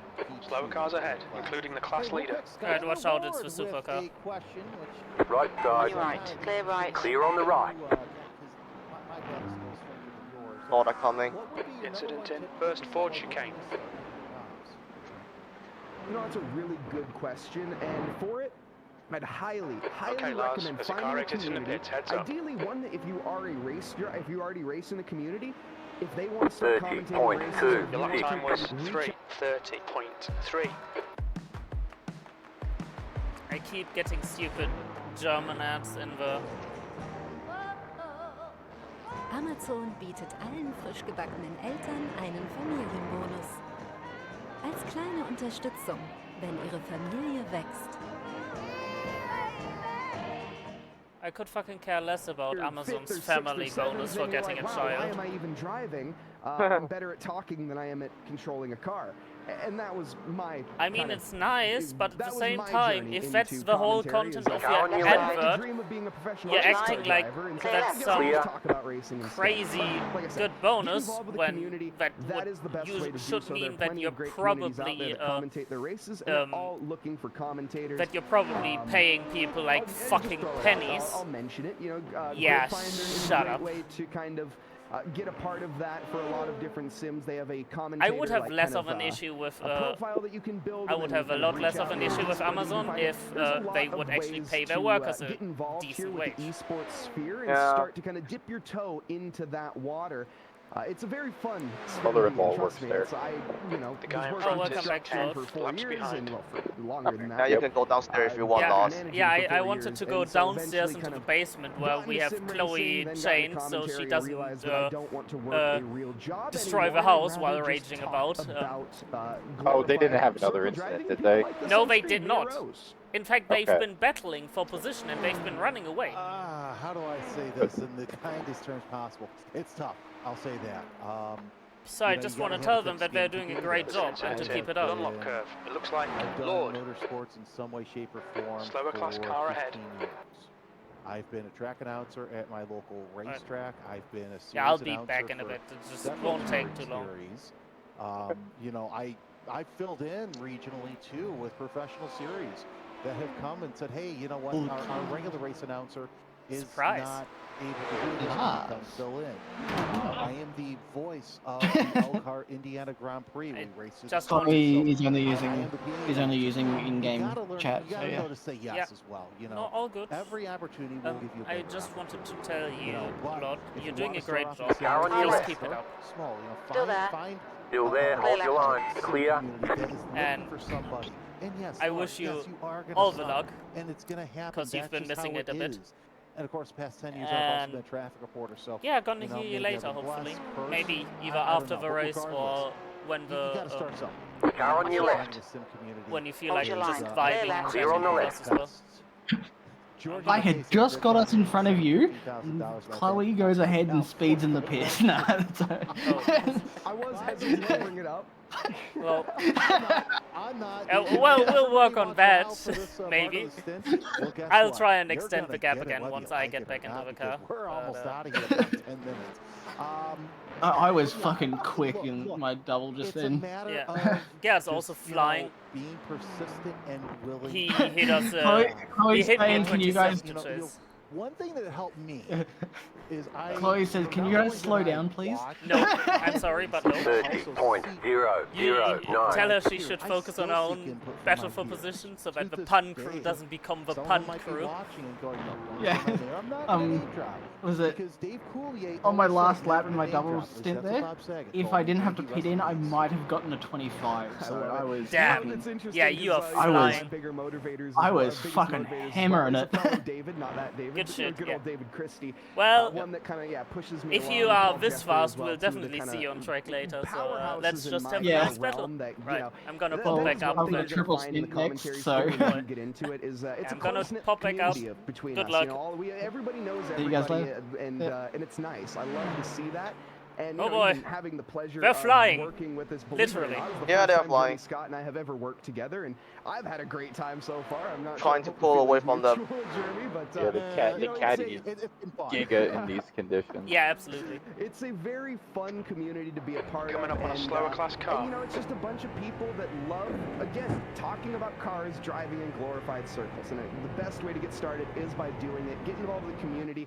You'll find if you like it or not. And if you do like it, for example, for me, kind of my so I started to get a little better at it, and that's when I realized that, you know, there are a lot more principles to talking and to announcing than you realize. There's a lot of tonality, bringing excited, calm, you know, just monotone. There's a lot of various kind of keys, and your voice is an instrument. I know it sounds cheesy, it sounds corny, but it is, and it's tunable, and you can really work that, and that's where taking vocal lessons helps. And I took an improv class. That was probably the biggest thing that actually helped me, believe it or not, because it kind of goes to show you that improv is the feel like I should chat with your goal is to set the other person up for Ashley success. and such a bit as well. Everybody thinks like they're sitting in their own Discord. Everybody's going to be successful because you're just trying to set your other person up. Clear on the left. They set you up. Won't be long, but I do want to just tell them they're doing great and to keep it up. Just gotta drag it to the finish line now. No plans for first contact. The gap behind is now it's a very fun job. And again, yeah, again here in a bit. I hesitate to call it a job, but it is. You know, you never work a day in your life. Some of the stint end stuff. It's the long you know, you slower class surprise visit. The car in front is pitting. How you doing? Which is always fun for me. Hello. Vibing in P14, 13 laps down, so you know. I saw shit happened, but I just wanted to quickly tell you that I love you all, that you're doing great, and to please keep it up and get to the end. Who's going to finish this race? We'll keep it going. We don't take our jobs, that's one thing we don't. I gave you lot a bit of a shout out on the broadcast earlier. Hope anyone caught it. It's a driver. Yeah, I love didn't you see all. it. I really appreciate that. Thanks. Means a lot. Yeah. And as for your question with Podcast Glenn, yeah, let's look when we get Yeah, we'll see. Clear on the right. We'll see. Yeah. Wouldn't mind sharing a car with you again. Sounds like something fun to do. We're doing quite well. Fun fact, I just did my team's fastest lap of the race. I'm gonna go back to my teammates before they do something stupid, because they did well. something stupid when I was gone. That usually happens. Yeah, exactly. I read the go. Always when they're not under my watchful eyes, they fuck it up. Good luck for the rest of the race. Fun fact is that flamingos aren't Yeah, flying. thanks. Approaching your location. 39 dead. They're at least in high spirits. A few 39s. Fun fact, I have IBS. Do with that information what you will. One of the You got shit upstairs. Okay, Lars, you're reeling. Cypher in. The gap is now 2.5 seconds. Right, the guy ahead of us is Cypher, car number 8, and their rating is 4.1. From like 5-year-old kids in kid cards to, you name a North American sports car star, or even Scott Dixon. I've never heard a driver say, "Well, I made an oopsie, so congratulations." You're the first to do that. I chuckle out of that. I'm now satisfied. That's great. Yeah, no, I'm. Fun fact. more There's than no happy fun to fact. admit You're all mistakes here when, stuck with me. When doing the racing, it's But you bring regardless of how long you stay in the sport, you still got mistakes here That and is there for that pop position. up. I mean, a lot of F1 They are drivers on like pole. they're literally at the Still top of there. the sport, and they still Stay on the left. cock Hold up your line. sometimes.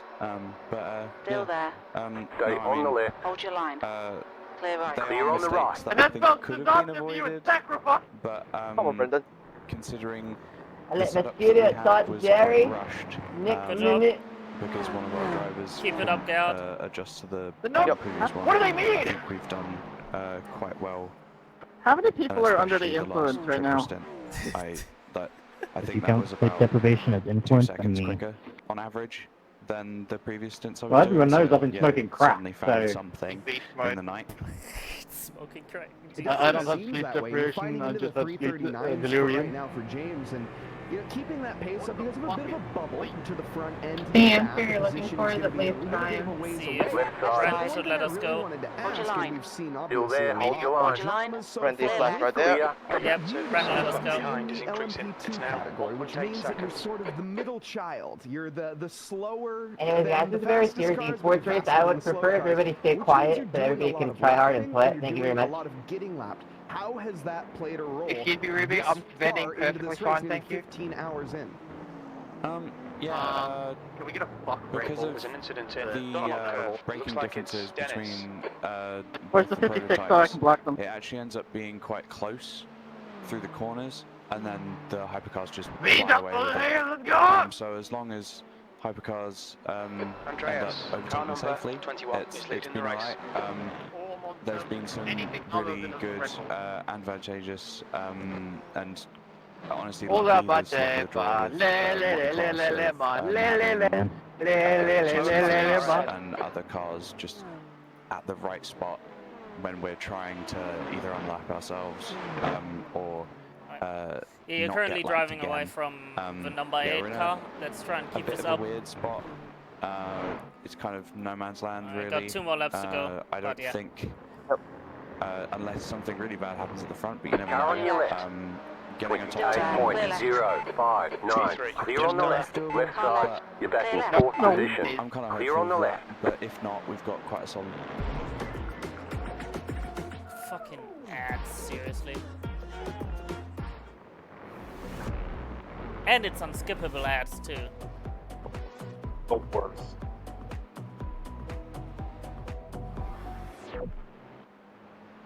When you're suddenly having to deal with people suddenly coming Brenton up, definitely deserves a hug for ridiculous speeds giving through us some that of the corners. massive toe. But Yep. yeah, It is challenging, but I think Saiva is struggling with those cold tires through most of the field, so it's. So yeah, it seems like that Caddy absolutely hates cold tires. 4.0. Makes sense. While we are that, just, of course, four-wheel drive. Like you've mentioned, the kind of the smooth sailing bit in the most recent parts, and that's all you can do. You know, the race at this point has to come to you, and that's really Clear on the roll. Traffic giveth, traffic taketh away at the best of times, and especially at night in Le Mans. That is not the best of times at all. Massive toe suckers, and, yeah. You've done a great job so far, so I'd say a P10 is certainly not out of the cards. Toe, not toe. Incident in Michelin chicane. T-O-W. Yourselves. Now, before we do move on, though, is there anybody the supercar in front has done something. We are checking. Honestly, what if you stop waiting for 5 minutes? I might be able to pass you. Okay, they're rolling again. We ran the 24 together last year. Doing it again this year. Considering how hectic things have been in our lives collectively, to manage to come together and actually get going and being pretty consistent. Yeah, the last car's me, regardless of the incidents, it's just it's good that we're actually here and still going. Clear. So yeah, thanking the team. Slower class car ahead. He's their class leader. Especially with how things are at the moment in the political climate. Going to the inside, you muppet. Try and give back and support. No need to call them Muppet, but yeah. The community. Maybe look into the mirror, please, Garnet. Agree more, Hamish, and thank you very much for taking part in this race with your team.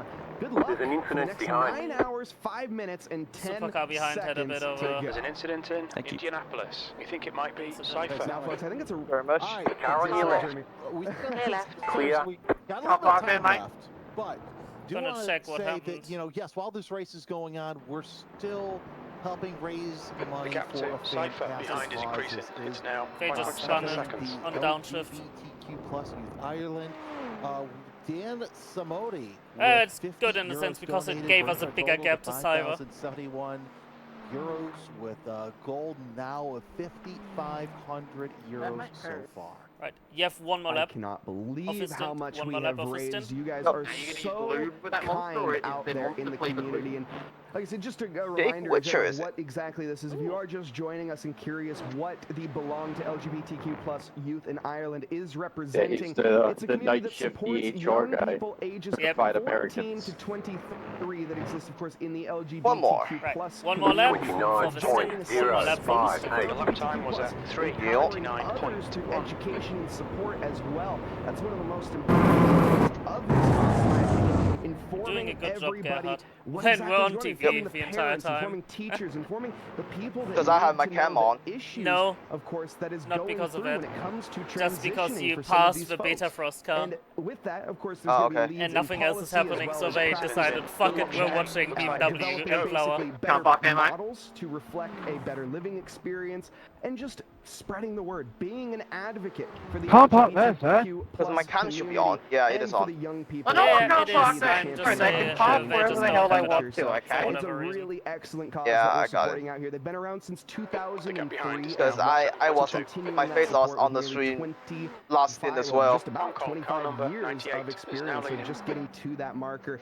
It's awesome, folks, and the fact that everybody, again, I've said it once, I'll say it again, thanks everybody in chat, whether you've donated or not, even if you just tuned into this stream and kept it up. Zach, let's go pump for the championship. Very much for being a part of this cause, because you are still supporting it. It's a great one to be a part of, and we thank everybody. And of course, thanks to the fine folks as well. 27 seconds to Chloe. Prismatic Motorsports for 6 seconds, not 27, 30 something seconds. And for Chloe. And all the people behind the scenes. Multi-map 2-1, multi-map 2-1, and look up the title. And everybody Ramiro, that makes all of these It gets a bit I unclear. gotta say, Jeremy, it's been an absolute pleasure these past 4 hours. It has, and they have literally flown by. And before we go, in about 2.5 minutes, Multi-21 and Ron are ready to do a little bit of crosstalk. So far Hi, gents. How are you today? Again? Hello. Pretty alright.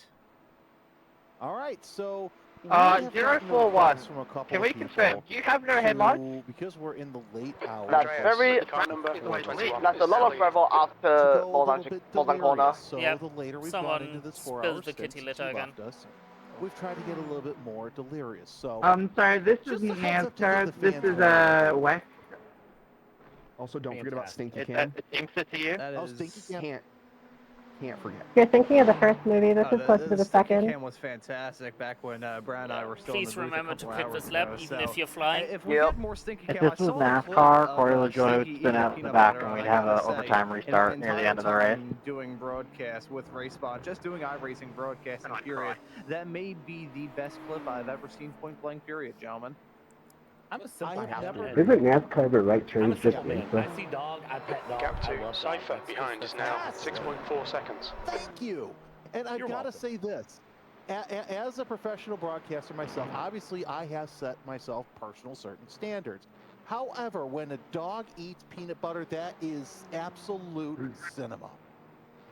Joey Logano deserved the 2024 Cup Championship. Effort afterwards, because I saw that there was some peanut butter that got on Stinky's nose, and you know, not under any other point structure. Took some time to get rid of. What the fuck is up, Denny's? I'm sad we didn't get to catch that on camera, but folks, I think Joseph, you got the 25 IndyCar Championship. Down to 9 hours left in this race. We've gone past the halfway point and down into the I humbly request to all the japping to be done in the all teams chat. 0.3 laps on both, lap 2.7. And it's been an absolute pleasure, Jeremy. Is there anything else that you'd like to say before myself, Mike Noss, and Jeremy Scott, we head off for the night? Unison. 3. You know, I've got to say this, night racing is a lot of fun. We've seen a lot of more interesting events we normally see during nighttime at Le Mans. But Mike, it's been an honor, pleasure. Hope to do it again sometime soon. And press the menu. This little thing in the menu. You don't have to look anywhere. Yeah, I'm done. I've had it. It's a bit difficult while you're driving, isn't it? Ron Mons and Brad Dalton to take you through this next bit. Have a good one, gents. Thank you, Mike. Thank you, Jeremy. And I gotta say, that was absolutely fantastic, Jeremy. Thank you so much for that. It's been a pleasure being a part of this show. I was on it earlier on, along with my colleague, Mr. Brad Dalton, here in the commentary booth. We're back again for the night shift. You're going to hear me for the next hour. And Brad, you're going to be on this show for the next couple. You're going to be on all the way up until 2 a.m. East Coast time, if my memory serves me correctly.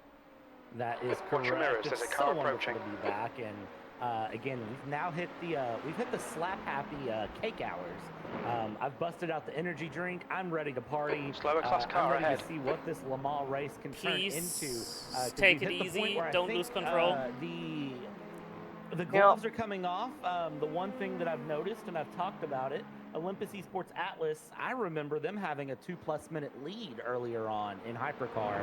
And I don't know if you noticed this, but that lead is under a minute, so clearly things are working out for Taylor Mills Racing in their favor. Right side.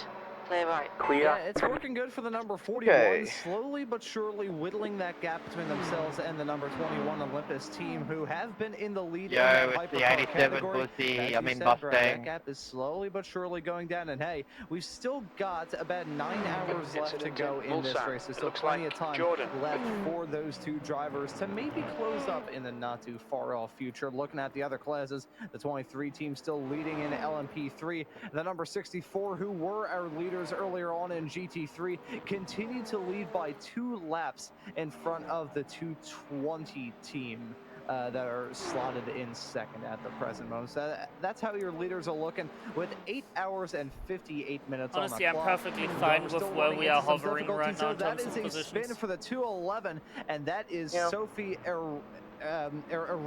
I apologize for the very likely butchered name pronunciation for that driver, spinning coming out of the first chicane. That team currently slotted 3rd in LMP2. Because we were just hovering between P4 and P6 or 7. Yeah, somewhere around Hands there. on. Bobby Blowers. Just What stop. happened with Bobby? Well, Everything. Looks like Bobby But that is perfectly not fine having by the me. best time in general was there. Yeah. Then it wasn't. Houdini called and wanted the car back. This is another moment for the number 211. And what happened to the 211 again here? Well, this is through Dunlop Curve and through the Dunlop chicanes. And Well, the rear end of the car became the front end of the car. Adam Coupe here, what happened in the 041? Driving that number 5 GT3 Coupe. Well, Adam Coupe just cooped it into the wall. I think the McLaren was hungry for a tire barrier for a good fourth meal. Typically, I prefer a beefy 5-layer from Taco Bell.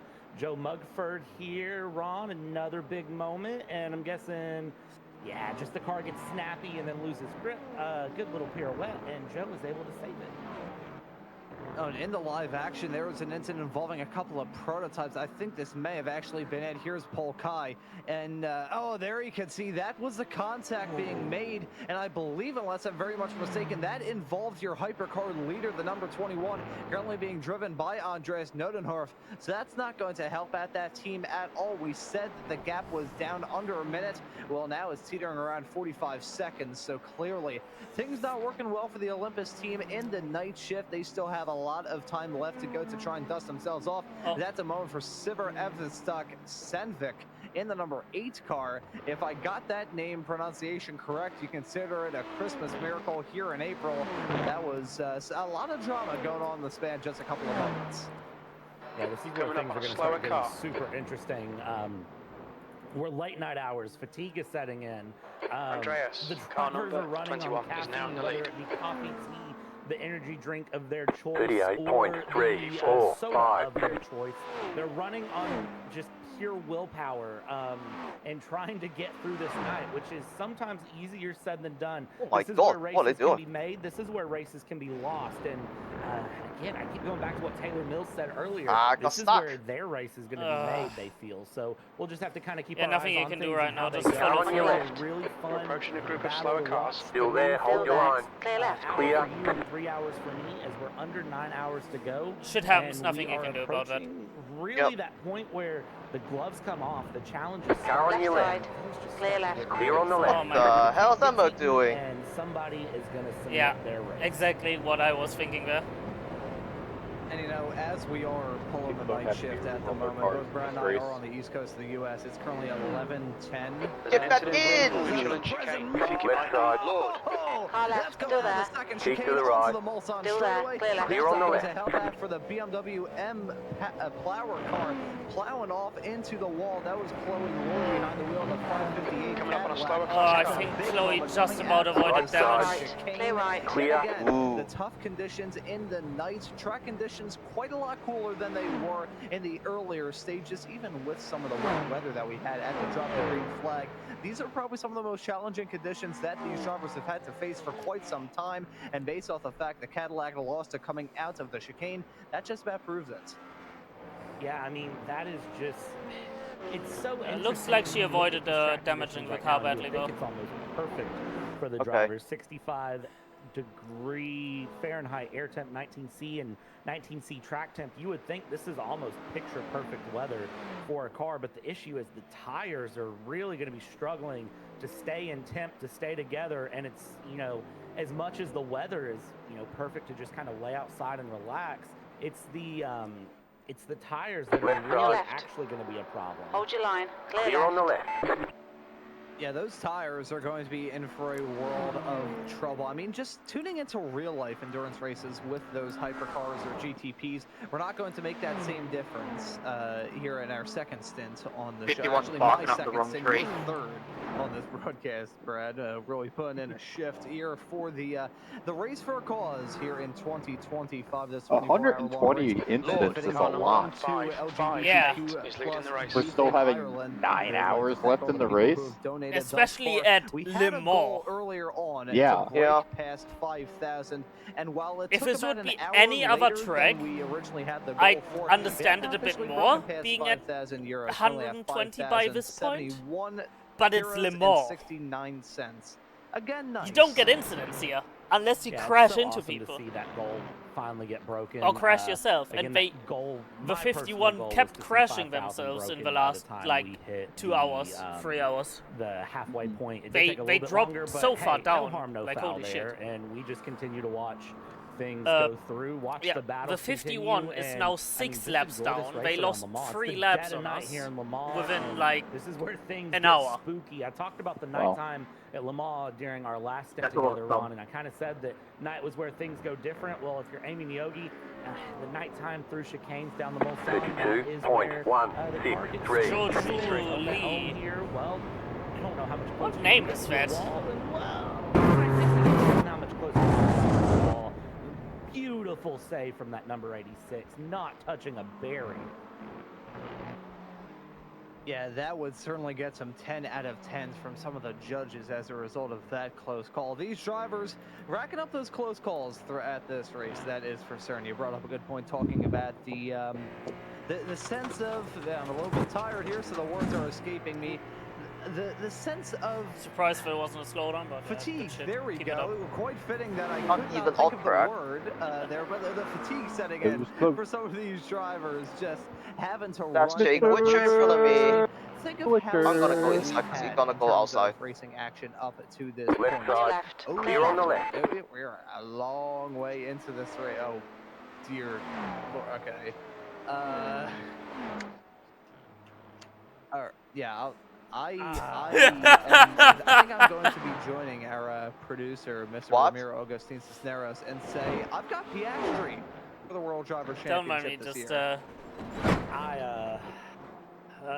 Nobody's gonna like my answer, but it's not McLaren's year. It's Verstappen again. So I am very hard biased though, and that is all I'm gonna say on that one. So God, this is Verstappen's year again. The 41 is going to get a penalty. That's where I'm at with it, and please, a nobody big yell one. at me.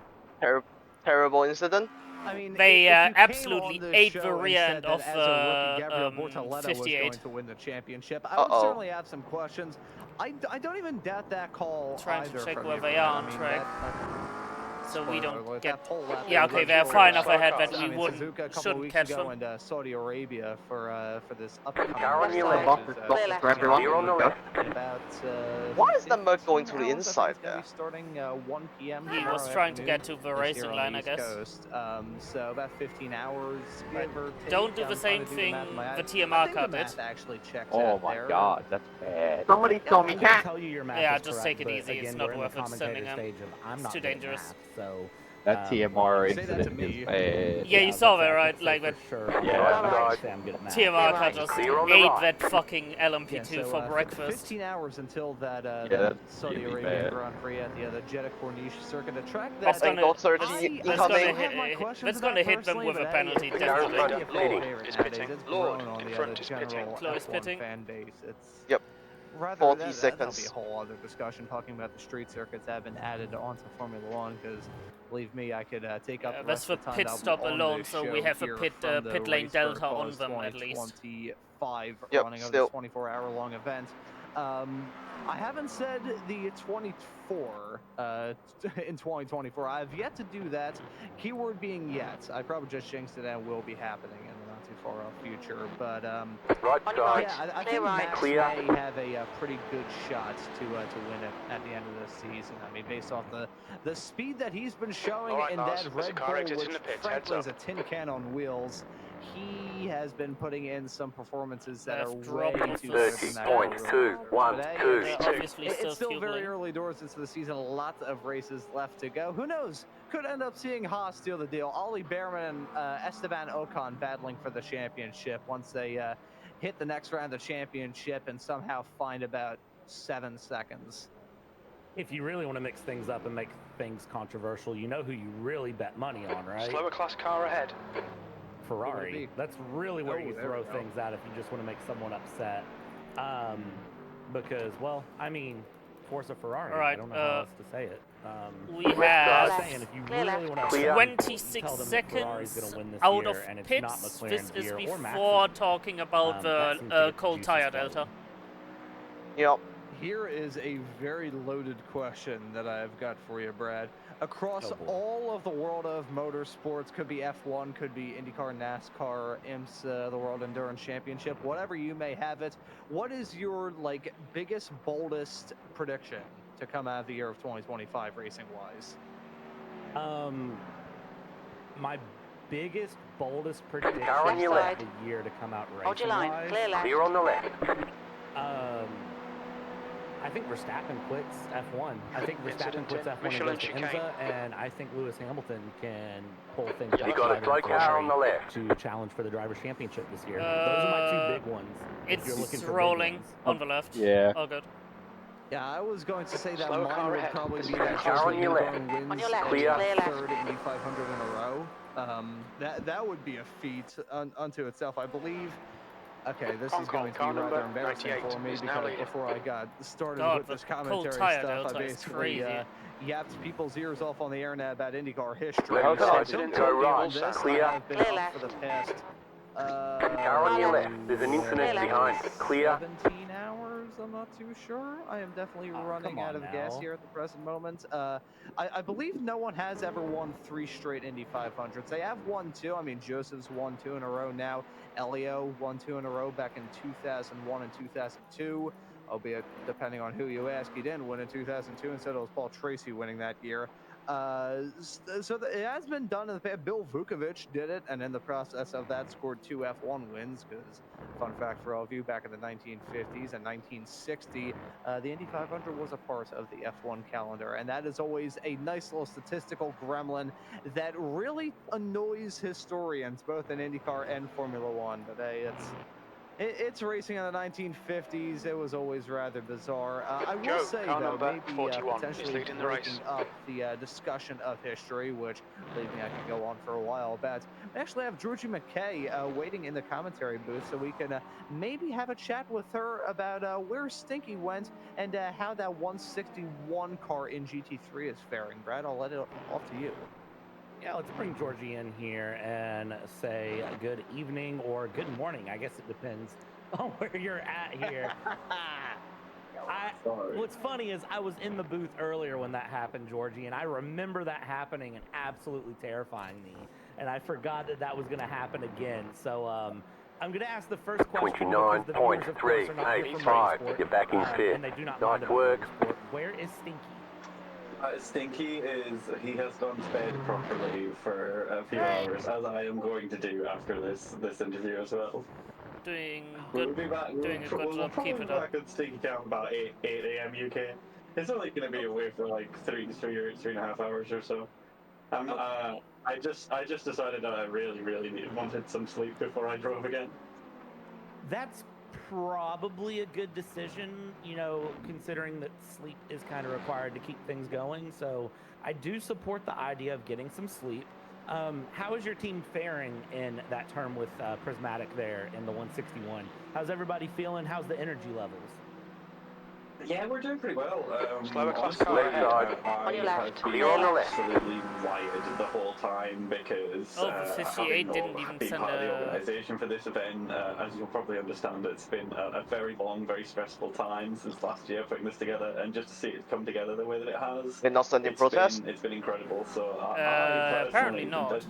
I'm probably going to try and sleep Wow. and still not sleep anyway. So. Getting away with working on it. maybe, who knows? Getting away with cold-blooded murder like that, Jesus Christ.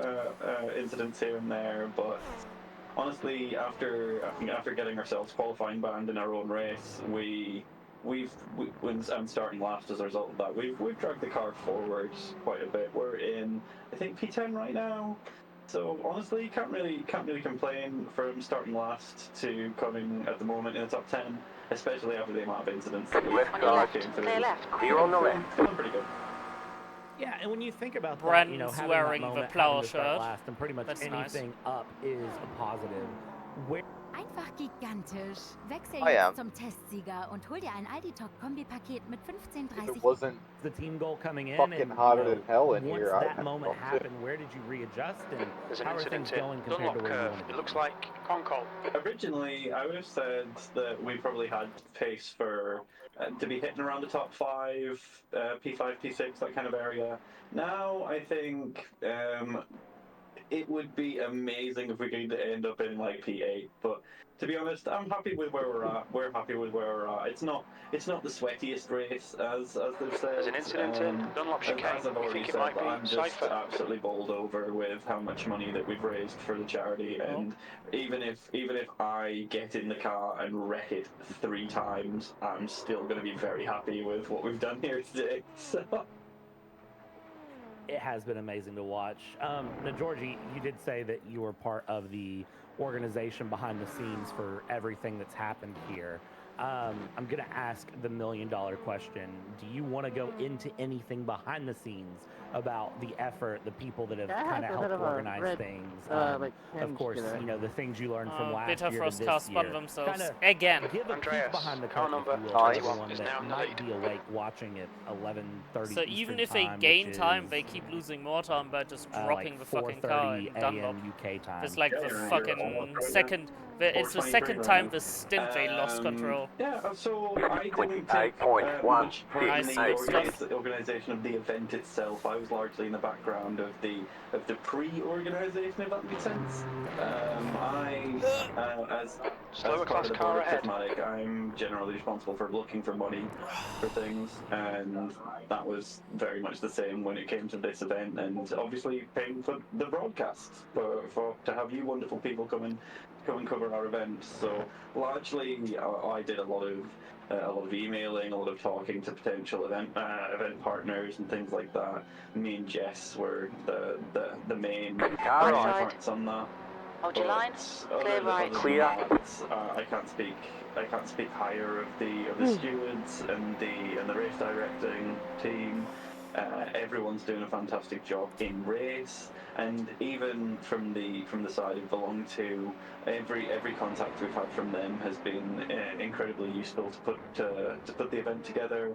All of the graphics they've given us, all of the interview that we have, the video with Saoirse that was played at the start, and everybody that's put their hand to this event has given a little bit of something to it, and that I would say extends not just to the race control, the stewards, etc., and the organisers, but to all of the drivers here as well.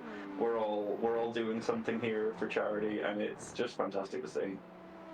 It has been absolutely amazing to watch here. But Georgie, the $1 million question on the night that I have to ask.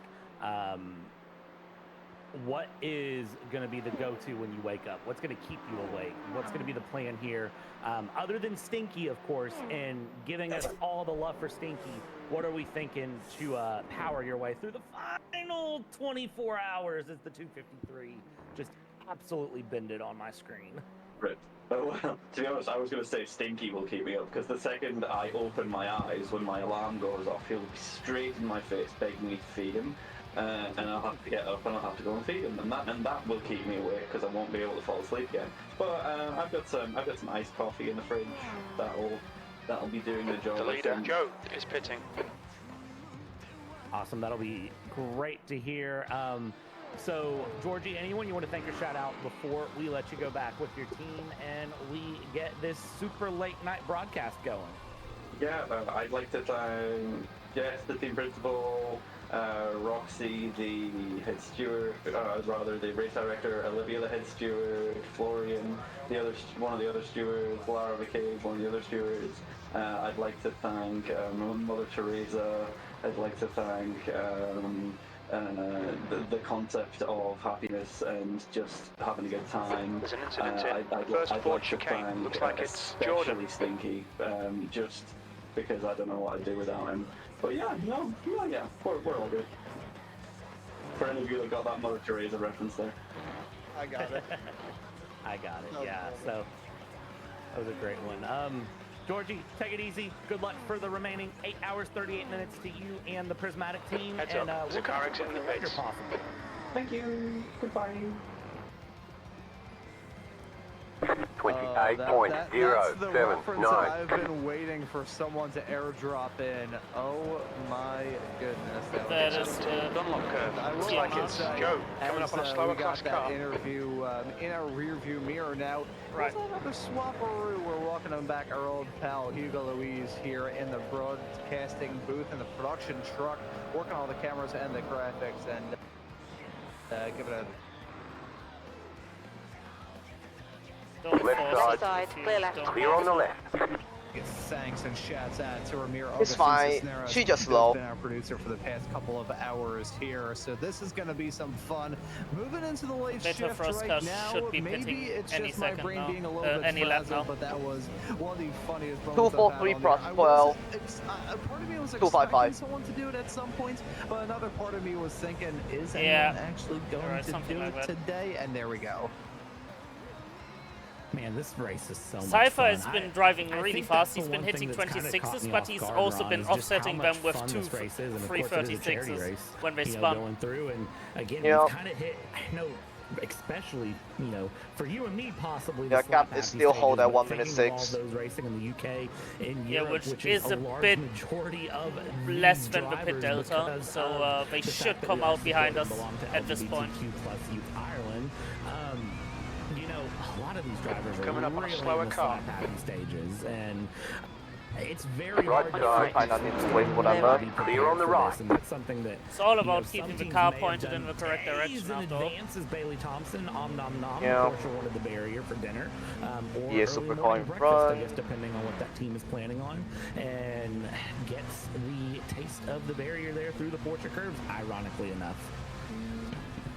And you know, on the subject of some drivers putting in some rather insane shifts to compete in this event, just have a heck of a lot of fun. It's the super car. So from what there's no fucking downforce.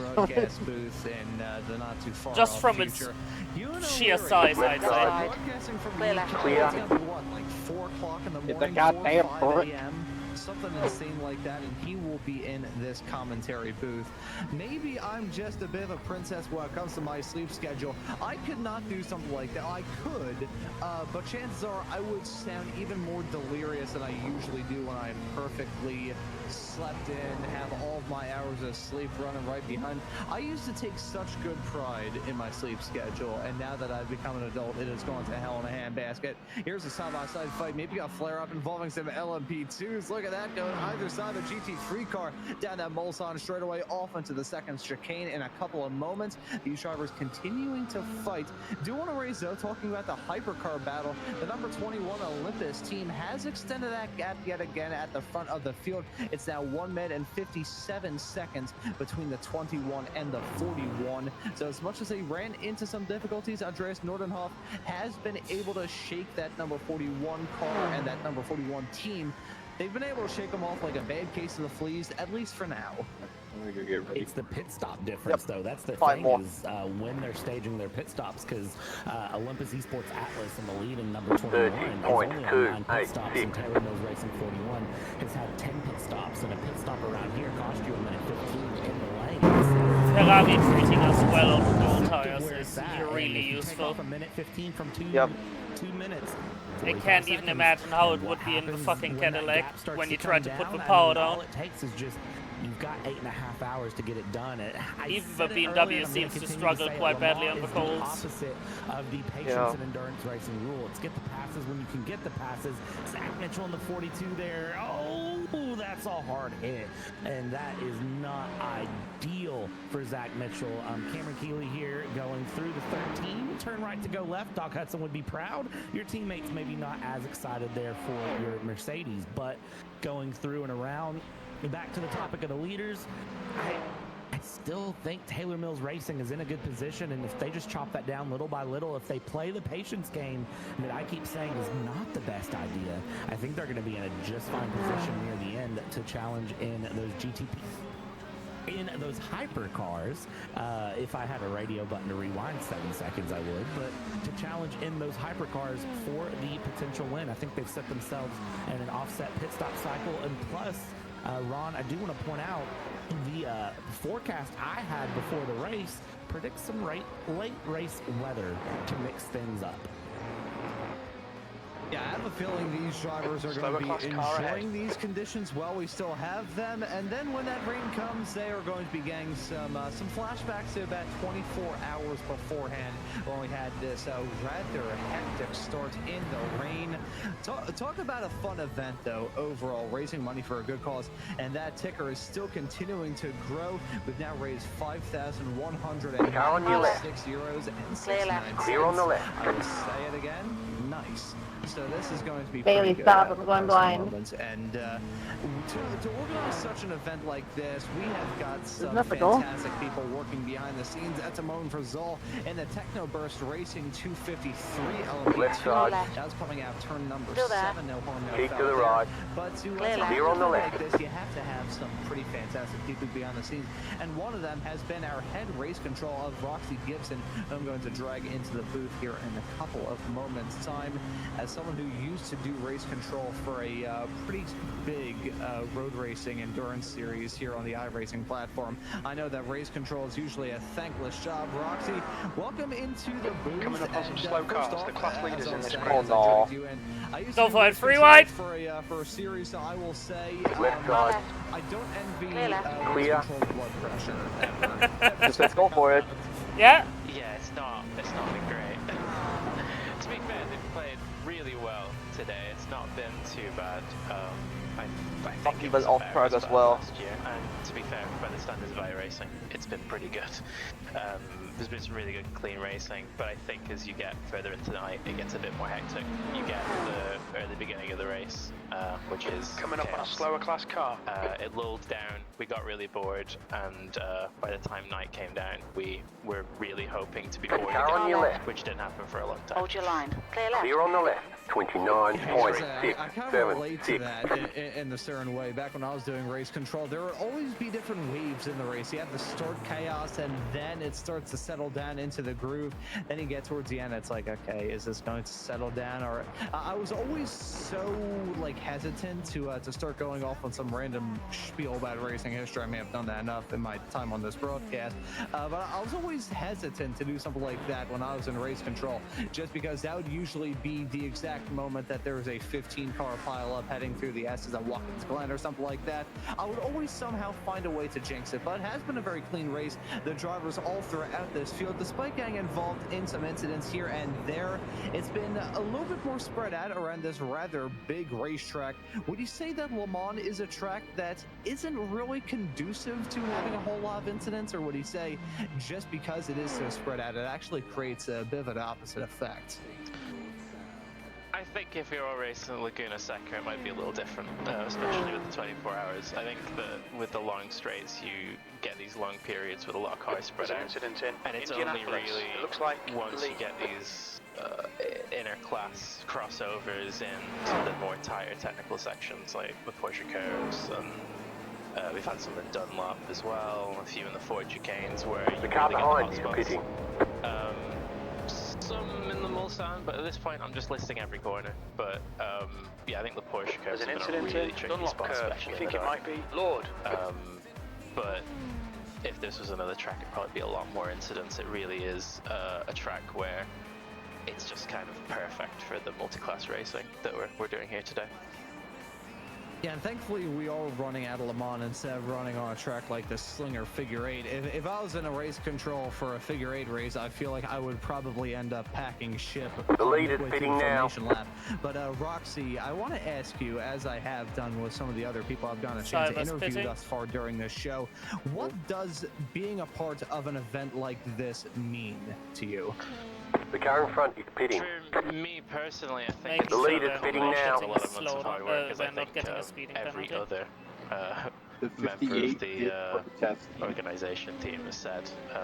I think 58 protesters, before me as well, yeah. and I think it's a very similar feeling of just this is what we That could be a pretty big slap on the wrist. and to see all that hard work. I hope really it's more than pay a off slap is because just that was fantastic. fucking egregious. And to see the good Yeah, it I will agree. do in the future, We'll and see. the good it is doing now on a community level, but the good it will do with the money raised, it's just fantastic. Plus, it's been a really fun day. So yeah, it's really hard to sum up because I think it'll all come to me at the end of this right now. I think the issue with it is we've been a bit too busy in the race control booth to have too many thoughts that aren't, okay, what's this protest and what are we going to do next? So yeah, sitting down with it now as I'm kind of out of my shift and being forced to go to sleep, it'll probably hit me soon. Just the level of Alright, let's see if we how well this overtake. event has gone. 27.252. Just check your fast lap of the session. Right. 27 flat. Well, I gotta say, from my perspective as a If I nailed the full commentator, it's been chicane. an absolute joy, a privilege, and honor to be a part of an event like this. I I'm really cannot looking find forward the to 8. possibly Wait, returning. what the hell is that for Xbox? We'll just have to wait and see. But Roxy, thank you for joining us here. Apparently we hit the 8, but the 8 is invisible. Event, and we'll let you go and have some shut-eye now. Thank you for joining us. Yeah, the 8 is literally invisible.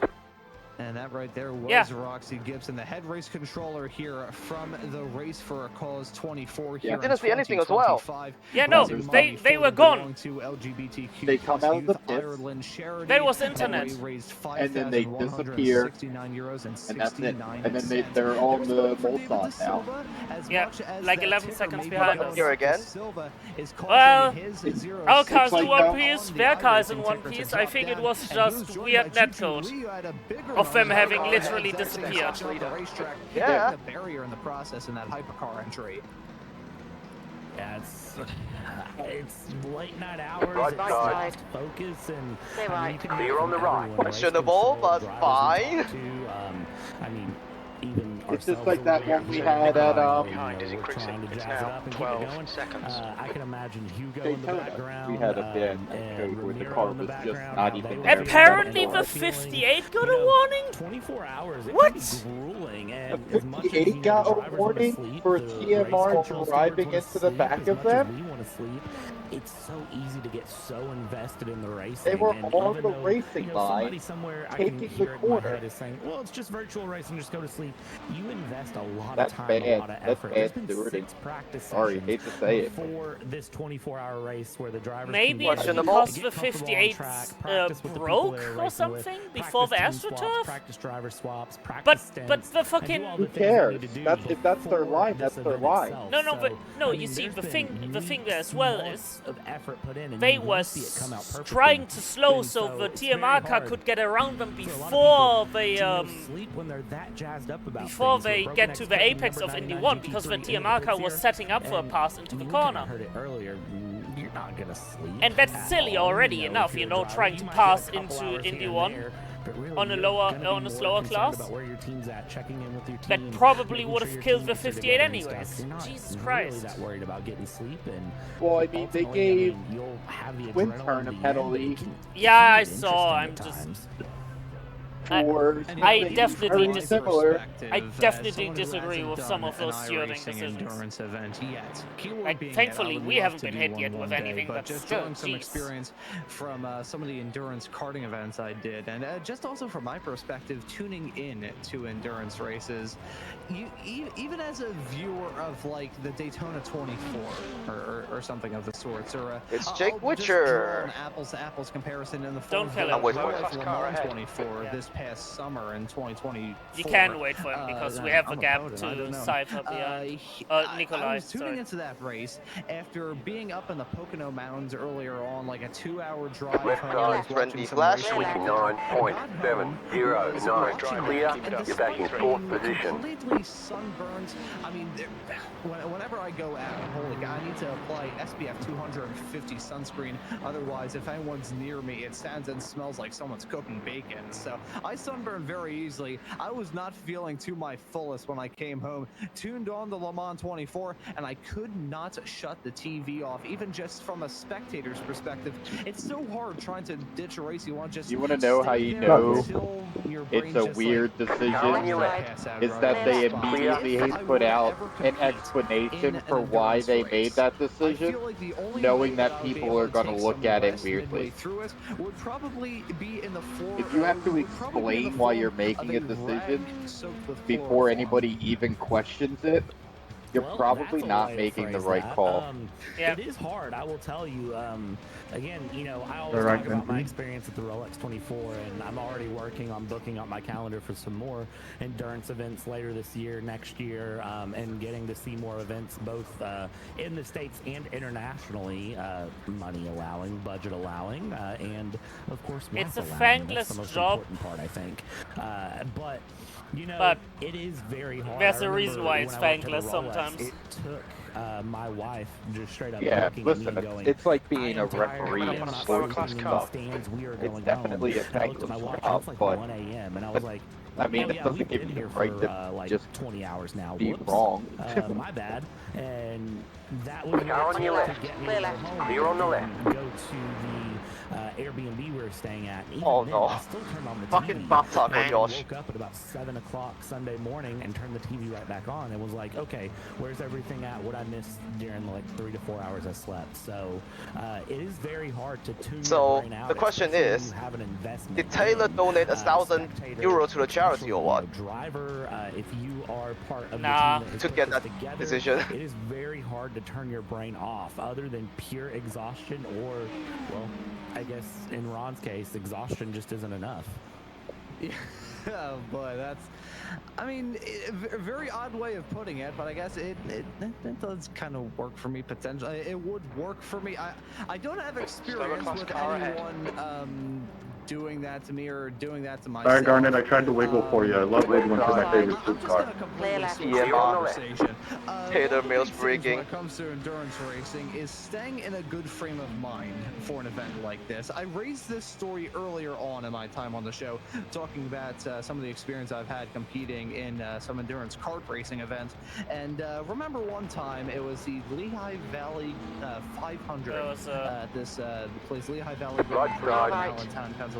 Hold your line. And that was a Clear on the right. You should have committed to the first one you were trying to put on. And we had to do kart swaps during it, and we ended up swapping into a kart. Well, I ended up swapping into a kart that did not have adjustable Right side. Clear on the right. or an adjustable That thing seat. body rolls like So having to crazy cram through the all turn. all 5'11" of me into that cart for a It hits lengthy the more period of time curve. where it basically Yep. felt like Ready. my knees were It hits the scraping up softest against my curve outlets for the other at rest the of end that of the stint. course. It was such a painful experience, I couldn't front of really me, walk and properly I the thought it next was gonna day. flip. But being in such a strong amount of discomfort just eventually led to my lap times Alright, dropping so off a then cliff. it's If George you find for another yourself, double and then feeling me, a bit maybe? of discomfort either No, physically, mentally, I or get a final otherwise, double. you're just gonna be a You don't basket drive case, for like a having to long be in time, that race Lars. car, set quick lap after quick lap, Aw. doubly so in conditions like this, where if you're hypercar, As long as you give are me constantly a- running in As in long some as you give sort me of a good, traffic, running in some sort of trouble, good and in one-piece you're car, always gonna have I something cannot running complain. in the back of your head during something like No this. promises. Yeah, I mean, it's Love you. very, very hard to sort of, get things going and, switch things through and go around. And I think as a driver, especially if you're in the car If you right want to now get in and first, you Lars, are I don't mind. very tired, I think what would be great for them is to, focus on the car ahead. And I said this earlier during our last stint that we were hitting that point where it was just focus the car ahead. And I think we're very much in that point still. I think once we hit probably the 7-hour mark is really where I think the focus is going to switch from the car ahead to, okay, where do I want to finish this Slower race? class car How ahead. do I find my finishing position? And how do I get myself where I want to be in the end?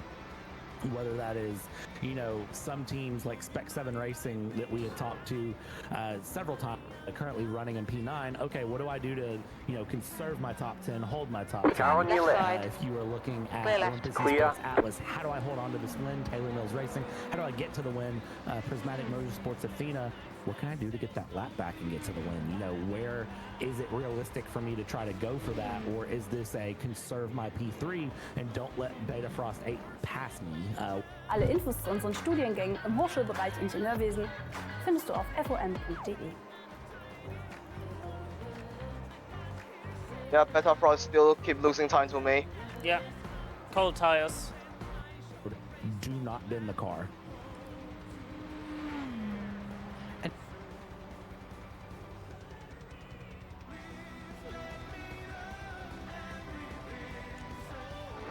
Slower class car ahead.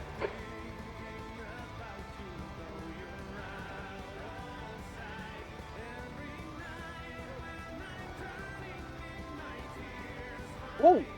Whoa. It's a massive desync. On your end, or? Car on your left. Yeah, from my end. I saw him crash into a wall, bounce back, like suddenly go back to the racing line. Oh, you mean the 016? Yeah. You go. It was super close. They were about to slam the wall. Yeah. Oh, in. Yeah. In. Right, George, you know what to do. Yeah.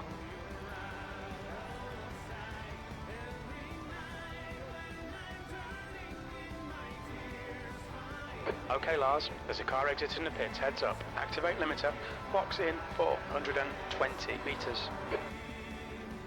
Not bad. Match another lap time. I could get down to 26, but... Pit box in 10. Box in Yeah, 5. Yeah, you go. 4. Who cares? 3. 3. 2. They might have gotten down to a 26, but they've also fucking eaten the wall again. I'm out. 2 liters remaining. Okay, limiter. On. Right. Let's turn off my camera. And the race broadcast is on Chloe at the moment.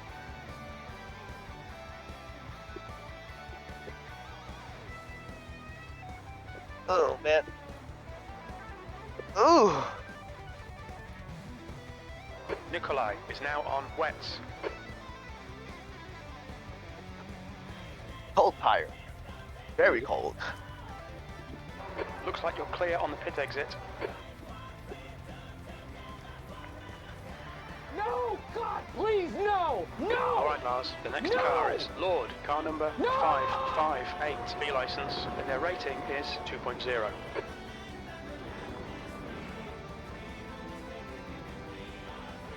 I'd rather serve it now than later. Car on your left. Clear left. Clear on the left. Yeah, just get those cold tires. Yep, what?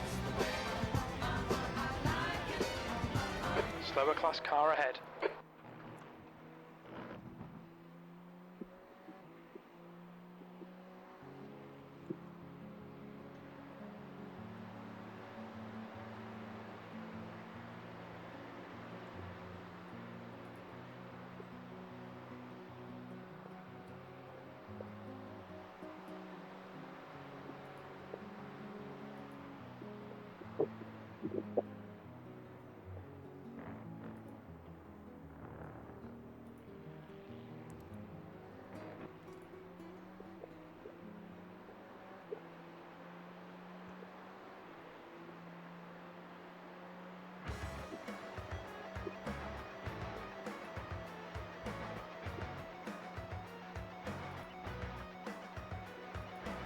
Oh, yeah.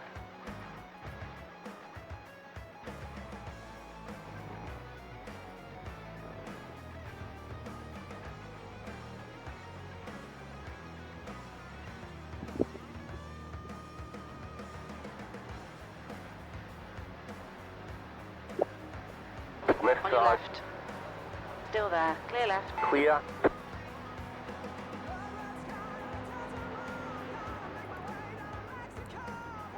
I'm gonna watch the Discord shenanigan.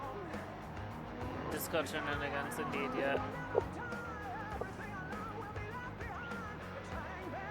Yeah, you could have spectated Right and side. said, very Right. smart. Clear on the right. Good job, Josh.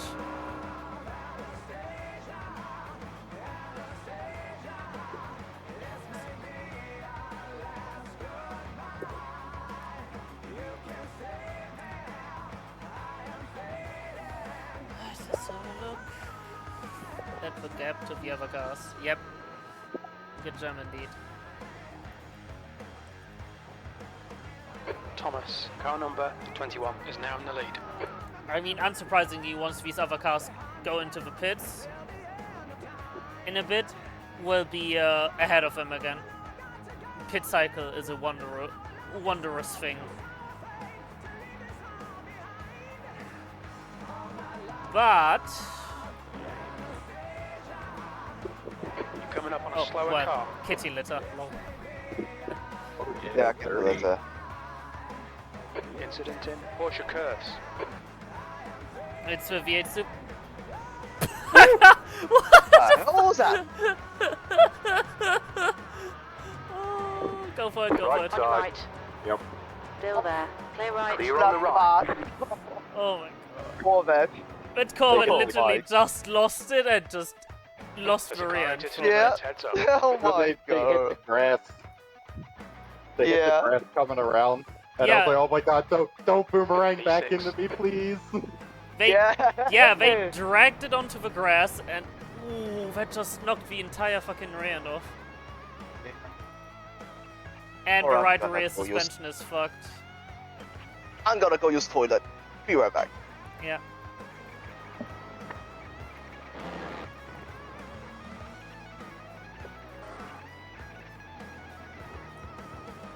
Yeah, the M-Plow tandem for a 24-hour race is cool. Left side. Clear left. Clear on the left. Shame it's mainly happening because we both kept binning it, though.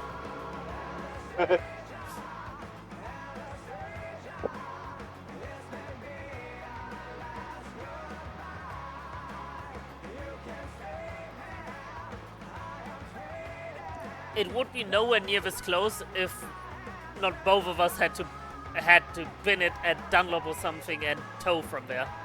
Because both we did it and Rob did it as well. Like, yeah, 5 of 8 obviously doing great considering the quali ban. Yeah, for real. And all the turmoil leading up to the race this week. The driver in front of us is 4 laps behind. Nikolai, car number 8, is leading the race. I was very much ready to step in. Coming up on a slower class car.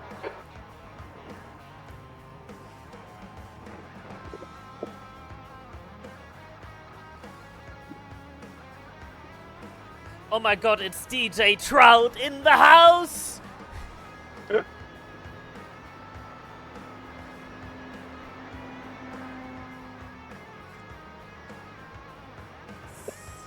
a 34, it's not the... Now that Team Value slide, it was for 230. That would be amazing though if they would be the ones with the fucking DJ 7 on stream. Oh yeah. My name is DJ Trout and I'm a DJ.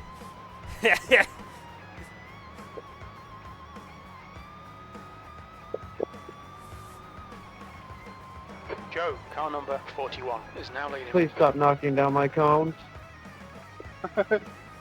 No one can, yeah, we had it all, except war crimes, because if there are no witnesses, there are no war crimes.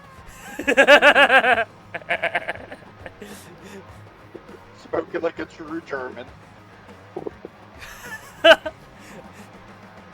Yeah, and spoken like a true American. Amen, brother. Amen. Sorry, Tyler, I didn't see you there. Yeah, you're good.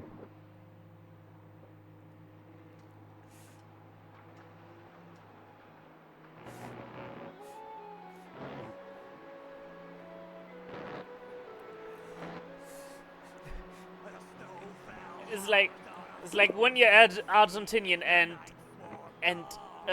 your parents tell you, don't ask your grandparents what they did in Germany between 1933 and 1945.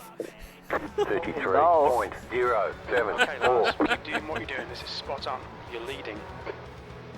Okay, just a quick second. Crew chief has hit a new high in delirium. What that? Why? According to crew chief, we're leading. Yes, we are. I mean, I guess we are. I don't know what fucking crack he is smoking, but I kind of want some as well now. Alright, quick weather update. 0% until 9:15 a.m. Weather update. There's rain. Weather update. It's raining hot rocks.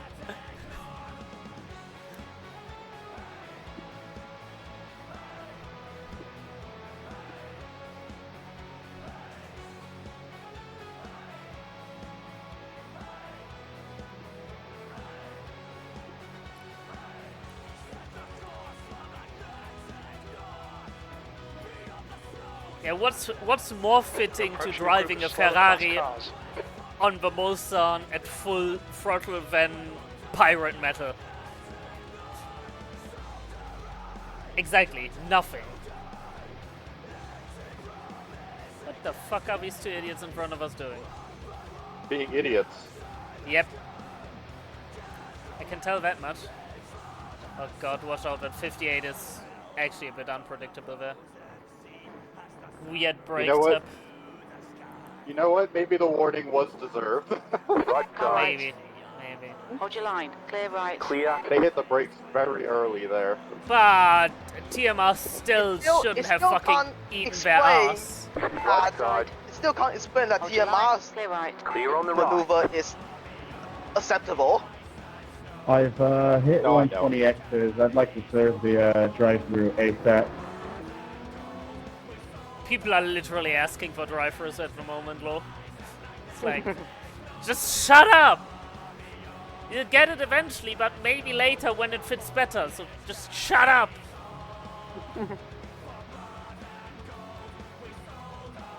Oh well. Could be worse.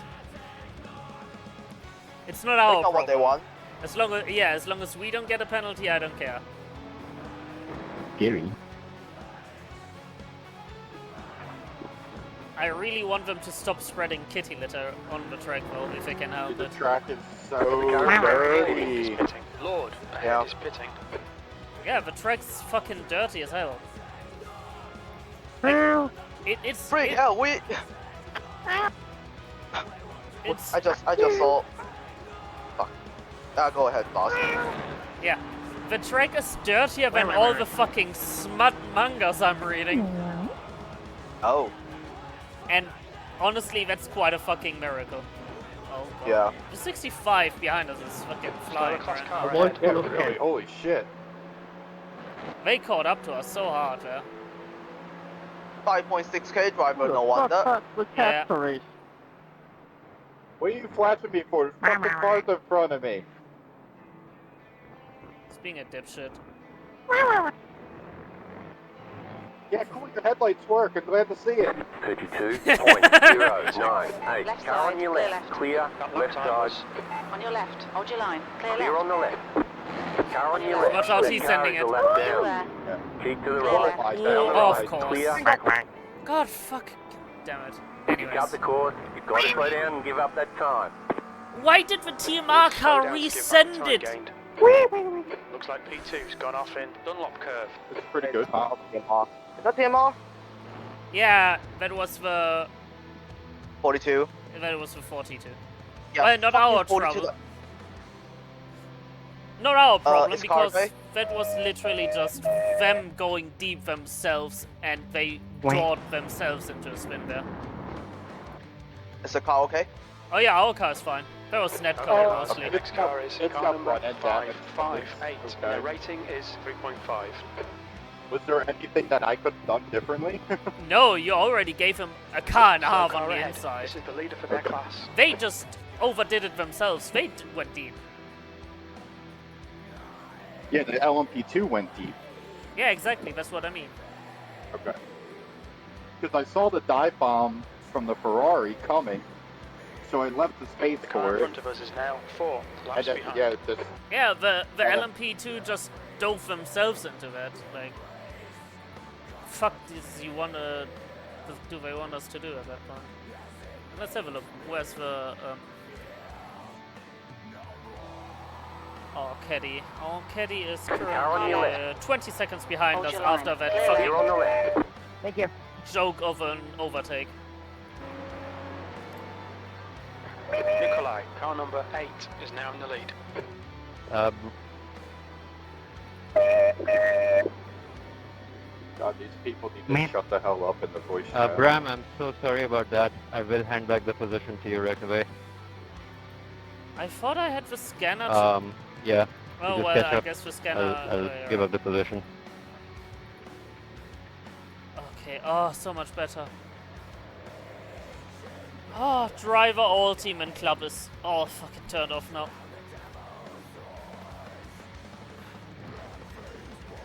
Oh, silence. Slower class cars ahead.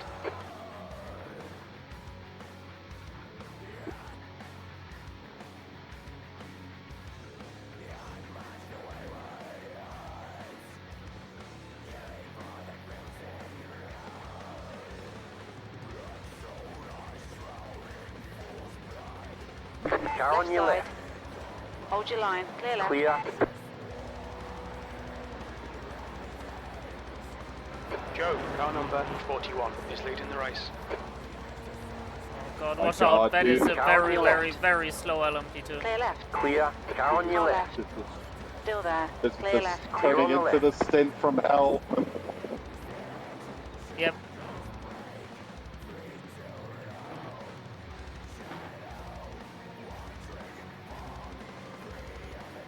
Of this stream for the race for cause 27 and GT3, you've got Ivan Chambers. Okay, Lars, there's a car exiting the pits. Heads up. Coming up on a slower class car. Eggs cooking, not looking too far off. 34.303. You're back in pit. 34.3 seconds. And I kind of experienced that of like other. It is 11:52 Oh my god, p.m. push up right there. Because it took me way too long. And the frustrations can definitely build up. Completely honest, but looking through very tight seat. I guess in Ron's case, exhaustion just isn't rag soaked with. I'll just draw a bigger moment heading all through that exact same section.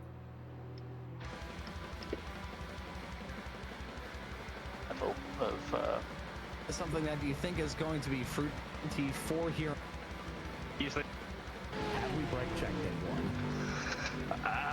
Not over till it's over. Yeah, it is not going to be over until that check. Oh. Oh? TMI is under investigation again? Which one? The 41? The 41, yeah. Right On your right. Still there. Clear right. Clear on the right. The 42 is under investigation. It could be us as well. If they want dare to do that, but no, it's that's the their fault. 41, not the 42. Yeah, I know. The 42 is I not know. gonna try and protest that because that would be bullshit. Coming up on a slower car. It's literally a slower class sending a higher class car after sending themselves, yeah. Don't know.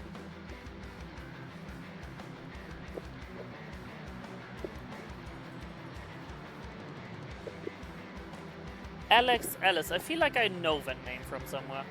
Oh wait, it's the satellite. Of course, it's the satellite car. I'm a fucking idiot.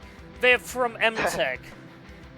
Oh. That also explains why they. That also explains why he fucking lapped us so fucking stupid. Group of slower cars ahead.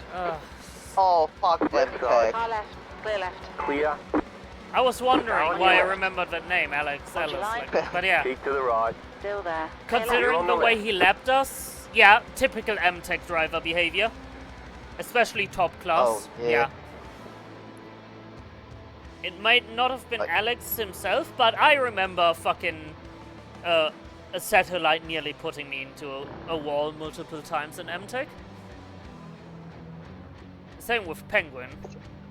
What, seriously, that a race broker just stick on my car for a fair few laps last stint? Sweet hell.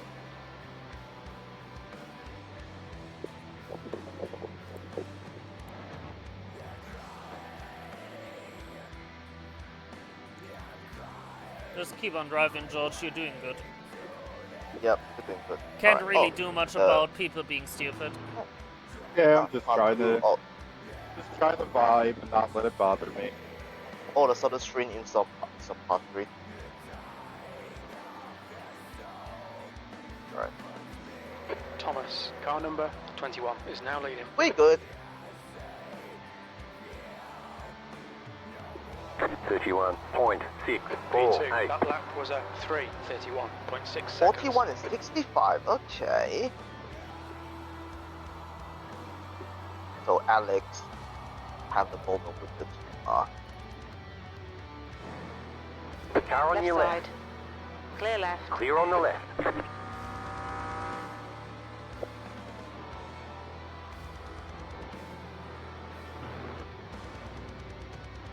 So, my distance is done.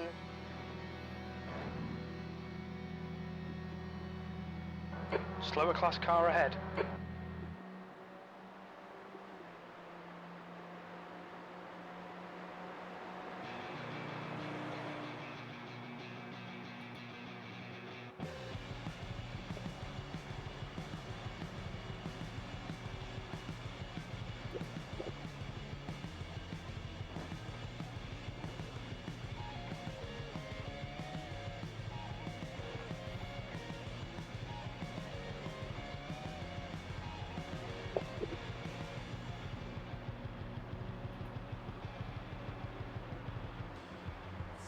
Okay, Lars, the next car is 4 laps behind.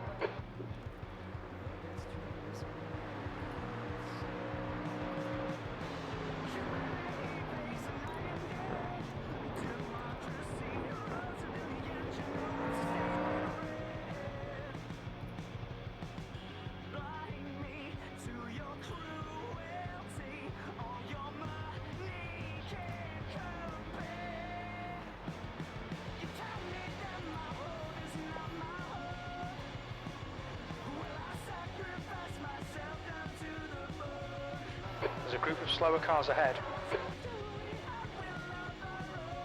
So, Citra, Car on your left. 21 leading, TMR 54 seconds behind. Prismatic is a whole lap behind TMR. 2 laps down to leader. Joe, car number 41. And Beta Frost is whole lap behind Prismatic as well. And about a third of a lap ahead of us, which is about 1 pit stop worth of time. Yep. Now But it's the driver, the driver that is in the Beta Frost car is slower though than us, especially once Gerhard's back in the car.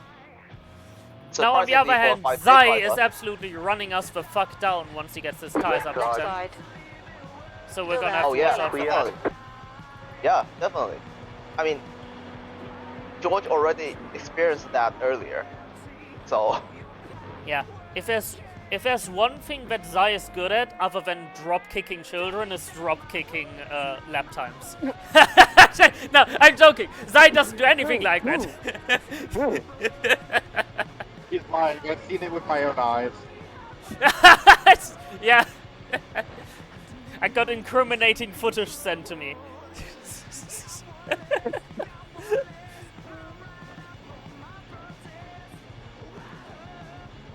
Obviously shit talking, right? It's 8 hours They're left. Australian, it just comes with the genetics. 32.485. 6 a.m. So 65 is in the pit.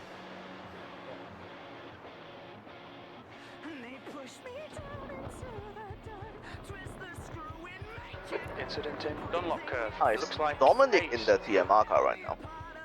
yeah, and they're struggling on cold tires again. Yeah. Warning for 65, leaving insufficient racing room Nico as mitigating factor. Yeah, that probably was the incident where we were kind of involved with as well. You got that corner and got a slow down penalty. Yeah, 65 and 642. Slow down, give back some time. And between 58 and 41, there's a warning for 58 for unpredictable driving around traffic. We already had that. We already talked about that. That's incident 64. Oh yeah. That's long time earlier. Well, I am keeping the vibes up right now. Yeah? It's just the good vibrations. It's just the sweet sensations. gotta start the song again.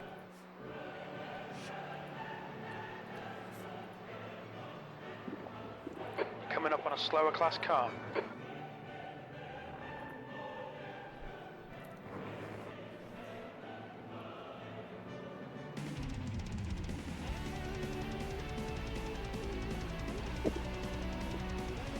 Left side. Car left. Clear left. Clear on the left.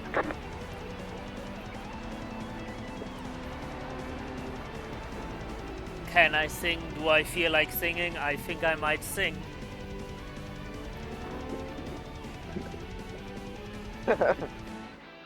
Oh fuck! I think Paco just clipped that. Of course he clipped it. Why else?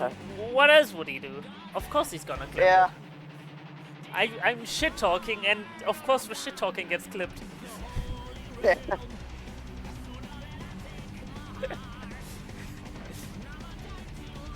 You better not send that to Zai. You better not. Me spreading misinformation on the internet. Just like modern day internet users, isn't it? Yeah, just modern day internet users. But you know what? Fuck it. I'm gonna sing now. Time for some karaoke. Where's Frank Sinatra? Frank Sinatra. Yeah. Honestly, Frank Sinatra is absolutely gonna roll in his fucking grave when I'm done with that song. Oh yeah. Alright. You cut that corner, you got a flat out penalty. You're approaching a group of slower cars. And now the end is near, and so I face the final curtain. Car on your left. Friend, Clear on the left. I'll say it clear. 34.235. I'll state my case, of which I'm certain.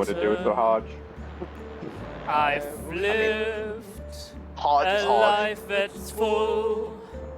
I've traveled each and every highway and more.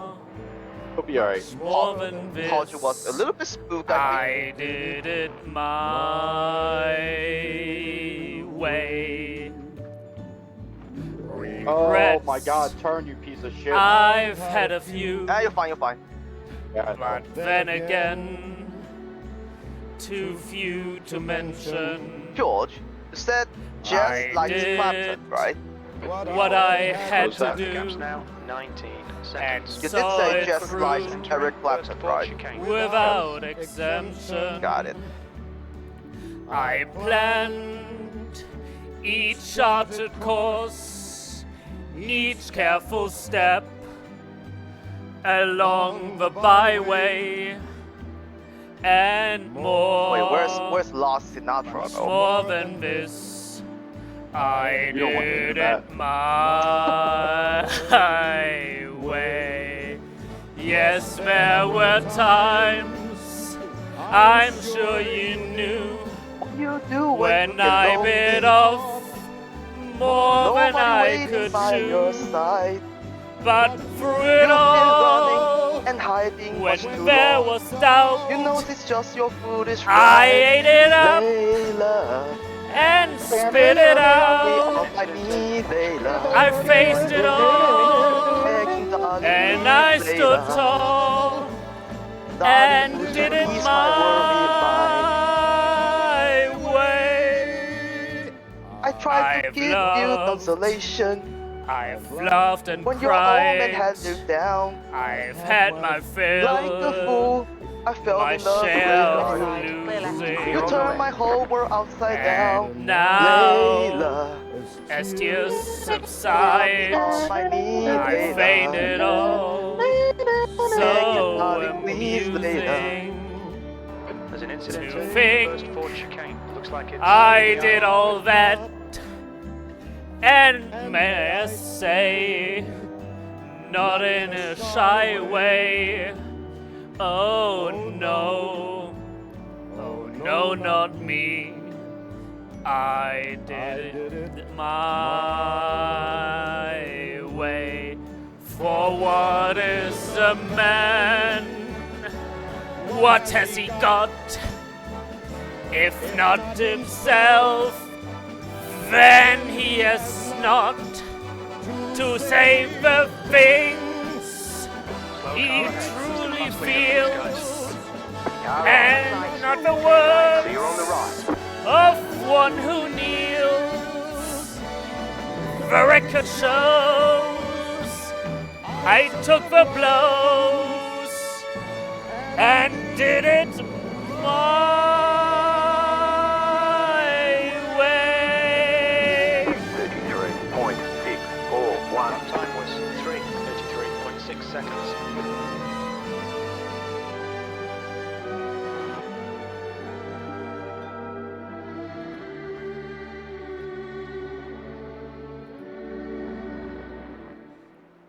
Yes, it was my Car number 558 is reeling you in. The gap's now 17 seconds. He's quicker God, than I you fucking into the butchered long that chicane. song. Right. Enough of that.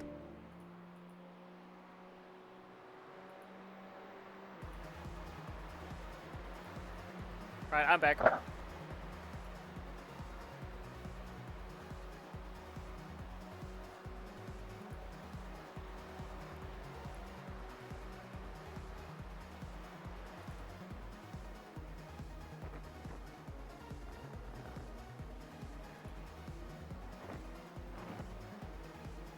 Slower car ahead. This guy's the class leader.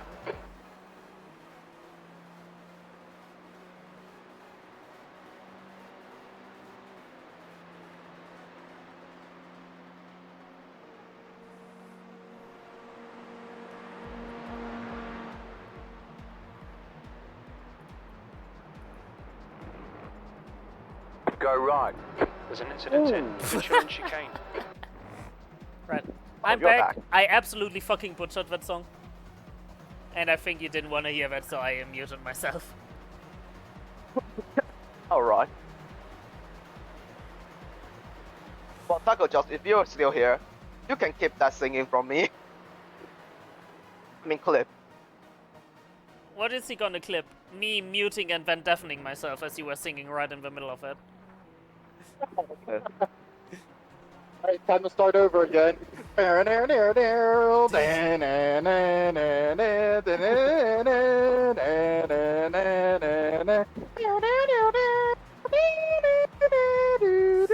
I'm eating something, wait. What is The gap going behind on? is now 16 seconds. Incident in the first Ford chicane. It looks like Nikolai. Slower class car ahead. The car in front is Nikolai pitting. ahead is pitting. Oh yeah, Nikolai's pitting. Maybe we should have a look. Yeah. Zai's chasing me down like I'm tied to a fucking tree. Car on your left. Hold your line. Clear left. Everybody You're on the left. spinning and crashing into me.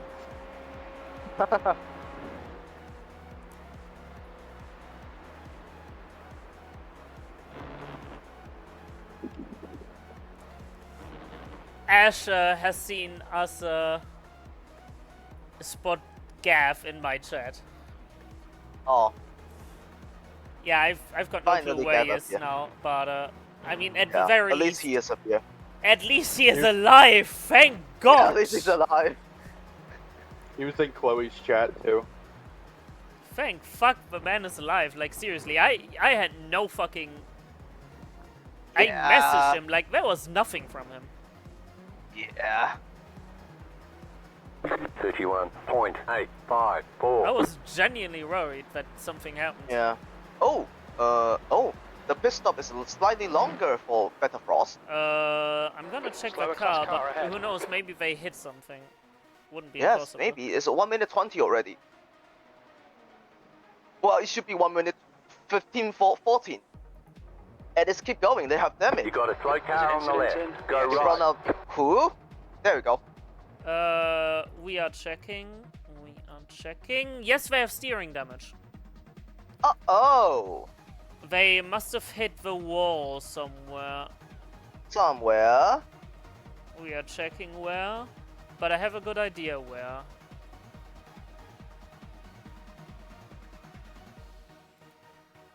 Oh, no way. The leader, Thomas, is pitting. You know what I think what might have happened? Closing the gap. It's now 15 seconds. They're quicker than you entering Dunlop chicane. We might have given them steering damage. Me? From the invisible netcode? Yeah. I'm gonna Can't check. do anything about yeah, that. I'm gonna check on his what happened after his outlap. That's 256. Cyber pitting. This Nikolai comes out. And then he's invisible. Yeah, and when he reappears, he has steering damage. Yeah, that was from the invisible netcode. Well, I mean, there's nothing we can do about that. Car number He was literally invisible for us. I think Nikolai was invisible at that time as well. Andrew is Yeah, no, that's what I mean. And we got 0x. Wait, where's the 0x from? Oh, I hit the cone. Oh, okay. But yeah, no, the now I know why. Yeah, that explains why Nikolai was the slow. He was fighting a damaged steering arm the entire time. But at the same time, there was nothing we can do. Nothing he can exactly. do. There was nothing we could do because he was literally gone from the track. Yeah. All right. Oh well, I mean, now we're solidified in fourth You got a slow car on the left. That car is the left down. Porsche. You got a slow car on the left. Rejoining. What a fucking dickhead. I almost won the fucking... This has been a hell of a stint, I boys. almost It's won a been fucking hell of a protest vet. stint. I almost won a fucking protest vet. Jesus Christ. What the fuck? Coming up on a slower class car. Well, yeah, I cannot feel bad for the Beta Frost car, considering that car literally disappeared into nothingness. Yeah. All right. Right Car side. right. Moving on. Hold your line. Clear Clear. right.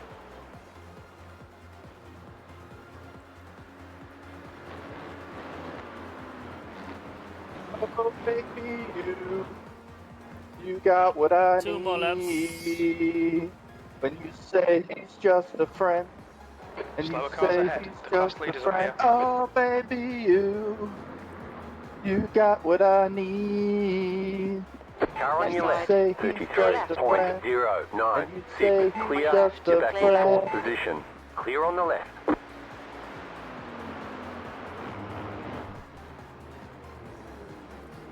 I'm pretty sure the reason we haven't been protested for that hit by Nikolai... There's Yeah. no replay of it. Because there's literally no replay of it, because Oh, he was replay? literally gone. Oh, Yeah. Unless Nikolai is currently alone Coming and up on a couldn't slower protest class it car. before. Where we going? Right Right side. side. Well, I Clear mean, right. I'll Clear on the immediately right. jump in and appeal in case he protested us just now during the pit Yeah. stop. Well, they're out Yeah. again.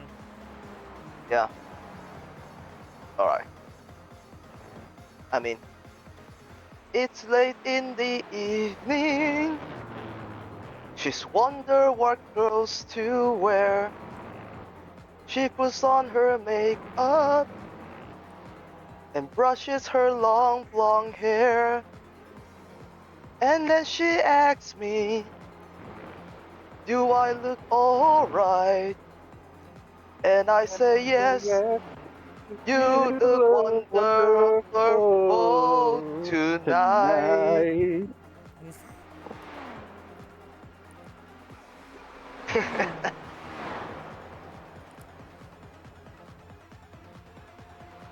That was almost my wedding song. You coming Yeah. up on a slower car. Hit me, baby, Left one side. more time. Clear left. Clear. I know this to is B4. killing Behind us now, me, 11 and seconds. I must confess, I still believe. Still believe. When I'm not with you, I lose my mind. Give me a sign. I Hit just me, miss baby, the one more fucking shit. time. Thomas, car number 21, is now leading. Real sleep-deprived hours. Just gonna scream at me. Hell yeah. Hell yeah. Oh, we've got more.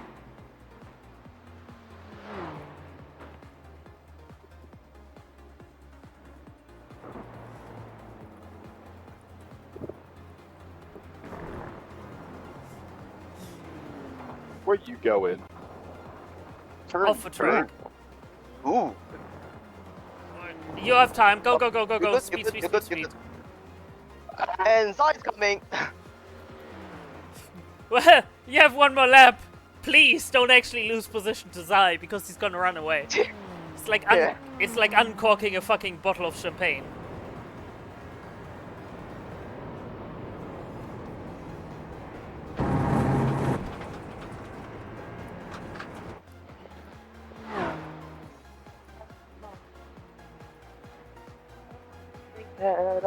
The car behind is closing on you. The gap is 3.3 seconds. Slower class car ahead. Ooh. Oh well, no. Yeah, well, we're fucked. George has had nothing but terrible luck this stint. What the fuck's going on? It's okay. Car on your left. Clear on the left. 38. And when that fucking GT literally blinked as he passed him as well. Swimming through the wave in your hair. And every star in the sky is taking and by your eyes like a spotlight. I don't know what the you're beating of my thinking, heart man. is the drum and it's lost. And it's looking like a victim like you. You can take the darkness from this night and turn it to the biggest burning endlessly bright. P3 is getting closer. The gap is now. Fuck, this song is hard to sing. On your left. Clear on the left. Do you ever feel like a plastic bag blowing in the wind? Sorry. Tell Zai if they come next to me, I'm putting them in the wall.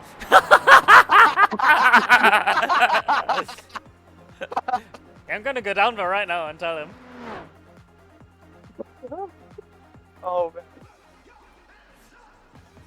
George said, if you come next to him, he's gonna put you in the wall, Zai. English, car number 41. Alright, you can come at us.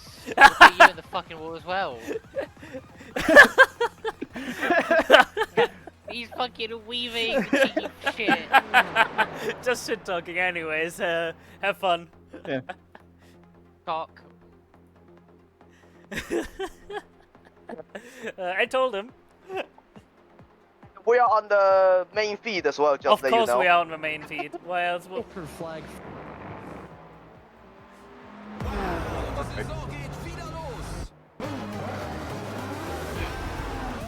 Make another stop, and it looks like the BMW Empire teams are going to be... Straight line speed, run away! Inside the top 5 in the overall category. Yeah, BMW Empire, even for some of the issues they've had through the race, these cars love to become airplanes. The gap to BMW car number GTPs. 5. 5.8 behind is now 0.33. They've been very well to stick together, work Did you together, tell them and we're be boxing friends this with lap? each other, and it's played Yeah, off tell for them we're long actually term. boxing They've this been lap, separated so by he just doesn't stopping try anything points, stupid. But, you know, now seeing them side by side, both cars in the top 5, I mean, this is a great position to be in, and really, either driver, either car, I would just cruise at this point and enjoy. It's such a great representation for the Emplower team running P4 and P5, and to be honest, if they wanted to, they could try to chase down Prismatic Motorsports Athena in P3 if they could find. And you put all that gravel there. Again, I just don't. Yeah, I wonder where that gravel's coming from. In terms of what their goals I are, wonder. They're probably going to be happy with where they're at, but I mean, you can tell the Anas is your new tower corner, right, George? I didn't see anything in the stewards' announcements for a penalty for them, and if they have one, then I'm just not aware. Might actually know. Guess that I'm is gonna a have lie. to tell they them. did get a drive-through earlier on, but Box. I'm quickly gonna grab my phone so I can tell the commentators that the reason the Beta Frost car was in the pits was because we hit them while they were invisible. It looked like a normal length pit stop that time round. 43 seconds. But the fact that Car on your left, clear. is the slightly weird part. Speaking of the stewards room, by the way, the only thing that's happened recently in the last hour... that was unlucky, but you hold it in 1-4. Yeah, hey, whatever. Satellite Racing, that's the... not the race leading GT3, and you got one more to go. Ferrari, as weird as that sounds to say. Pit box in 10. I don't know the words. Box in 5. So 4. is going to take 3. One more to go for you. Place. 1. Now. 65 is currently running in. I had this 8.9 seconds. Somewhere in the field, anyway. Yeah. Anyway, I mean, I'll get back to reasonable. that. They've just got a warning. They have more damage than us. That is for leaving insufficient racing room, but only warning because netcode was a mitigating factor in that incident with the Taylor Mills Racing 42. That is the LMP2 from Taylor Mills Racing as well. So mitigating factors taken into account, and Satellite Racing will not get a penalty for that. Good. On board with Ivan Chambers in the meantime in 023. We were just talking to Jordi Vermeulen not so long ago, and it's a little bit of a shame to see TSR with VR Racing down here in seventh place, considering they were leading in the first 2 hours of this race, but nevertheless they are still plodding on. Hold tire. Be careful. 4 laps down at the moment. Right, I let them know. Yeah, 4 laps down, 1:35 to Broken X cooking ahead. Not a horrible position to find themselves in P7. Again, just considering that Satellite Racing Solar's Ayrton Williams is up 2 laps on Wiscon's Racing, intoxicated by iTelemetry. I mean, that's such a huge gap. It goes to show the GT3 field is very stacked in talent, and a little bit of luck and a lot of skill is really what can make the difference. Well, I'll say a lot of luck and a little skill, because I think luck can play such a big part in an endurance race as it goes here. Ivan Chambers, look at the face, just locked in there with the Lexus Racing shirt on, with the Lexus Racing poster in the background there, and just absolutely trying to muscle this car around that I'm going to say is a Lexus, but I have not fact-checked myself on that. So if I'm wrong, I'm wrong. And I know I'm wrong because the Lexus doesn't actually exist in iRacing. Yeah, I mean, you say that. I've done many leagues, many leagues. A league, anyway. English, car number 41 is now in the lead. Fed up and waiting for the Lexus. They've actually just painted the BMW like one. Yep. So it's not a silly thing to say, because yes, we may well have one of those in this race. We don't, but we could have done. So there you go. Through the final chicanes. And holy shit, Prismatic! It's actually on the list. Ooh. Michelin chicane. Rejoining GT3, not well ahead. If you're with us at the time to see it, then just rewind on the YouTube stream for a moment, and you will be able to see it. Right side. Hell, Prismatic's actually you're on the right. behind us already. I feel like a real boomer. They're gonna put another lap on us. What everyone's talking about. Somebody said, where is it now? A combination of camera tracking movements and syncing bottom inputs. I don't know what that even means, either of those things. Almost forget. Full body VR tracking. Pass with VR. I don't. There you go. Apparently it's something to do with VR, which I thought was how you view races from inside the behind the wheel. So George, after a bunch of GT3 in front, you should have some clean air. I don't understand how that's possible, but anyway. Yeah, so I actually just jumped over to watch. So they are streaming on Twitch, and I jumped over to watch. So the Twitch stream is going on their side, and the Christmas tree spot that we have is unique specifically for the broadcast. On theirs, it is just the cutout of the seat, the wheel, and everything. And they said they've been working on it for several years now. So it is something that they've been working on and getting going, set up. It's so amazing now that we know and understand it. So seeing the first-person setup of how they're doing it, they're racing in VR. So, and they have the full VR setup. And if you've raced in VR, you kind of understand how that's going to feel. And then it looks like what's happened is there's an exterior webcam or something set up that is tracking the body movements, that's tracking the rig, and then there's some post-processing going on. The only answer I have is their CPU is much stronger than mine to keep up with this. So I'm actually I'm so in awe of it, because it's amazing. Slower car ahead. This guy's so the class leader. And so polished to the point that it's at. 40.521. P3. I don't even know what to respond other than just wow. Hugo asking about Right side. who's behind the Still there. Clear right. Clear. Broadcast team this morning, by the way. Got up even earlier than me to get here for this part of the race. Asking a very reasonable question about the eyes. How is it tracking the eyes in that case? Because I can understand a little bit more. Mr. RHD just describing a little bit about how it works for somebody like me who really doesn't understand technology very well. I appreciate that a lot. It says effectively they're little tracking pucks that you can wear on your body, and the 3D model will recreate like hockey puck size. For those of you in North America, there's a big gaggle with GT3s. I've never seen a hockey puck in real life before. I do know what size they are roughly. In that case, yes, I don't know. Lawrence, car number 98, is leading the race. Because it's a very accurate sort of way of looking at where the driver is looking as well, from what we were seeing there. So yeah, it's coming up on a slower car. Slightly a mystery still. If anyone knows, answers on the postcard. Be more than welcome. Left side. Clear left. Clear on the left. Through, by the way, on the number 8 car, the Beta Frost hypercar from Losville, who we interviewed earlier on the race, said that they had damage to fix in their pit stop after they hit number 557 while they were invisible. Now, I'm not sure. Again, well, that's given them damage, but anyway, it seems that that's forced them into an extra pit stop when they weren't really. You cut that corner and got a slow down penalty. Oh, bullshit. Slow down a bit if you don't want a penalty. Who they hit. What's that? And it will probably do the same with 558. So unfortunately, Beta Frost dropped just outside of the top 5, but that is actually 4 teams there, separated by just under 2 minutes and a half, which is pretty close at this stage. Guess you cut somewhere. For those final places inside. Yeah, I cut the entry apparently.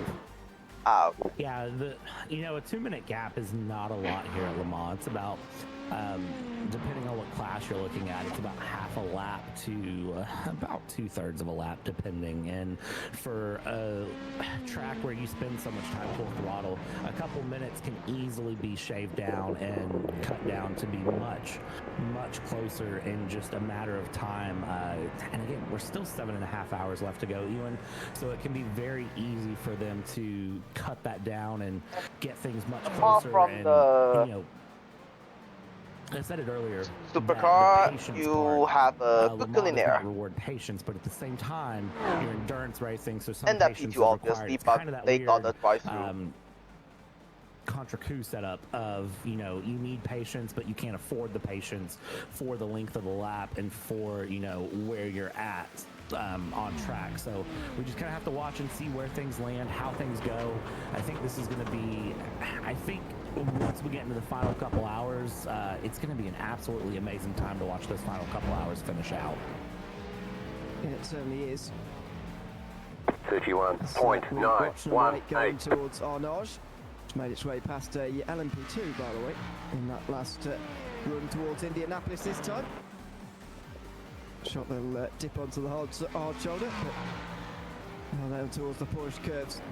And that final part of the lap. 6 a.m. still already. He's now leading. Slower car ahead. This guy's their class leader. You can have eye tracking built into the VR headset, depending on which one you've got. And so that's how that's possible, apparently. Car on your left. Clear left. Clear on the left. Liftbox had spent, did you say spent years perfecting it? I suppose it would take years, wouldn't it? That's quite extraordinary. I just checked in and dipped into the live stream as well. That's I've never seen anything quite like it. Remarkable, really. But there you go. It is mystery solved, I think I can declare, and hopefully we'll be able to have a chat after the stint.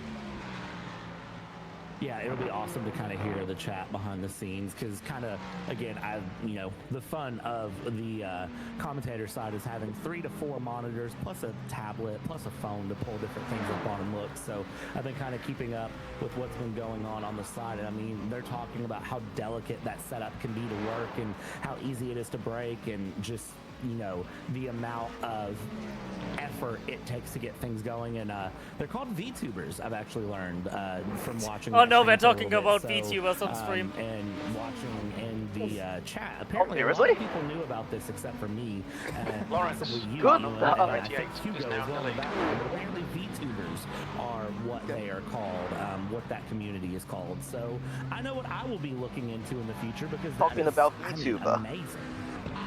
We are not very intelligent, as it turns out. Oh dear. I can't imagine when Hugo started all those years ago. Don't want to make him feel old, but I can't imagine that those kind of things were even imaginable at that stage. Goodness me. I'll defend Hugo's age on this. I mean, I started sim racing when COVID hit all those years ago, and I couldn't imagine something like that. I mean, and I started sim racing, I would argue, when a majority of people started sim racing. You know, 2019, 2020 was where I picked things up for sim racing. So, and Hugo, I won't repeat that one out loud, Hugo, but man. I will. Back when he started, broadcasts were only 30. How do you say that number at this time? 360p. Oh dear me. That's quite that's quite low resolution. Is that the resolution that your World Championship's in, by the way, Hugo? That's would be disappointing if it is, because World Championship victory is only at 360p. Not ideal, but there you go. Nowadays, of course, we get the ultra high definition, 1440, which is certainly. We think P2 has gone off in Dunlop curve. His World Championship victory is in 360p. If you didn't know, by the way, our producer Zai just made the pit stop. iRacing World Champion. And indeed, no, Zai did not make a pit stop. What are you about? He is all up to date. On Racebot TV. He's on the all-up. Yeah, he's not. He's a world champion sim racer. He is.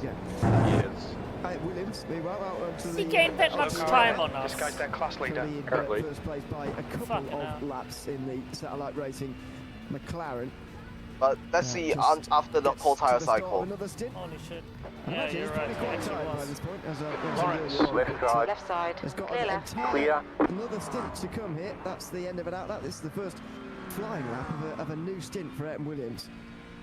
Yeah, they're flying. Aaron Williams there. Isaiah is absolutely flying. Focus on the face. I mean, pure exhaustion is definitely going to be what is being felt at the end here. Still got chance. You know, you kind of have to balance that relax. I mean, we definitely faster than Jack. Keep the pace going. You can see as soon Hard as the Mulsanne straight is found, just absolutely relaxes and lets things go. Lets one hand completely off the wheel, just upshifting here and keeping. I don't care if both cars can get a top 5. It would be amazing.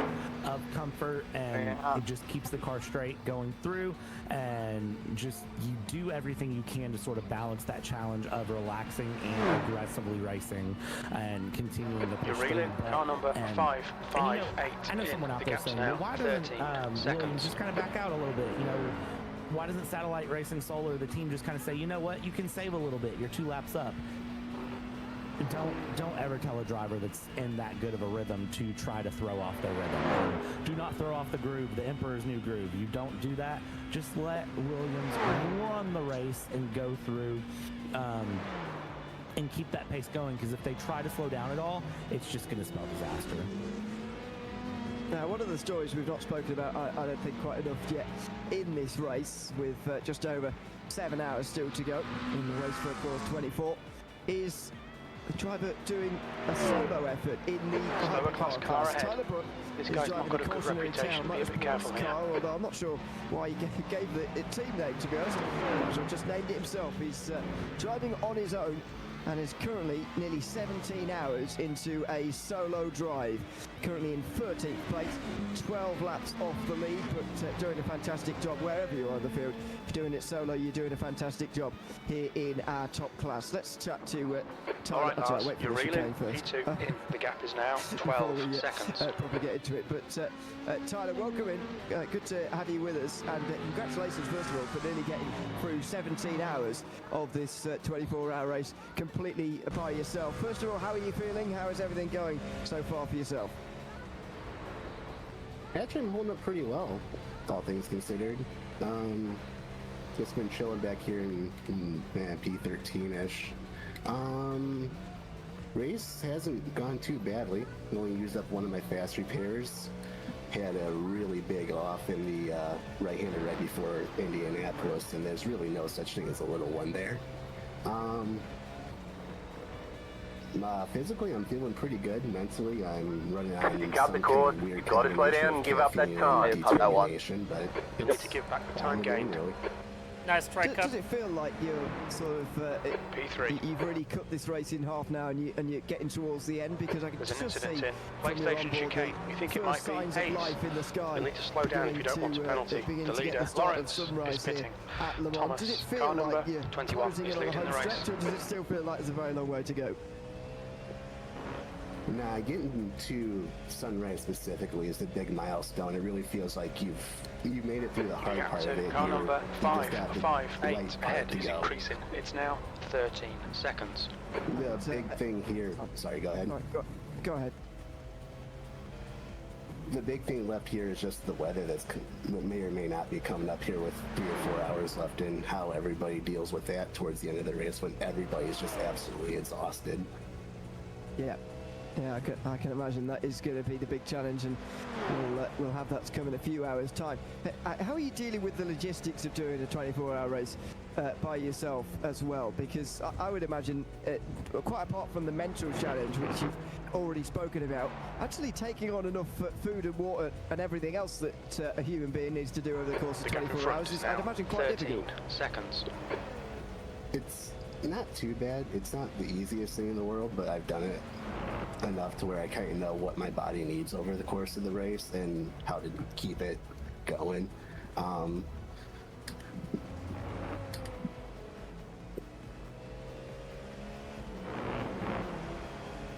And one last question as well about that mental fatigue that you spoke about. How difficult is that to sort of cope with when you're dealing with so much traffic? These hypercars are passing around a car a lap at least in this race. Is that made more difficult by the traffic and having to go past so many slower class drivers throughout this race? It's almost easier in the hypercar because you're the one in control of the decision-making process. You decide when to pass somebody, and you can afford to be patient about it usually. I know we've been talking on the broadcast. I've had you guys up in a 44% chance at 10 a.m., 63% chance at 10:15 a.m. to be patient. You have to attack every single opportunity you get. Weather will be overcast. Doing this yourself, you burn yourself out mentally too quickly. But if it actually rains again, we have a shot at passing Zai. Be chill. Yep. Let the race come to you more than anything else. Well, and as this goes, good luck for the race because it is still I shouldn't have any rain in my stint. And it's been a fantastic but job it was so far. On Josh's congratulations on getting through nearly 17 double speed hours after he wakes up. And good luck for the remaining 7 hours and a quarter of this race. Don't know if he wants that. Thank you. Thanks very much. That is Tyler Brook racing this race for a cause 24 completely on his own. But yeah, in all, there really, are some high percentage not something coming I would imagine doing myself, in to be honest. 4 hours. A very, very difficult challenge, and the downplaying of the difficulty there from Tyler is quite extraordinary as well. It is very, very difficult. Coming up on a slower class car. Just sort of shrugging it off as if he does this every weekend. That's the part that's shocking me, is just the pure calmness behind the voice. I mean, I would be absolutely exhausted, questioning why I did this. I probably wouldn't have even made it to 7 hours to go on the race to start to see the sunrise. It's now 14 seconds. Sitting there like it's a Sunday cruise, quite literally, just going along. I mean, it's the determination, it's the absolute power of will.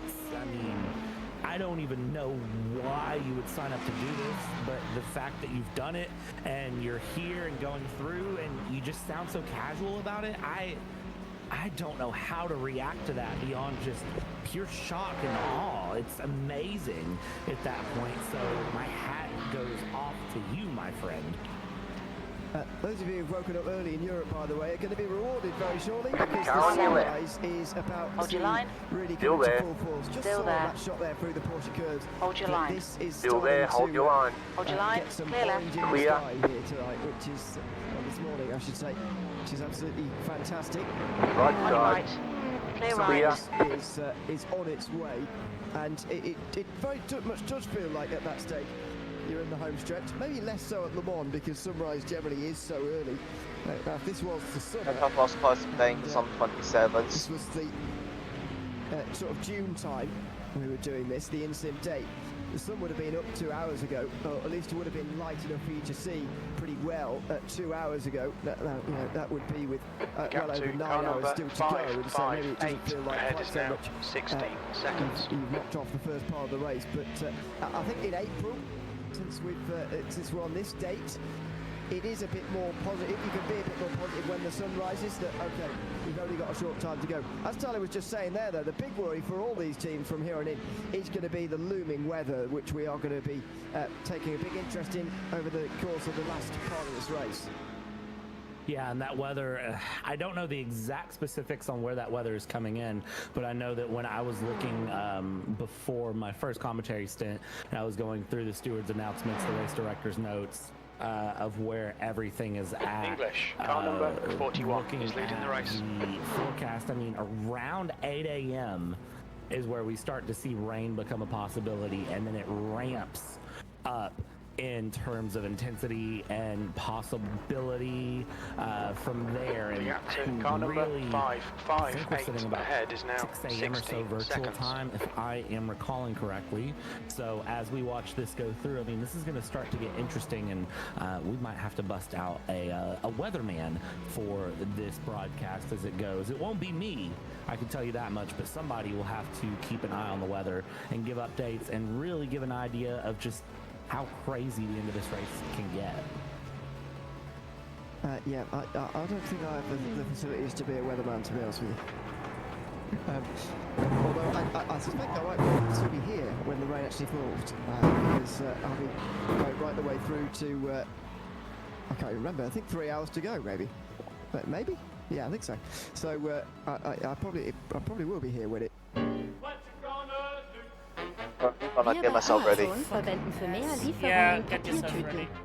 30.418. You've just done a 3:30.4. We're not losing too much time to Zai right now, which is good. Yesterday afternoon. The S's. Still running rather well now. There's a fucking incident ahead, so get ready for some kitty litter to be spilled across the track again. Frost as well, so three teams rather, separated by 30 seconds or so for fourth position. So good to see teams who have had issues earlier on in the day still out there on the circuit right now, and indeed that is the case for still 48 teams. I think unfortunately Leadport Racing Dragon are out of the race at this stage, although they haven't been overtaken by anybody yet. I think they are still out of the race. Still so many teams out there on the circuit. It's absolutely fantastic. We've got still so many out there, including this car that, as I say, had quite a large accident yesterday afternoon. Yeah, it is great to see so many cars still out and running, especially, you know, as you said, that number 100 that's had the moment, both of the BMW Implowers that are still out and running, currently 4th and 5th in Hypercar, so many GT3s that have had some scary moments and are still out and running as well. And, you know, we still have some battles that have just not stopped on track. Onid Racing and Prismatic Motorsports. Clear on the right. Racing and Onid Racing, the number 500, 900, and GT3. I mean, that battle has been going for longer than I can really explain down in the GT3 category. They have just been pretty much connected to each other at this point and continuing to battle. They have been so far in our stint here. We will check in with any of the other battles that are going on around the circuit, but for the moment this is one of the closest battles actually in the field. Car on your left. As you can Hold see, your line. it is not Clear on the left. nose to tail for the moment. Somebody in YouTube chat popping in to say that sort of the same thing what I was saying just a moment ago. Good to see that there's so many cars still running after a few hours sleep. 558 So ahead is now back in 15 for, seconds. final stints with the LPR car soon. Do let us know which of the drivers you are, by the way, because YouTube names and so on. But there'll be plenty of drivers, Brad, waking up across these different cars right now, as those in North America, apart from you, go to sleep. And indeed, I guess those who've been up overnight in Europe also going to sleep as well. But plenty who are awaking at this stage in the morning and getting ready for a rather bleary-eyed stint quite soon, I would imagine, for a lot of these drivers. Although I think it does help when you wake up to see your car in the daylight. I think it does help. It's certainly different for me personally. So maybe that will help a few. But there'll be some tired drivers just crawling out of bed this morning and getting into the cars over the course of this morning as the sun rises. Yeah, and that was something that me and Ron talked about. You know, we were talking about how tired do you get? What do you do to stay awake? Can you even sleep? And I think really when the sun comes up, it just rejuvenates everyone that's involved. Oh, Better Frost did the 25 time out of nowhere. You know, a team principal, whoever it might be. The Better Frost behind did the 25 time. 7, clear. First lap was at 3:30.1 seconds. Oh, they are fast. But it really does add that fast. And brings things, you know, because you can taste the end. You know the end is coming, and you know that you're on the home stretch truly with this race. But that doesn't mean jack shit anyways. Kind of encourages a bit more kind of if they have internet trouble again, and just the light gives a different energy going through, even if it is virtual. That's the thing. Like, you know, me in the US, I see the sun coming up here, even though I look outside and it's 1 a.m. pitch black for me, but I see the sun coming up here around this virtual Le Mans. 41 is now It gives me a little bit of excitement for the end of the race, a little bit more energy, and it almost makes me want to stay awake and watch this race to the very end, almost. But I do value my sleep, I'm not going to lie. And it would be pretty hard for me to do because that would be asking for me to be awake well over 24 hours. Coming up on some slower cars, including their class leader. Although there are people doing it for this race. Seb Murray, by the way, for the right side, play right, clear, car right, clear. And a good look for the stick coming up in a few moments time down in GT3. Which is where that car is. Lead Paul Racing currently with 13th place in the field. So that is number 125 currently running down there. But just enjoying the sights and sounds at the moment. Coming up on a slower class at this car. time in the morning as the orange sky now begins to replace the night sky. Thomas, car number 21, is now in the lead. So nice to be watching at this stage in the race, just for that sort of atmosphere you get at this time. Left side. It is all Still there, clear left. Clear on the as you left. said, like the home stretch. We have crossed the 5,000 euro mark. 7 hours to go. Everyone's going to start to Yep. think a little bit about the end. Let's go. Just to remind you, is of course a race for charity. This the race for a cause 24 in 2025. If you would like to, as you can see at the bottom of the screen, by the way, we've raced past multiple goals so far this race. Now over 5,000 euros raised. If you would like to contribute to those 5,000 euros and help us get our way to 5.5k, then you can do so using the link in our YouTube video description. If you just click that, you can find the link down at the bottom. Car number 558 in front is now 15 seconds. As well as we close in on another goal this morning. Car on your left. On your left, clear left. Clear on the left. So Slower class car ahead. Indeed so far, and indeed even just for watching here at this time in the morning. This is our current race leader in the race for a course. It is Thomas Cope with 2.5 minutes over Car right. Dominic Clear right. Clear on the right. He will come down because Thomas Cope is due a pit stop. But for Olympus Esports to have been leading for as long as they have been, it's a very impressive effort. And they're still at the moment holding on from Taylor Mills Racing in second place at the moment. Yeah, it's so much skill from Olympus Esports that's being shown. I really should not say anything, but the driver in the Olympus Esports car right now has the last name Cope. 5, 8, ahead is now Oh yeah. 16 seconds. The pace was there in the car. I saw that. It was just a case of does Lady Luck swing around and does the weather at the end help a little bit? And the supercar has into the limit. That 2.5 minute lead, but I still don't feel as secure about it. I would probably feel better if that was another minute out and we were looking at about a 1 lap lead for seeing that number 21 car, currently driven by Thomas Cope, be in the position it's in to hold a lead. But I just don't think that you can count anything out here until that checkered flag falls. Of course, there's the incident limit that can come in if you're running too many off tracks, because during a 24-hour race, you're going to have small moments of off track. They say you cut the course. You'll have to slow down to give up the time gain. Yeah, you cut the first curve. Gap come up and down. Clearly something has happened to stretch the gap back out to 2.5 minutes, because at one point it was under 45 seconds. So I don't know what's happened over about the last hour to stretch that gap back out to where it's at. But we will see that gap still come down. But again, it was 45 seconds at one point, so what has stretched that gap out again? Slow car ahead. And this is the leader for that class. Back down is going to be the big question between the 21 and the 40. Right side. I think Clear just right. for the Clear on the right. stop, which is why it's at 2.5 minutes, but why it's gone up from 45 seconds to over a minute in normal racing action. I can't answer that question for the moment. It is something we'll have to figure out. As Cope might have to make it 3 wide here into the second chicane. Not quite. The GT3 is in front to get out of his way, and he will go through on the way into that chicane. But yeah, he's doing a fantastic job at the moment. Dominic Engelix is not able to get close.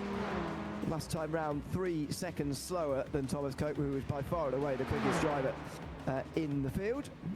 So certainly, he is certainly going very well. A couple of other good mornings to people tuning in across the world. Thomas, car number 21 is now leading. Cameron Keeley, who's who he says effectively has done basically the whole night stint by himself, which is pretty extraordinary. That's a 5-driver team as well, by the way, who Full Tip Motorsport in number 13. That's down in GT3 at the moment, where they're currently running in 4th place. Cameron Keeley still in that car as the sun rises, and I'm sure going car on for number a rest 5, very 5, soon. 8 ahead is now 15 seconds. Christian and Peter Frost in the race at the moment. Plenty of Peter Frost teams actually in this race, so a good look to them as well. There's an incident in the second Ford chicane. It looks like it's just at the end of another hour. 7 hours still to go, so probably worth telling you about the top 5 in each class. Starting with the hypercars, we've just been speaking about the leader. Thomas Cope is still out front on the 29.777. We'll see him make that, and that lead will drop, although it is over a minute when you the guy in front is 5 laps behind. Slow cars ahead, including the class leader. Motorsports Athena 2 laps behind in 3rd. BMW Empire a 4th and 5th. Car on your left. Clear left. Clear on the left. Catch them a little bit. Nikolai Meld not got 3 more laps. Not that far away at the moment either. In the LMP2 class, Sim Racing have just come into the pit lane, so their lead is going to drop a little bit, but this is a scheduled pit stop. It's Marc-Antonio Fodera who is now getting behind the wheel of this one. I think that's the driver change in the last couple of moments. You're reading it, car number 5, 5, 8 in, the gap is 15 and so seconds. Fodera will take it back out again. Also ahead of Taylor Mills Racing in this class as well, so excuse me, the Taylor Mills Racing car, or team rather, are in 2nd place with their cars in hypercar and LMP2. Michael Grossberg is driving that one for the moment. Sarah Dove is just behind in 3rd. screen to speed dream team with Olympus Esports in turn 1, number 100 in the 5th place in LMP2 as things stand there instead of only 8 seconds behind Michael Grossberger. That is the closest battle in LMP2 and indeed the closest battle in the field right now as well. In GT3, Ed Williams is still driving for Satellite Racing as he has been for nearly an hour and a half now at least. He's leading by 2 laps ahead of George Tyler, who's driving for Wiskins Racing.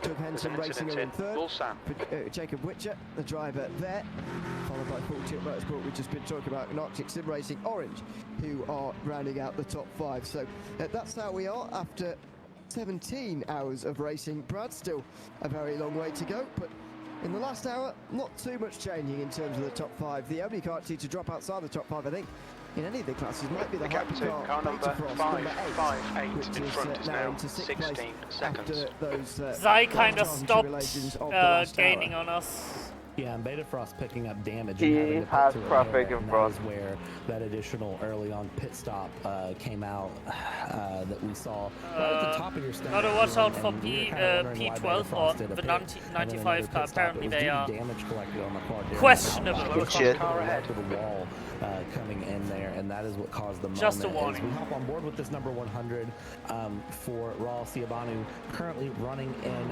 P5. Is that the car that And you can see just the comfort there, again, running just nice I and bombed you a smooth, 65 continue, who is straight behind to you. Put the car in through down the Ford chicanes here.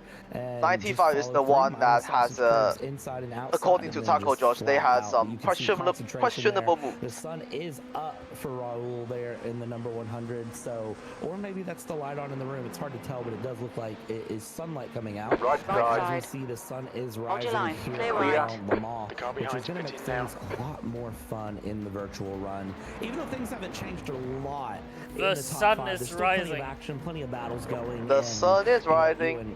Nothing's over in endurance racing till it's over. So with 7 hours to go, 29, frame percentage drops down slightly bit. Yeah, 2 laps. As it's been discussed and as it will be discussed. The leader's pitting now. Slower class car ahead. Okay, lads, or the that's good iRacing consistency. weather. Leader's pitting now. Certainly not. You can tell by the way Raul's not in Britain. Oh, okay. Yeah, Taco just said that the 95 was fighting with Zai for a little bit, The leader's pitting now. which is questionable. The leader's pitting now. See where their favourite team and driver is. As we have got the Car overall right. leader, Thomas Cope into the pit Clear lane. right. Clear. So the gap was 2.5 minutes. It's going to come way down from there, but Cope has been doing a good job at stretching out this lead now in that Cadillac, and so you'd imagine it is going to be a bigger lead than what we saw before the pit stop here as it pulls right to the very end of pit lane. Thomas Cope will get up onto the jacks now, and he's going to stay in by the looks of things, unless they're being a bit sluggish on the driver change. No, oh, yeah, they are. It's a driver change. Thomas Cope out and Patrick Thompson in, not for the first time here in this race. The gap to car number 558 ahead is now 13 Thomas seconds. Cope will come and have a chat with us in a few moments' time. But Patrick Thompson, another one of their 5 drivers. And how's the pressure here? Just under 7 hours to go, and you're getting into a race-leading Cadillac. That is high-pressure stuff. I think if the gap was closer, it'd be even higher pressure stuff, Ewan. But the thing is, when you have the gap you have, you can sort of breathe easier there because your teammates have done such a good job of setting things up. But the thing is that it's really, really hard to watch, all things considered, for them, is just where that final gap ends up. 56 also got the incident count penalty. I think that will continue to come down a little bit once the tires That is Mia's car. And you get that, beginning first half lap tire stint setup going. All in all, still about 1:30, possibly down to about 1:20 will be the gap. So really, again, depending on how Patrick feels, Patrick doesn't have to put in, purple sectors time after time and continue to put in fastest laps in the race. Just needs to take a consistent delta and be comfortable and maintain the gap. That's the goal right now for that Olympus car, is to just maintain the gap. And certainly is. P5 has bended and Dunlop chicane. Game, please. With their afternoon indeed. We are P5, hello? Hello? Cruci? Hello? Hello? Cruci? Good morning? Have you with us? How are you feeling this morning after another stint in the car? Very tired, fairly. Uh-oh. I can imagine. How was it out there? That's not the gaggle we want. Was it just about getting Nothing we can do about it. Oh, there goes another fastest lap. Nice and clean. Coming up on a slower class. Yeah, unfortunately. Behind us, the tail Right side. I was just building on Stay the on the left. Clear right. Clear on Get the right. box LMP2. on the field, so we're doing really well. How is it to be doing this race with the Olympus Esports team? Because obviously we've followed you many times on There's an incident TV behind. races where it's perhaps a bit There's more a clown serious show behind. and where you take it slightly more seriously. But how is it to be driving maybe a few people you don't race One more lap week and after week you after week? you finish your task.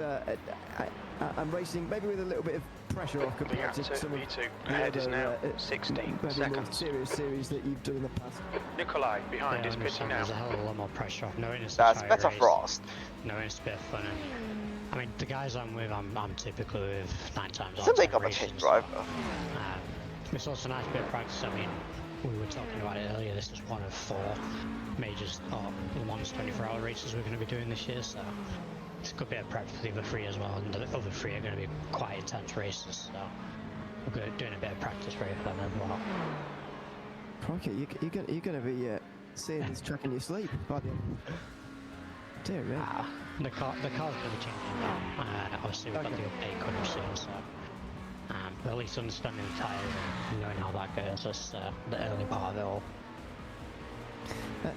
What decided or motivated you to pick the Cadillac, by the way? So speaking of cars, we've got a good variety in the field here between Cadillac, BMW and Ferrari, only the one Porsche and no Acuras. How did you come to the Cadillac decision? It was a team decision. It was a car all of us as drivers, all 5 of us were comfortable with and got on the best with, and we thought as a team it was consistently the faster car of the group, so that was ultimately our decision. The gap to car number 558 in front is now 17 seconds. Time for some sleep, or are you going to be staying awake to the finish now? Go and get a little shy and a little break, and the plan is to try and be back in 4 hours for another sim later on. It might be raining then. I don't mind that. Incident in Porsche Kurtz. You think it might be Clark? In any case, but it might well be raining when you wake up. Hopefully you'll still be there in the race for the win when you wake up as well. Go and enjoy some rest. Thanks very much for coming to have a chat. Slower class car ahead. We'll see you again later. Thank you very much, Ian.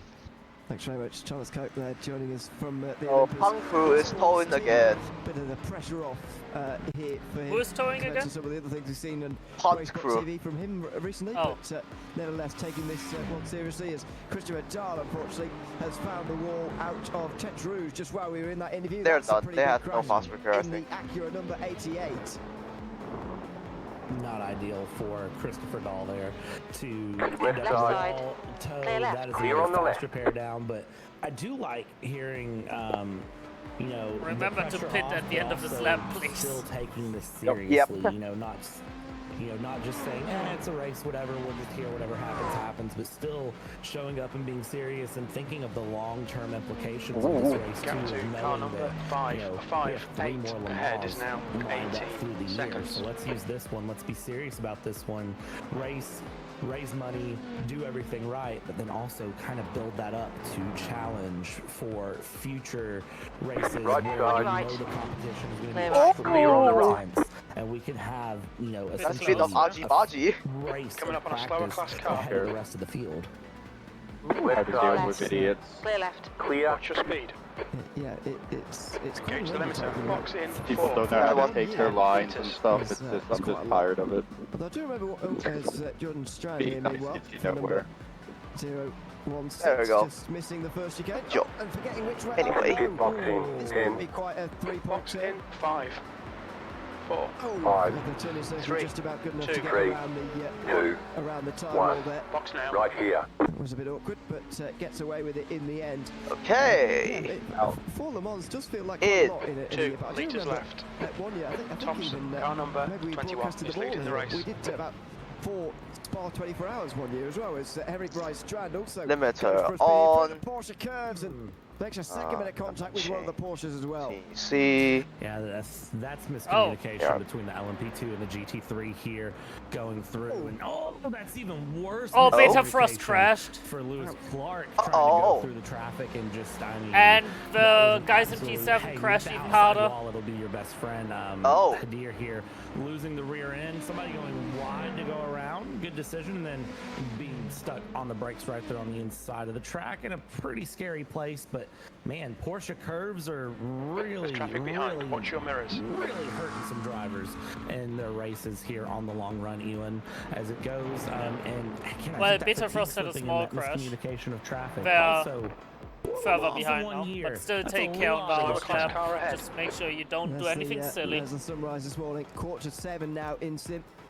We're about half an hour behind Central European time and half an hour ahead of UK time in virtual standard time here this morning, and we're 1 day behind real life as well. But sunrise, as promised, on the way towards 7 o'clock here this morning.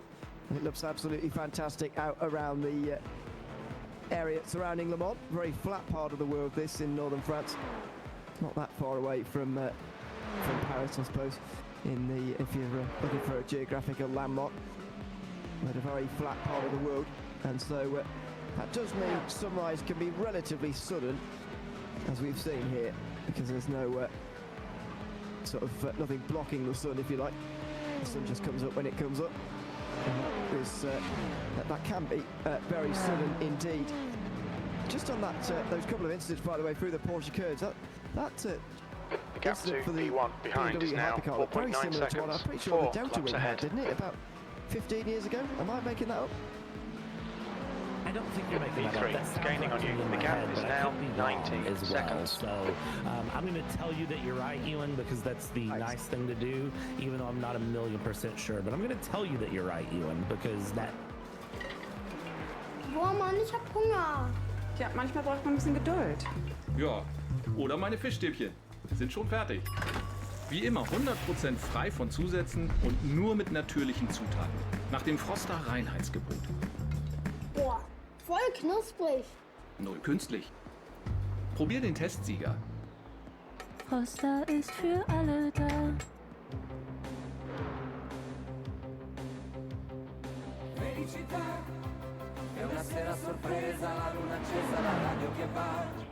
Right side. Still there. Clear right. Clear.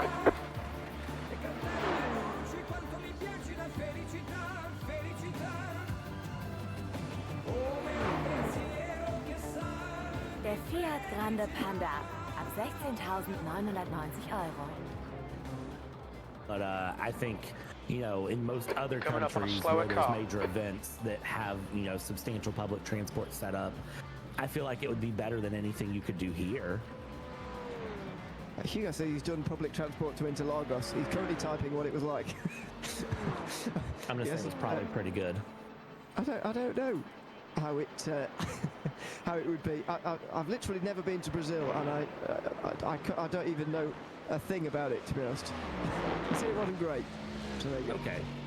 Well, I gave it a shot. I gave it a guess. I like to give Europe the right. upper hand on public transportation Still there. because Still there. it seems like Clear right. Clear on the right. The leader is coming up on you. They're not F5. P1 behind is now 0.1. 4 laps in there's front. a concert that's going on in the next major city to me, and they had to post a traffic warning saying that there will be substantial heavy traffic in the city and that there will be severe congestion because there's a concert that people have to drive in and park at. Car on your left. Let leader go on Clear on the side. left. Like substantial hours delays to people's drive on a Saturday night because there's a country music artist performing a concert. It's the 9.7K guy. I don't even enjoy concerts or driving, really. So that's sounds like a nightmare, that really. Yeah, there you go. It's but also one thing to point out, Brazil is not in Europe, but I'm sure that's not what you meant. Oh no, not at all. Just trying to dig you out from any impending comments about Americans and geography that surely is on its way to us by some means. Hold your line. Still there. Hold your line. Already typing it, so. Hold your line. But yeah, no. Keep to the right. No. Hold your line. I will say that. Clear left. Clear on the left. Ewan, if you don't like driving, you would absolutely hate the U.S. I drive an hour to work every day. Well, no, I don't mind driving, but driving in traffic when everybody else is also driving to the same place, I find completely pointless. Some of us should have gone together. I seem to think when I'm sat alongside somebody when I know we're going to the exact same place. Storm, getting closer. The gap's come down to 50 you can see them wearing a jersey like we are literally going to the same place. You probably sat near me. Why on earth are we? What are we doing here? But anyway, that's besides the point. It is quite hard to get to a racetrack in public transport. Really, Hugo says that from Cologne to the Nürburgring it would be 5.5 hours, which is a 90-minute car journey. So there you go. Let's say it can be pretty difficult. So there you go. I wonder if anybody watching this is going to Le Mans this year. By the way, I know it's. I'm pretty sure anyway. It is sold out this year. So I wonder if anybody is who is watched in is going to let us know as we watch on replay the Olympus Esports LMP2 going for a spin. That's Lubov Ozaretskovskaya who has gone for a spin. And she'll have to just reverse before getting back going again. There we go. Right hand side, and we'll get back out in 6th place again. Is that a couple of places lower then for Olympus because of that, or are we still waiting for pit stops from some of the others? I feel like we might be waiting for stops, but I'll check with that in a few moments. Not a great idea though, and not a great moment for Ozaretskovskaya to have that spin, and yeah, indeed has lost a place. Henrik You're going to bed now? In front, although I'm pretty sure we saw Henrik Rijstrand also have a spin on. Can you wait? As well. Can you wait 1 hot second so I can take a piss? Couple of moments. Oh yeah. No, it's fine. As well on that one. Yeah, right. So I'm gonna take a piss and then you can go to bed. Beta Frost. Yeah. 22. I'm pretty sure we saw the 22 have a moment there. But with the 121 dropping into P6 and LMP2, but 13 seconds back. It won't be a horrible time to get that 13 seconds caught back up as long as traffic plays nice. Which, well, now we're in the morning time in Le Mans. Traffic is not gonna play nice, so we'll see what happens there as this race continues on. 6 hours 45 minutes left to go, Ewan, and I tell you what, we're not too far off of that €5,500 goal as we sit going. So I'd love to see that 5,500 get absolutely knocked out of the window before we get under 6 hours to go. Might be pushing things a little bit there, but as people start to wake up, I think we can start to try to push this thing through. Absolutely. We'll see what we get to before we leave us in 40 minutes or so time. Just one more thing on the as we'll have a look at Mia Rosemary while going for a spin. The Queen's Design number 56 LMP2 that was leading earlier on yesterday afternoon. Unfortunately, has dropped many laps since then, and that's a spin at Mulsanne Corner for Mia Rose by the looks of things.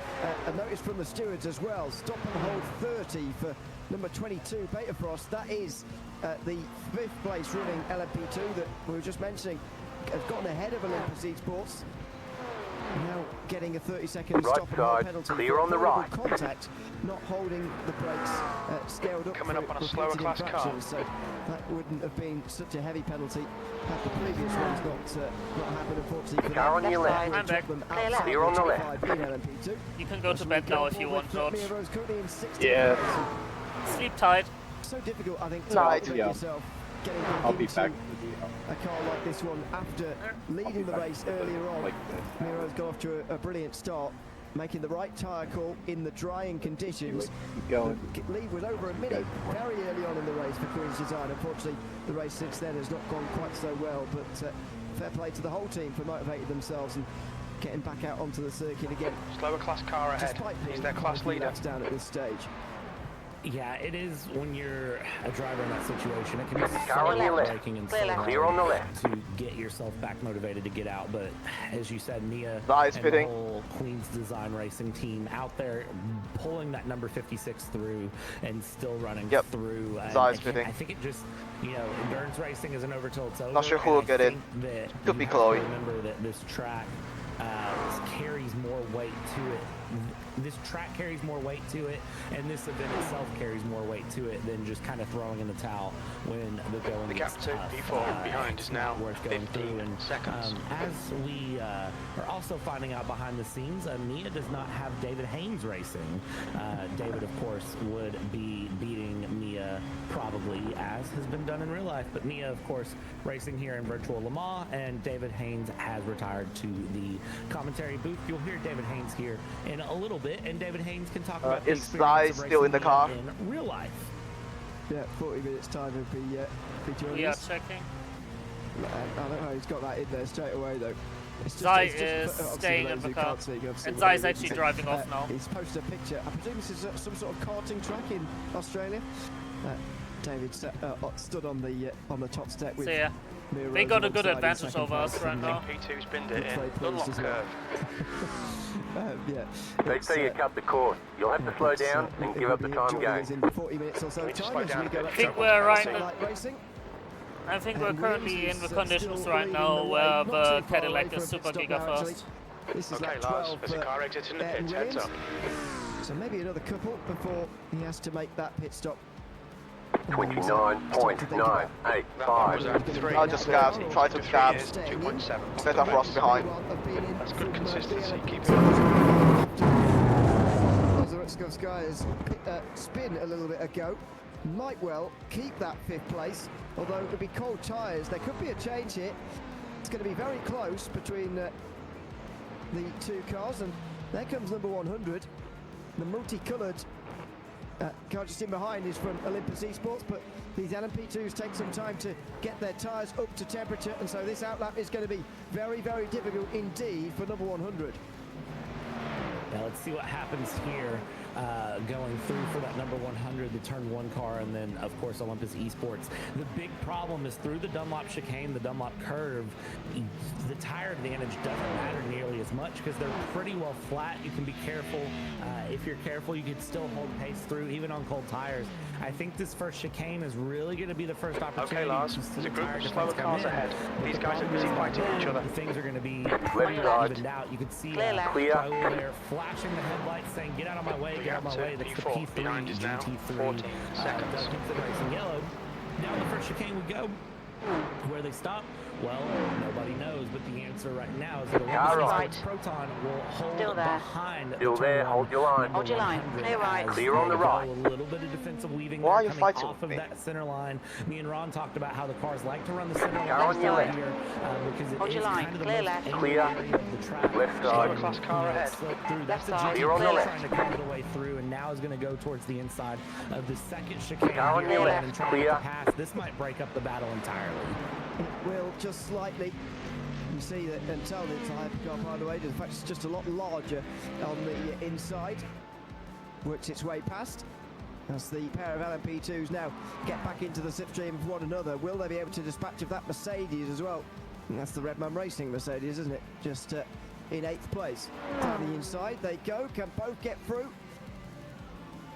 Sky with a little bit of more of a pressure on down in towards Mulsanne corner, but gets it stopped in time and gets the position slightly wide as well from Raul Ciabonu. So that might be a chance on the way down the next straight as they make their way in towards Indianapolis. This is where you reach the real high speeds through into this corner. It's a super high speed corner itself, of course, Indianapolis. But no move made this time around, nowhere near close enough. So fair play to Giovanni. He's managed to do a very good job of getting these tyres up to temperature and holding on to the plate at the same time, which is certainly very difficult to do. Yeah, but I think for Ciabanu here and the number 100 turn 1 car LMP2 I still think the challenge is there because Car on the your problem left. you have now Clear left. is that Clear. Olympus Esports Proton is just right there in the mix. That 121 is right there behind you, separated by about 0.3 of a second going through. And if that gap holds through the Porsche curves and through the doing first that. chicanes, you're in so much trouble going down the Mulsanne straight the next time. And it will prove challenging, but I think Lobov will be able to really push this next lap and will be able to get this pass done. I think it's just going to be a little bit of elbows out, a little bit of hard racing that comes in, but I think it is doable. Into the final chicanes. Slightly nicer line for that Olympus car, and maybe with a better run here out of the final corner, or not quite, but this is going to be close. And don't forget, this will be for 4th place as well, because that penalty to number 22, Henrik Rice-Strand will drop behind both of these, despite the fact that they're currently 19 seconds in front of the both. Oh, close in towards turn 1, and then the Dunlop chicane as well. A small look down the inside for that Olympus Esports LMP2, but no chance to get through on this occasion, as they now come down the Tetru's S's and behind is get now GT3 traffic again at one of the worst points. This could really split apart the battle as well. If Giovanni can get through and Ozarskaya can't, then it could be a big difference, and there you go. That is the give and take of traffic, and it has unfortunately just held up the Olympus Esports car. However, number 100 seemed to get a bit held up with itself almost through the Tetru's corner itself. And now Ozarskaya is going to get to the other side of the road and maybe power past it for what will be 4th place in the race later on here this afternoon. In towards the first chicane. It's absolutely dead level between these two cars at the moment. Into the corner. Oh, just has to wait to turn in there. Ozarskaya can't get through, even despite traffic through Tetru's. Number 100 able to keep the position. Yeah, Ozarskaya there, very well in position. Could have had the move, but using the live to fight another day mantra and just backing out there, not wanting to force any sort of argy-bargy side-by-side through the chicane, through the first chicane, and cause any issues. But now a GTP is again going to separate things. But look at this. The LMP2 can carry significant speed through the second chicane, and sometimes the GTPs have moments there. The GTP actually full-blown missed the chicane, has to go through the run, and well, now you can see the lights flashing from the GTP saying, hey, I was passed, but I'm right back now, so just don't mind me as I work my way through a second time. Nothing happened, and continues to move through, but for Ozarskaya, it's going to be a case of, can you follow the GTP and find a little bit more time to try to get back towards that number 100 of Siabanu and try to get the pass? And well, it's one thing to catch, it's another to pass, and here at Le Mans, the quicker you can pass, the better, because this battle is helping nobody at the moment. The gap to Storm behind is increasing. It's now 15 seconds. Unfortunately, but that's the way that it goes sometimes through Indianapolis now. Number 100 will be slightly slowed by the Cadillac. Strange things that happen with the traffic interactions that go through, especially some of these slower corners, like Arnage. These prototype cars, for example, will be feel like some rubber banding. GT3s through there. But no event There's an incident in the first Ford chicane. As they work their way now down towards the Porsche curves again.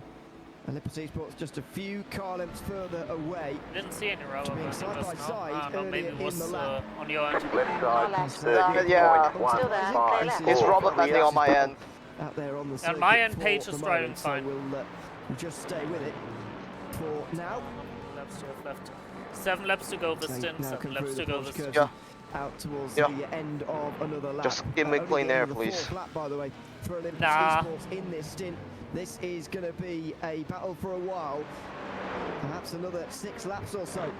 As Henrik Rice don't give me cars at Porsche Cup again. And so this will now be coming up on a slower. Yeah, I wish I had bet earlier in my fucking night stints. Yeah, this battle isn't going to stop. I never had a good one. The big thing is, as this goes, they're just going to continue to fight. Traffic's never. I was on my way to multiple 27s, and every fucking time I've had traffic going or someone mess up in front of me. 500 Roman Racing. I mean, it's just our tradition anyway. Number 900. I mean, they have kept each other pretty is now 14 and they've seconds. been the big fight of the GT3 category all the way through. So I think that's what we're going to start to see. No matter how good we drive, there's always traffic in us. Here in LMP2, we're going to start to see some battles happen here off and on with them, which is going to create some pretty interesting action to the end.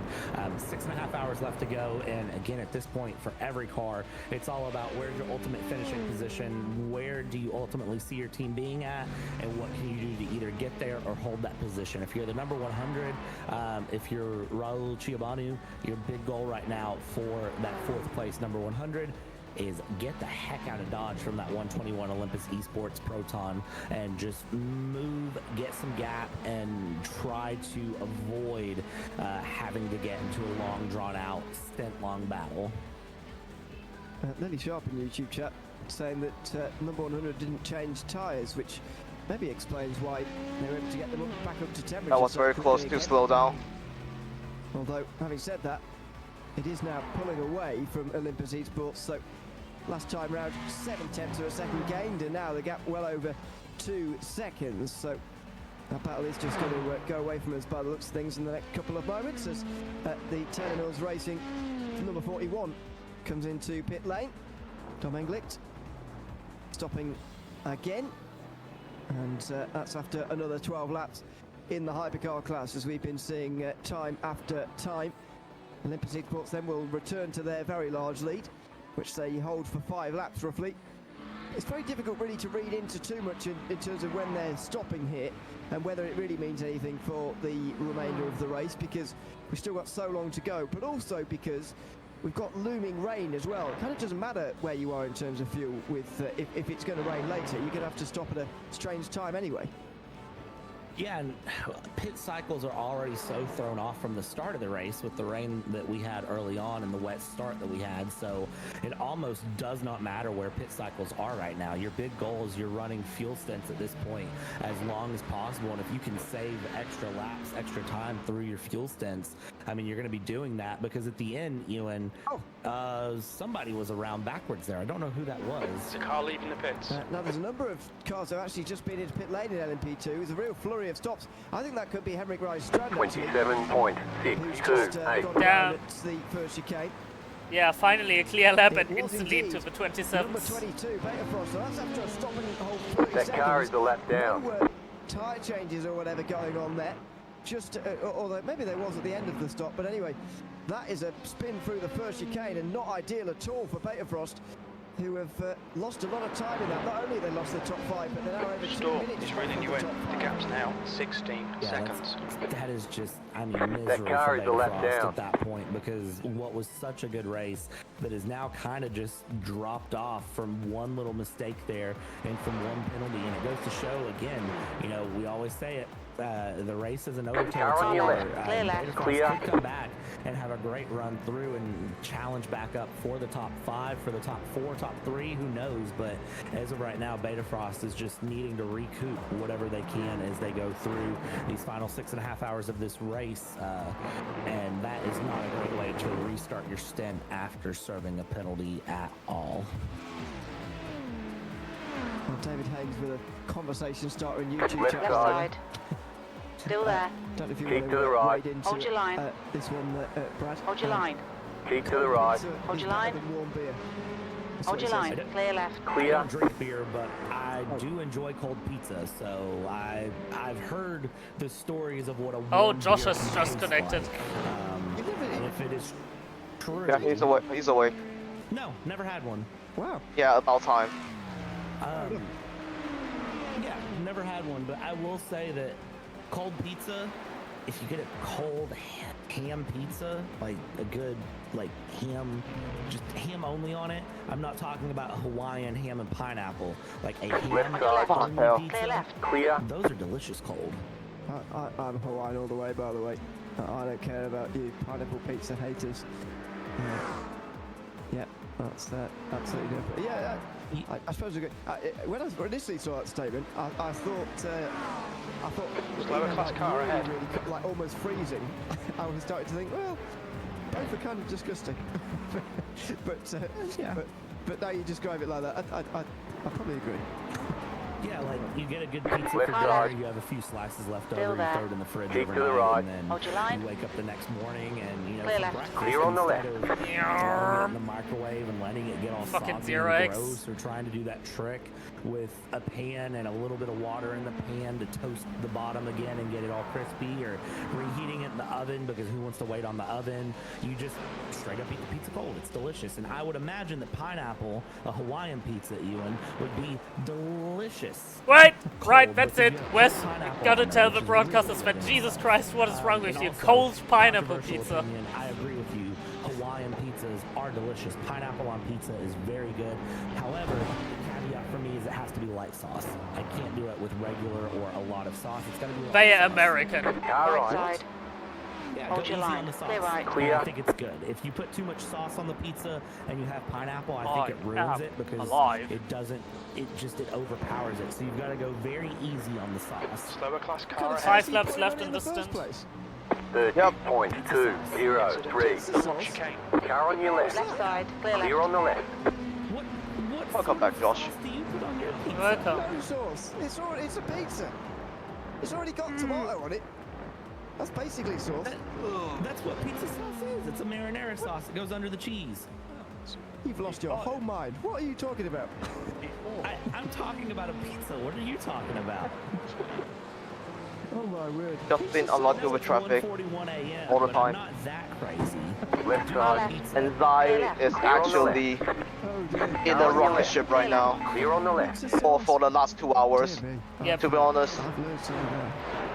Americans can't do anything without sauce.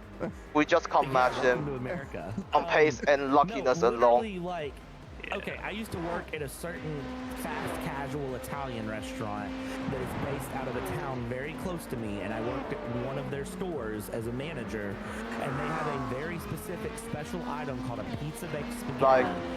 It was not a regular baked spaghetti. If the traffic condition for me is not that terrible, I'm able to match Zai's pace. Unbegrenzt auf Daten kostenlos nachbuchen. Mit bis zu 50, 100 oder 150 Mbit und 5G ab 9,99 ohne Vertrag. Nur bis 30.06. in deiner Aldi-Filiale oder in der Aldi-Talk-App. Aldi.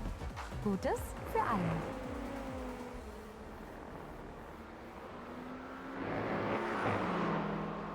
Left side. Fuck it. Clear on the left. Already committed. Heck yeah. So there's a 40% rain chance in 5 hours. Goodness me, that is something new.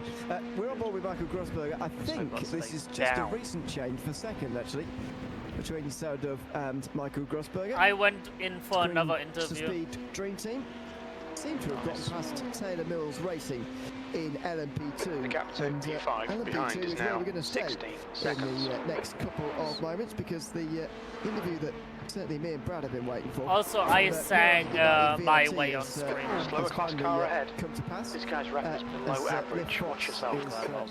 Waiting for us at the moment. It's just this guy's rep is below average. Watch yourself. Oh god.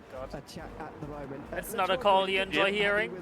And thanks very much for your driver camera, which has given us. Car on your left. So you had your oh my god, it's so You're on the left. session, man. How on earth that's even possible. Yeah, we had. A little bit about your setup and indeed your. Well, I don't even know what I'd describe it as, but tell us a little bit about your setup and how it's even possible to us. No, we're doing fine. Okay, so I guess we didn't need to use another fast repair. As a yeah, George bended out of a pit. VR sim racing V2, I guess the full term I would use. What doing? Essentially, left side. Yeah, it's the 555L. It's not the smartest. Still there. Clear left. Clear. With iRacing and other racing games, mostly my wheel, which gets tracked on its own. 4 laps left. The iRacing SDK to actually do That's why losing time all the time. The main reason I'm actually in the 31.007. the lighting actually gets affected by it. It's always me. So I'm actually tracking where the iRacing is. Captain's pretty consistent. To basically light my avatar. And that's really the short of it. And I also wear like 10 trackers all over my body. So I just end up with I guess, weighted gear all over me a little bit. It's kind of confusing when you really try to explain it without looking at it. Yeah, although I've got a picture on my head now about what it might look like. As somebody was saying, Pick up the course, you've got to slow down and give up that time. Gap to P5 behind is now 16 seconds. You'll need to slow down if you don't want a penalty. We have that on, and then I have a tracker here and here. Right now I'm actually using, if anyone's seen the valve index, I'm using the controller right now just to have my fingers. Normally I wear gloves that have a tracker on top of that. That sticks up about an inch and a half off the back of my hand, so it can sometimes be a little rough when trying to reach for like a shifter or something.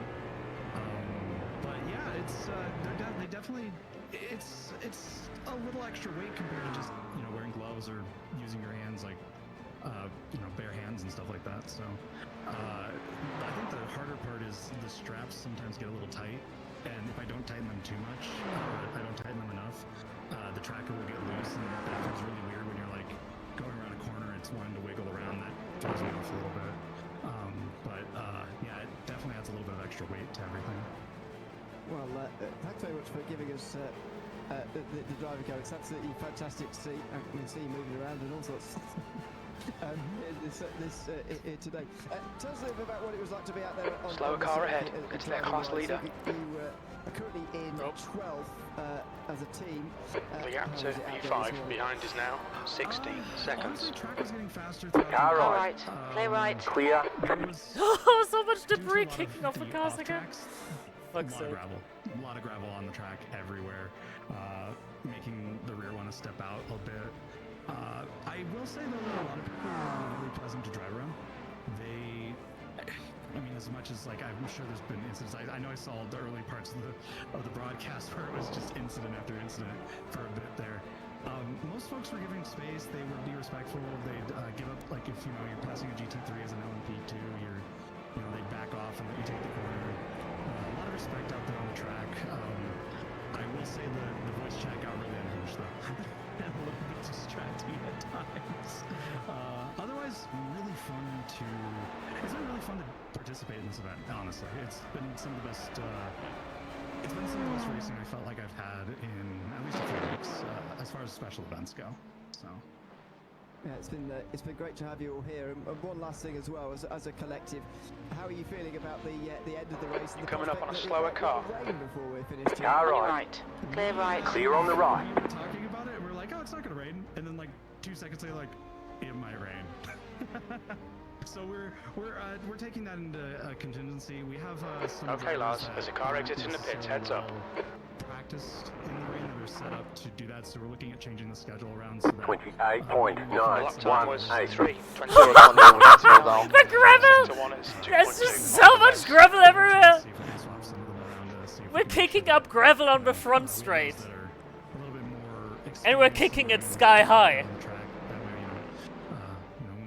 We can keep the car going and get maybe have a little bit less problems when the rain finally hits.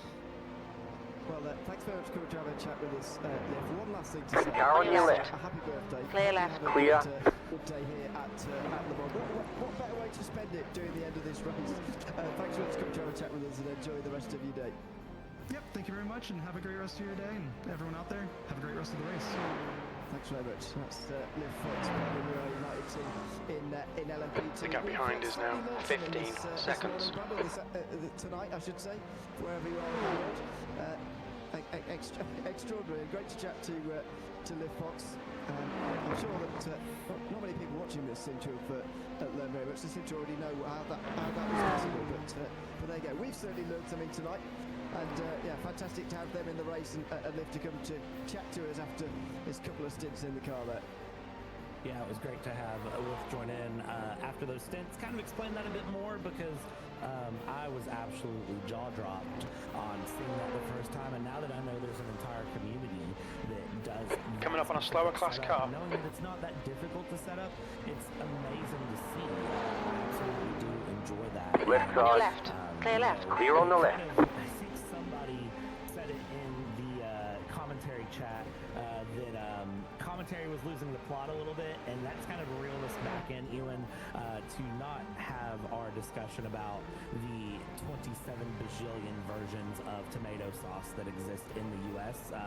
Beyond more than just one brand. There's like 70 of them, but I won't digress, even though it's about slap happy hour for me here in the U.S. at 50 a.m. Eastern time. We're in Sunrise in Virtual Le Mans here in Race for a Cause 2025, so this will really kind of get this race re-energized to the end, as it is right now.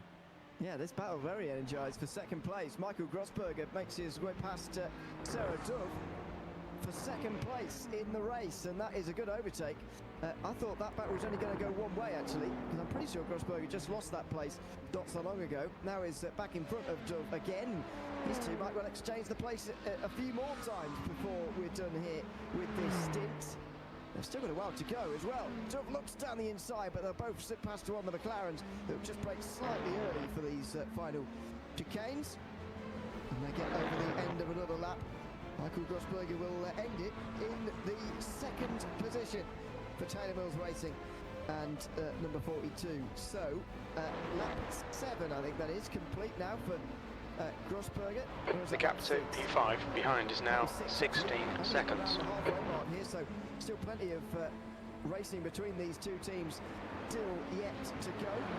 For honest, I'm not entirely sure how they've managed to get together on the track, because coming up on a slower class car. Just over 6 hours to go. They're battling away. 29.012 left side clear. Second position after making a very nice overtake and after a nice bit of side racing through Indianapolis last lap. Alright. Have a good one, Taco Josh. Side competitive racing here that we're getting for second place here in LMP2 as they go. Taylor Mills Racing doing a very good job there in the 42. Grossberger holding off Sarah Dove. Sarah Dove putting in a lot of pace though. Seems very competitive in that two. Car on your left. Clear left. Clear. Screen to speed. Dream Team can bring the I see we've got to the part of the morning of here comes the sun. Do do do do. Here comes the sun. Now a little bit of slipstream from the GT3, the flashing lights there from Taylor Mills Racing. That's sort of matching the gap with Zai right now. Return flashback from the GT3, and I think it's just showing a little bit of love, if anything. And now we go through 211 still right there, and I have a feeling that after we get through the second chicane, the 211 there of Sarah Dove is going to be set up in the right position to continue to challenge. This is Yeah, you don't have a password. That's rough. I could give you the password, but I don't care. Doesn't look like it. Beauty of Le Mans is that there are so many straights to keep these password to what? Really helps. To the race session. I just spent monster on myself. You're meant to consume the monster, not bathe in it. Idiot. I will become the monster. He is the monster. I thought that was kinda known. To be quite close enough. We'll find out on the way down into It's fine. Just some small splashes. Screen to speed, Dream Team. Look for that second position again here. On the straight towards Indianapolis. Might as if be split apart by that BMW. Just behind, no, not quite. On the way towards That's the perfect Mozan corner. To Grossberger to make the move. Hey, for once it wasn't completely covered in gravel. That helped. The inside curve for Grossberger. Well, taking us what you're catching. Seconds. Yeah, supercar. With penalty, I guess. Or damage. Super. Nah, just for supercar. Slower car ahead. This is their class leader. But you should get them before the Porsche curves, no issue. Yeah, no, and this is going to Car right side, clear on the right. On is the 100 and the 121 in fourth place, just behind. I mean, they're 2 minutes off of this battle, but the turn 1 car in the Olympus Esports Proton separated by 1.2 seconds now. We saw that gap sort of open up, and now we're seeing it accordion back together. So we're about to have a lot of battles open up very quickly and close up very quickly here in LMP2, where the battles are going to kind of... The lead is pitting now. Thompson is pitting. At the top of the hour with 6 hours left to go. The sun is up. Everybody's feeling feisty, and I think it's the lead is pitting now. 211 looks so fast right now, though. Challenging on Taylor Mills Racing and just continuing to try to push pressure forward. Yeah. Looks like this is going to continue. Remember to pit next lap. Comes in. Got quite close to putting a lap actually on the Taylor Mills Racing. There's a car rejoining in front. As you can see from the screen at the moment. That would be 26 if no traffic. 27.814. We like this. Keep doing it. P3. Doing a good job anyways. In the hypercar class, also in second place. The lead is bidding now. That's the end of his first stint. Imagine he'll carry on for at least before getting out. So Thomas Cope get out at the previous pit stop. You got a slow car on the left. Incident in. The S's. Go right. The lead is bidding now. The lead is bidding now. Again. We also saw, actually, by the way, while we were chatting to Lift Fox, English. Car number 41 is now in the lead. The Challenger class car, which is currently in for a stop. Actually, only just pulled in just right now, Mavis Serra. So that car currently running in the last position, but is now ahead at least of Leopold Racing Dragon, who have dropped to the back end, unfortunately, third retirement of the race, but only 3 out of 51. This is what happened to number 28. It is the 6th place LMP2 car that tried to go down the inside. 22 Whether it's the GT3 or one of our Camaros, indeed our only Camaro. LMP2. Move quite that late down the inside at the Porsche curves. Yeah, and that was the number 22 Beta Frost car. I believe that was the one, the offender on that one. So I'm sure the stewards are going to come down pretty heavy on that. Stop for 30 seconds. They must have done something serious. Slower class car ahead. The guy in front's reputation is not good. Small mistake there, but fine. Right, clear right. Clear. Beta Frost car, and also team representative to the waiting room, causing a collision, constant misjudgment of slower class traffic in recent hours. I'm sorry, what? A team representative for the 22 Beta Frost car has been summoned to the race control room to get battered over the head. Holy shit. Someone to the Eduardo Freitas face. They've had enough shit and chosen violence. Yeah. Can really prove dramatic around a 13-kilometer circuit. The car behind is pitting. About to be hit over the head with a metal pipe. Still to be made in this race, that's for sure. We're just over 6 hours to go. Every car will need at least another 6 from here to the finish. The car behind is pitting. Speaking of metal pipe, it is actually WrestleMania Day 1 today. Going towards the Porsche curves again, just slipping through on the McLaren just in time. That's the 2nd place McLaren. George Tyler driving it. That's done in GT3.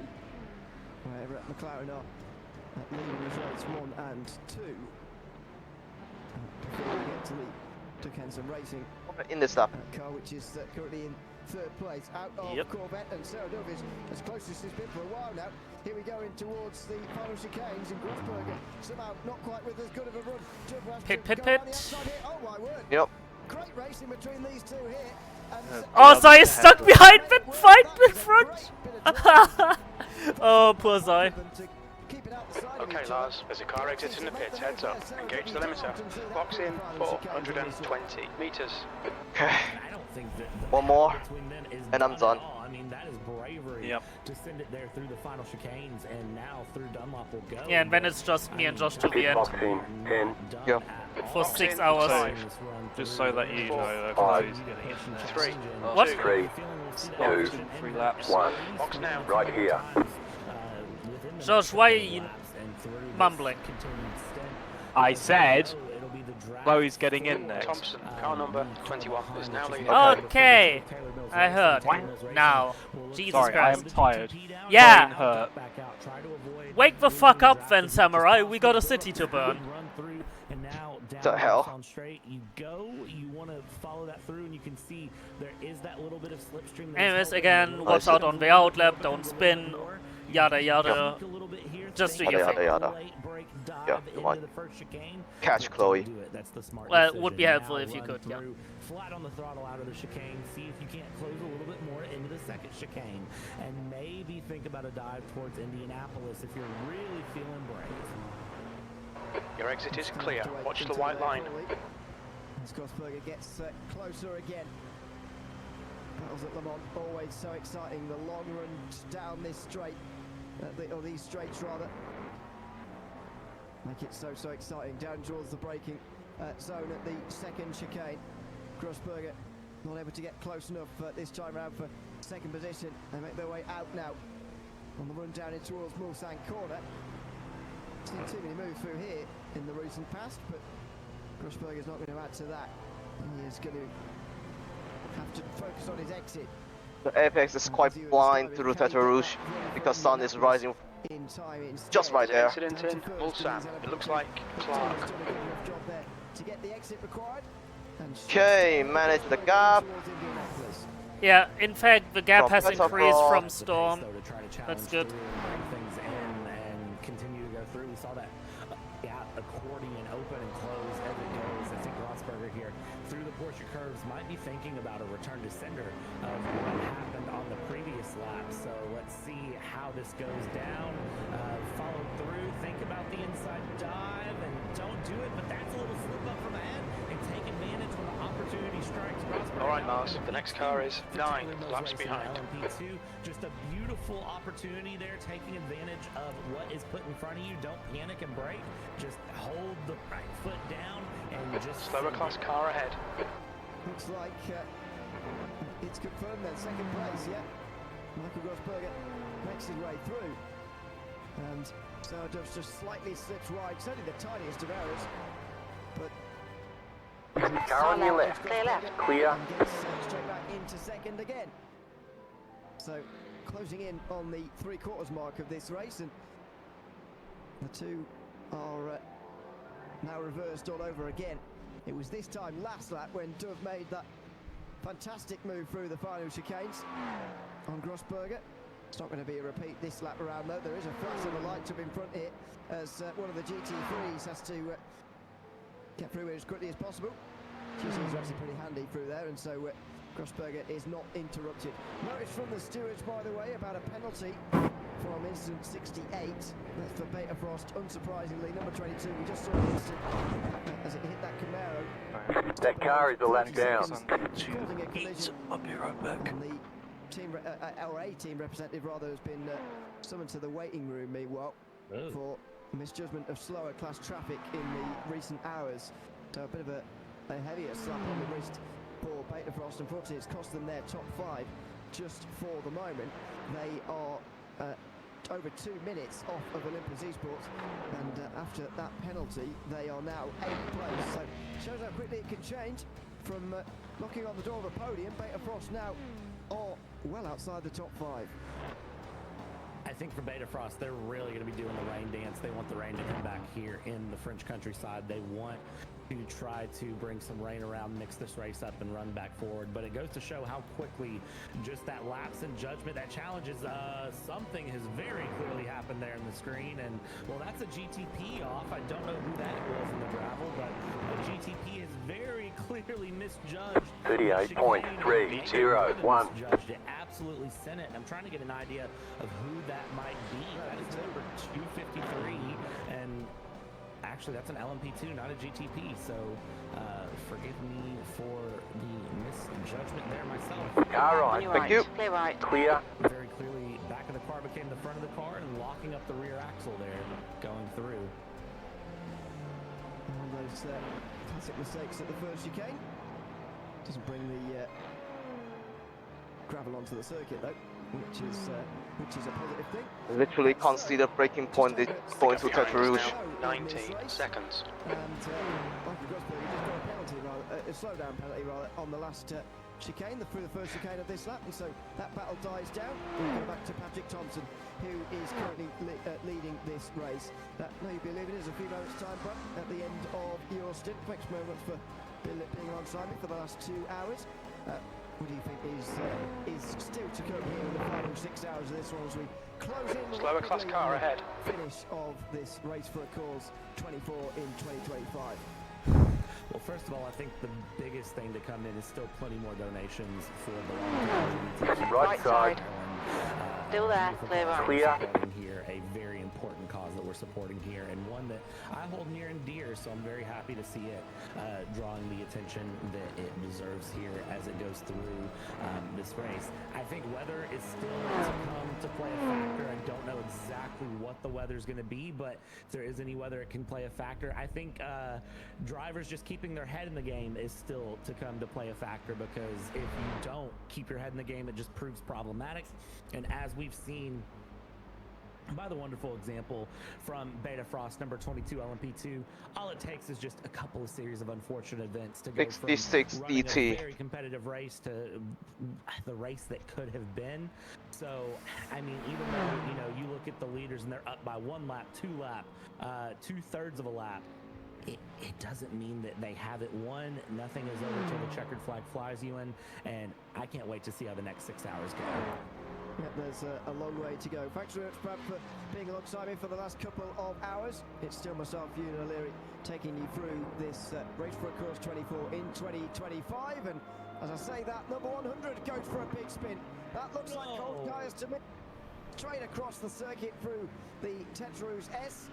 And it's Raul Giordano just behind the wheel, still behind the wheel, I should say, but on new cold tyres going for a spin down the hill. How many times have we seen that so far here in this race? Well, it's not quite measurable.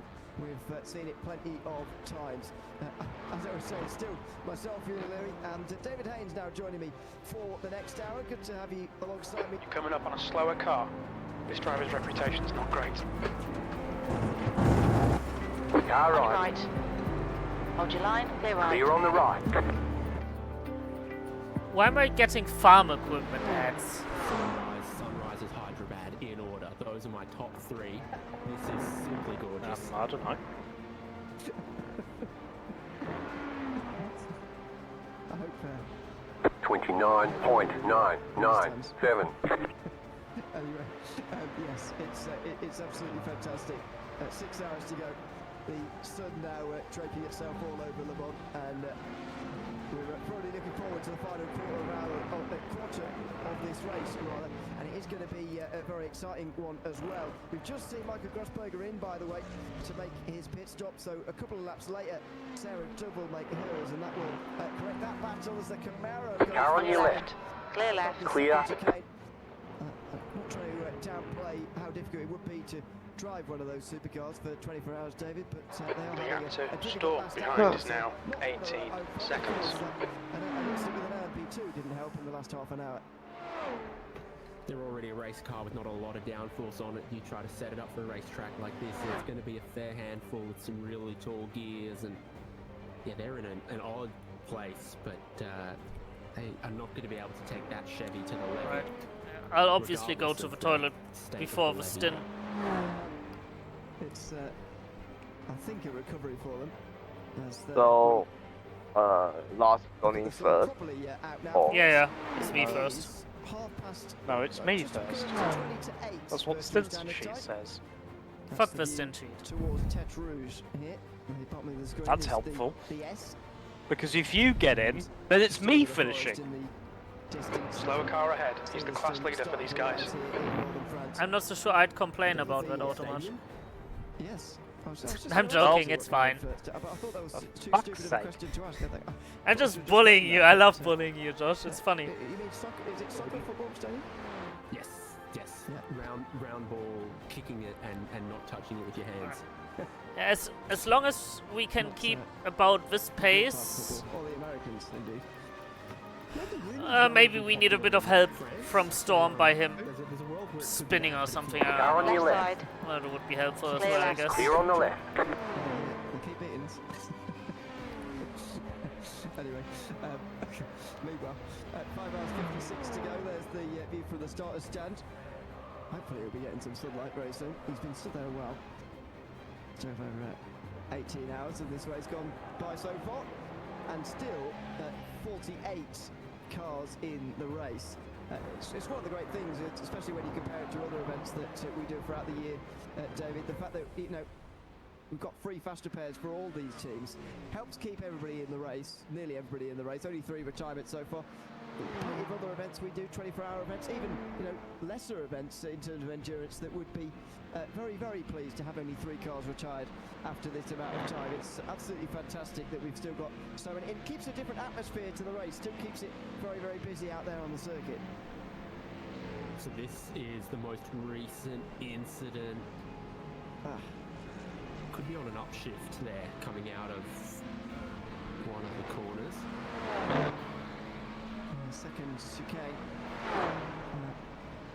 Burst into wheel spin, maybe out the corner. As you were saying earlier, it's probably come over the crest of the road on the exit there as well, and the car gets a bit light as you sort of go over the crest. 29.833. Just done a 29.8 seconds. Turning circle required. Another scrape along the wall. Oh, again, Shibano goes for a spin. This time at Mulsanne corner. Not a good start to the stint, unfortunately for them. Oh, double 100. That was quite a close rejoin. This is Jordan Strutt, meanwhile, not the first spin for 016 in this stint. Just before 10th rouge, a very long time. A lot of tyre smoke and a lot of time lost, unfortunately. The guy in front is Lord, car number 558, B license, and their rating is 2.0. The gap behind is now 17 seconds. Who's still yet to make their pit stops. He'll do that at the end of this lap. Olympus Esports now got to be 4th because of number 100 spins in the last couple. Coming up on a slower class car. Let's bring in another interview, shall we? Because Alicia left side, clear left. Clear. I apologise for keeping it for so long, but we will now be able to have a chat with the driver for number 100. What's up? Race team, and it feels fitting. Excuse me. To do so. Alyssa, welcome in. Good to have you. This apologies again for keeping you waiting. Are you having a laugh or are you sneezing? That was a sneeze. Yeah, I was wondering because there wasn't really anything funny to laugh about. It's been interesting. Slower car ahead. This guy's their class leader. Car right. Clear right. Clear on the right. Ben was after us, and Ben, it's just been in this realm of mediocre to okay.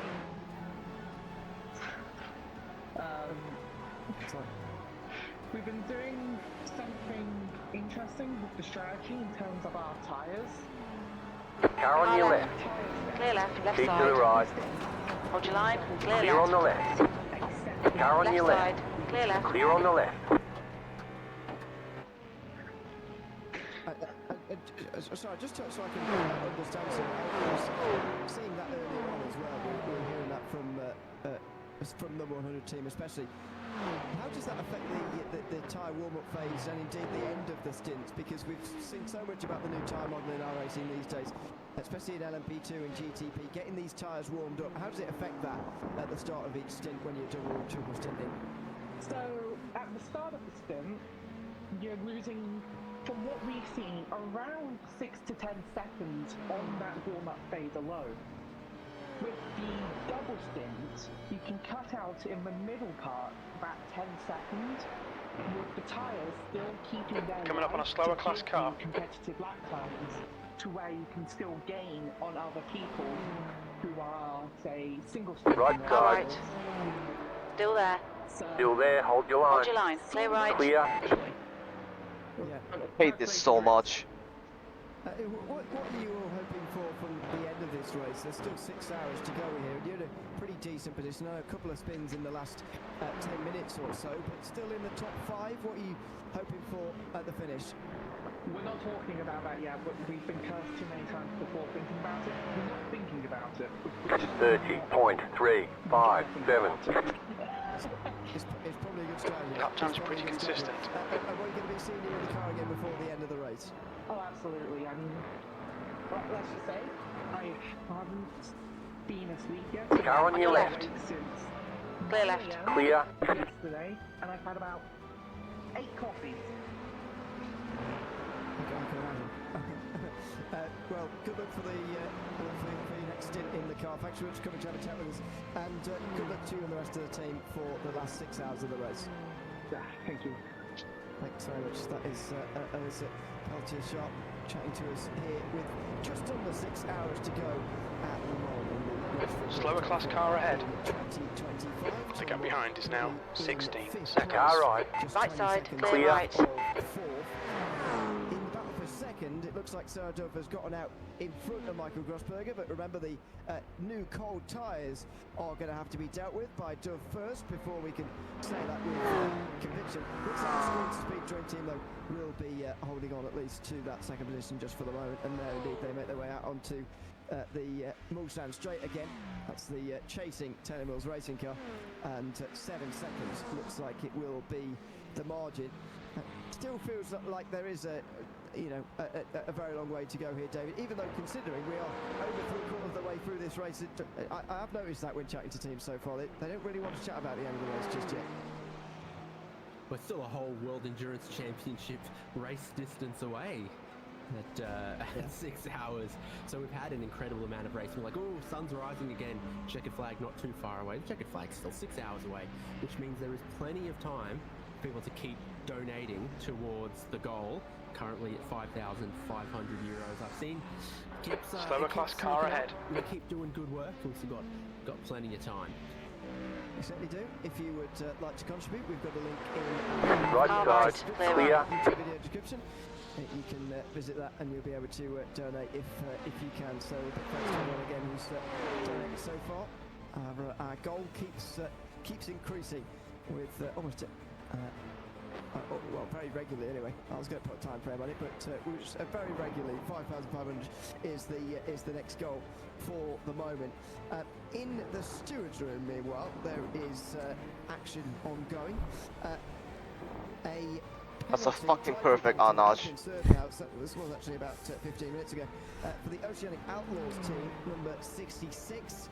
That was for avoidable contact with the Prismatic Motorsports Hectic car number 161, and also under investigation, and indeed no further action actually being taken on the Redman Racing and L1 Racing incident, hardware issue, and slower class car ahead. Action required between those incidents.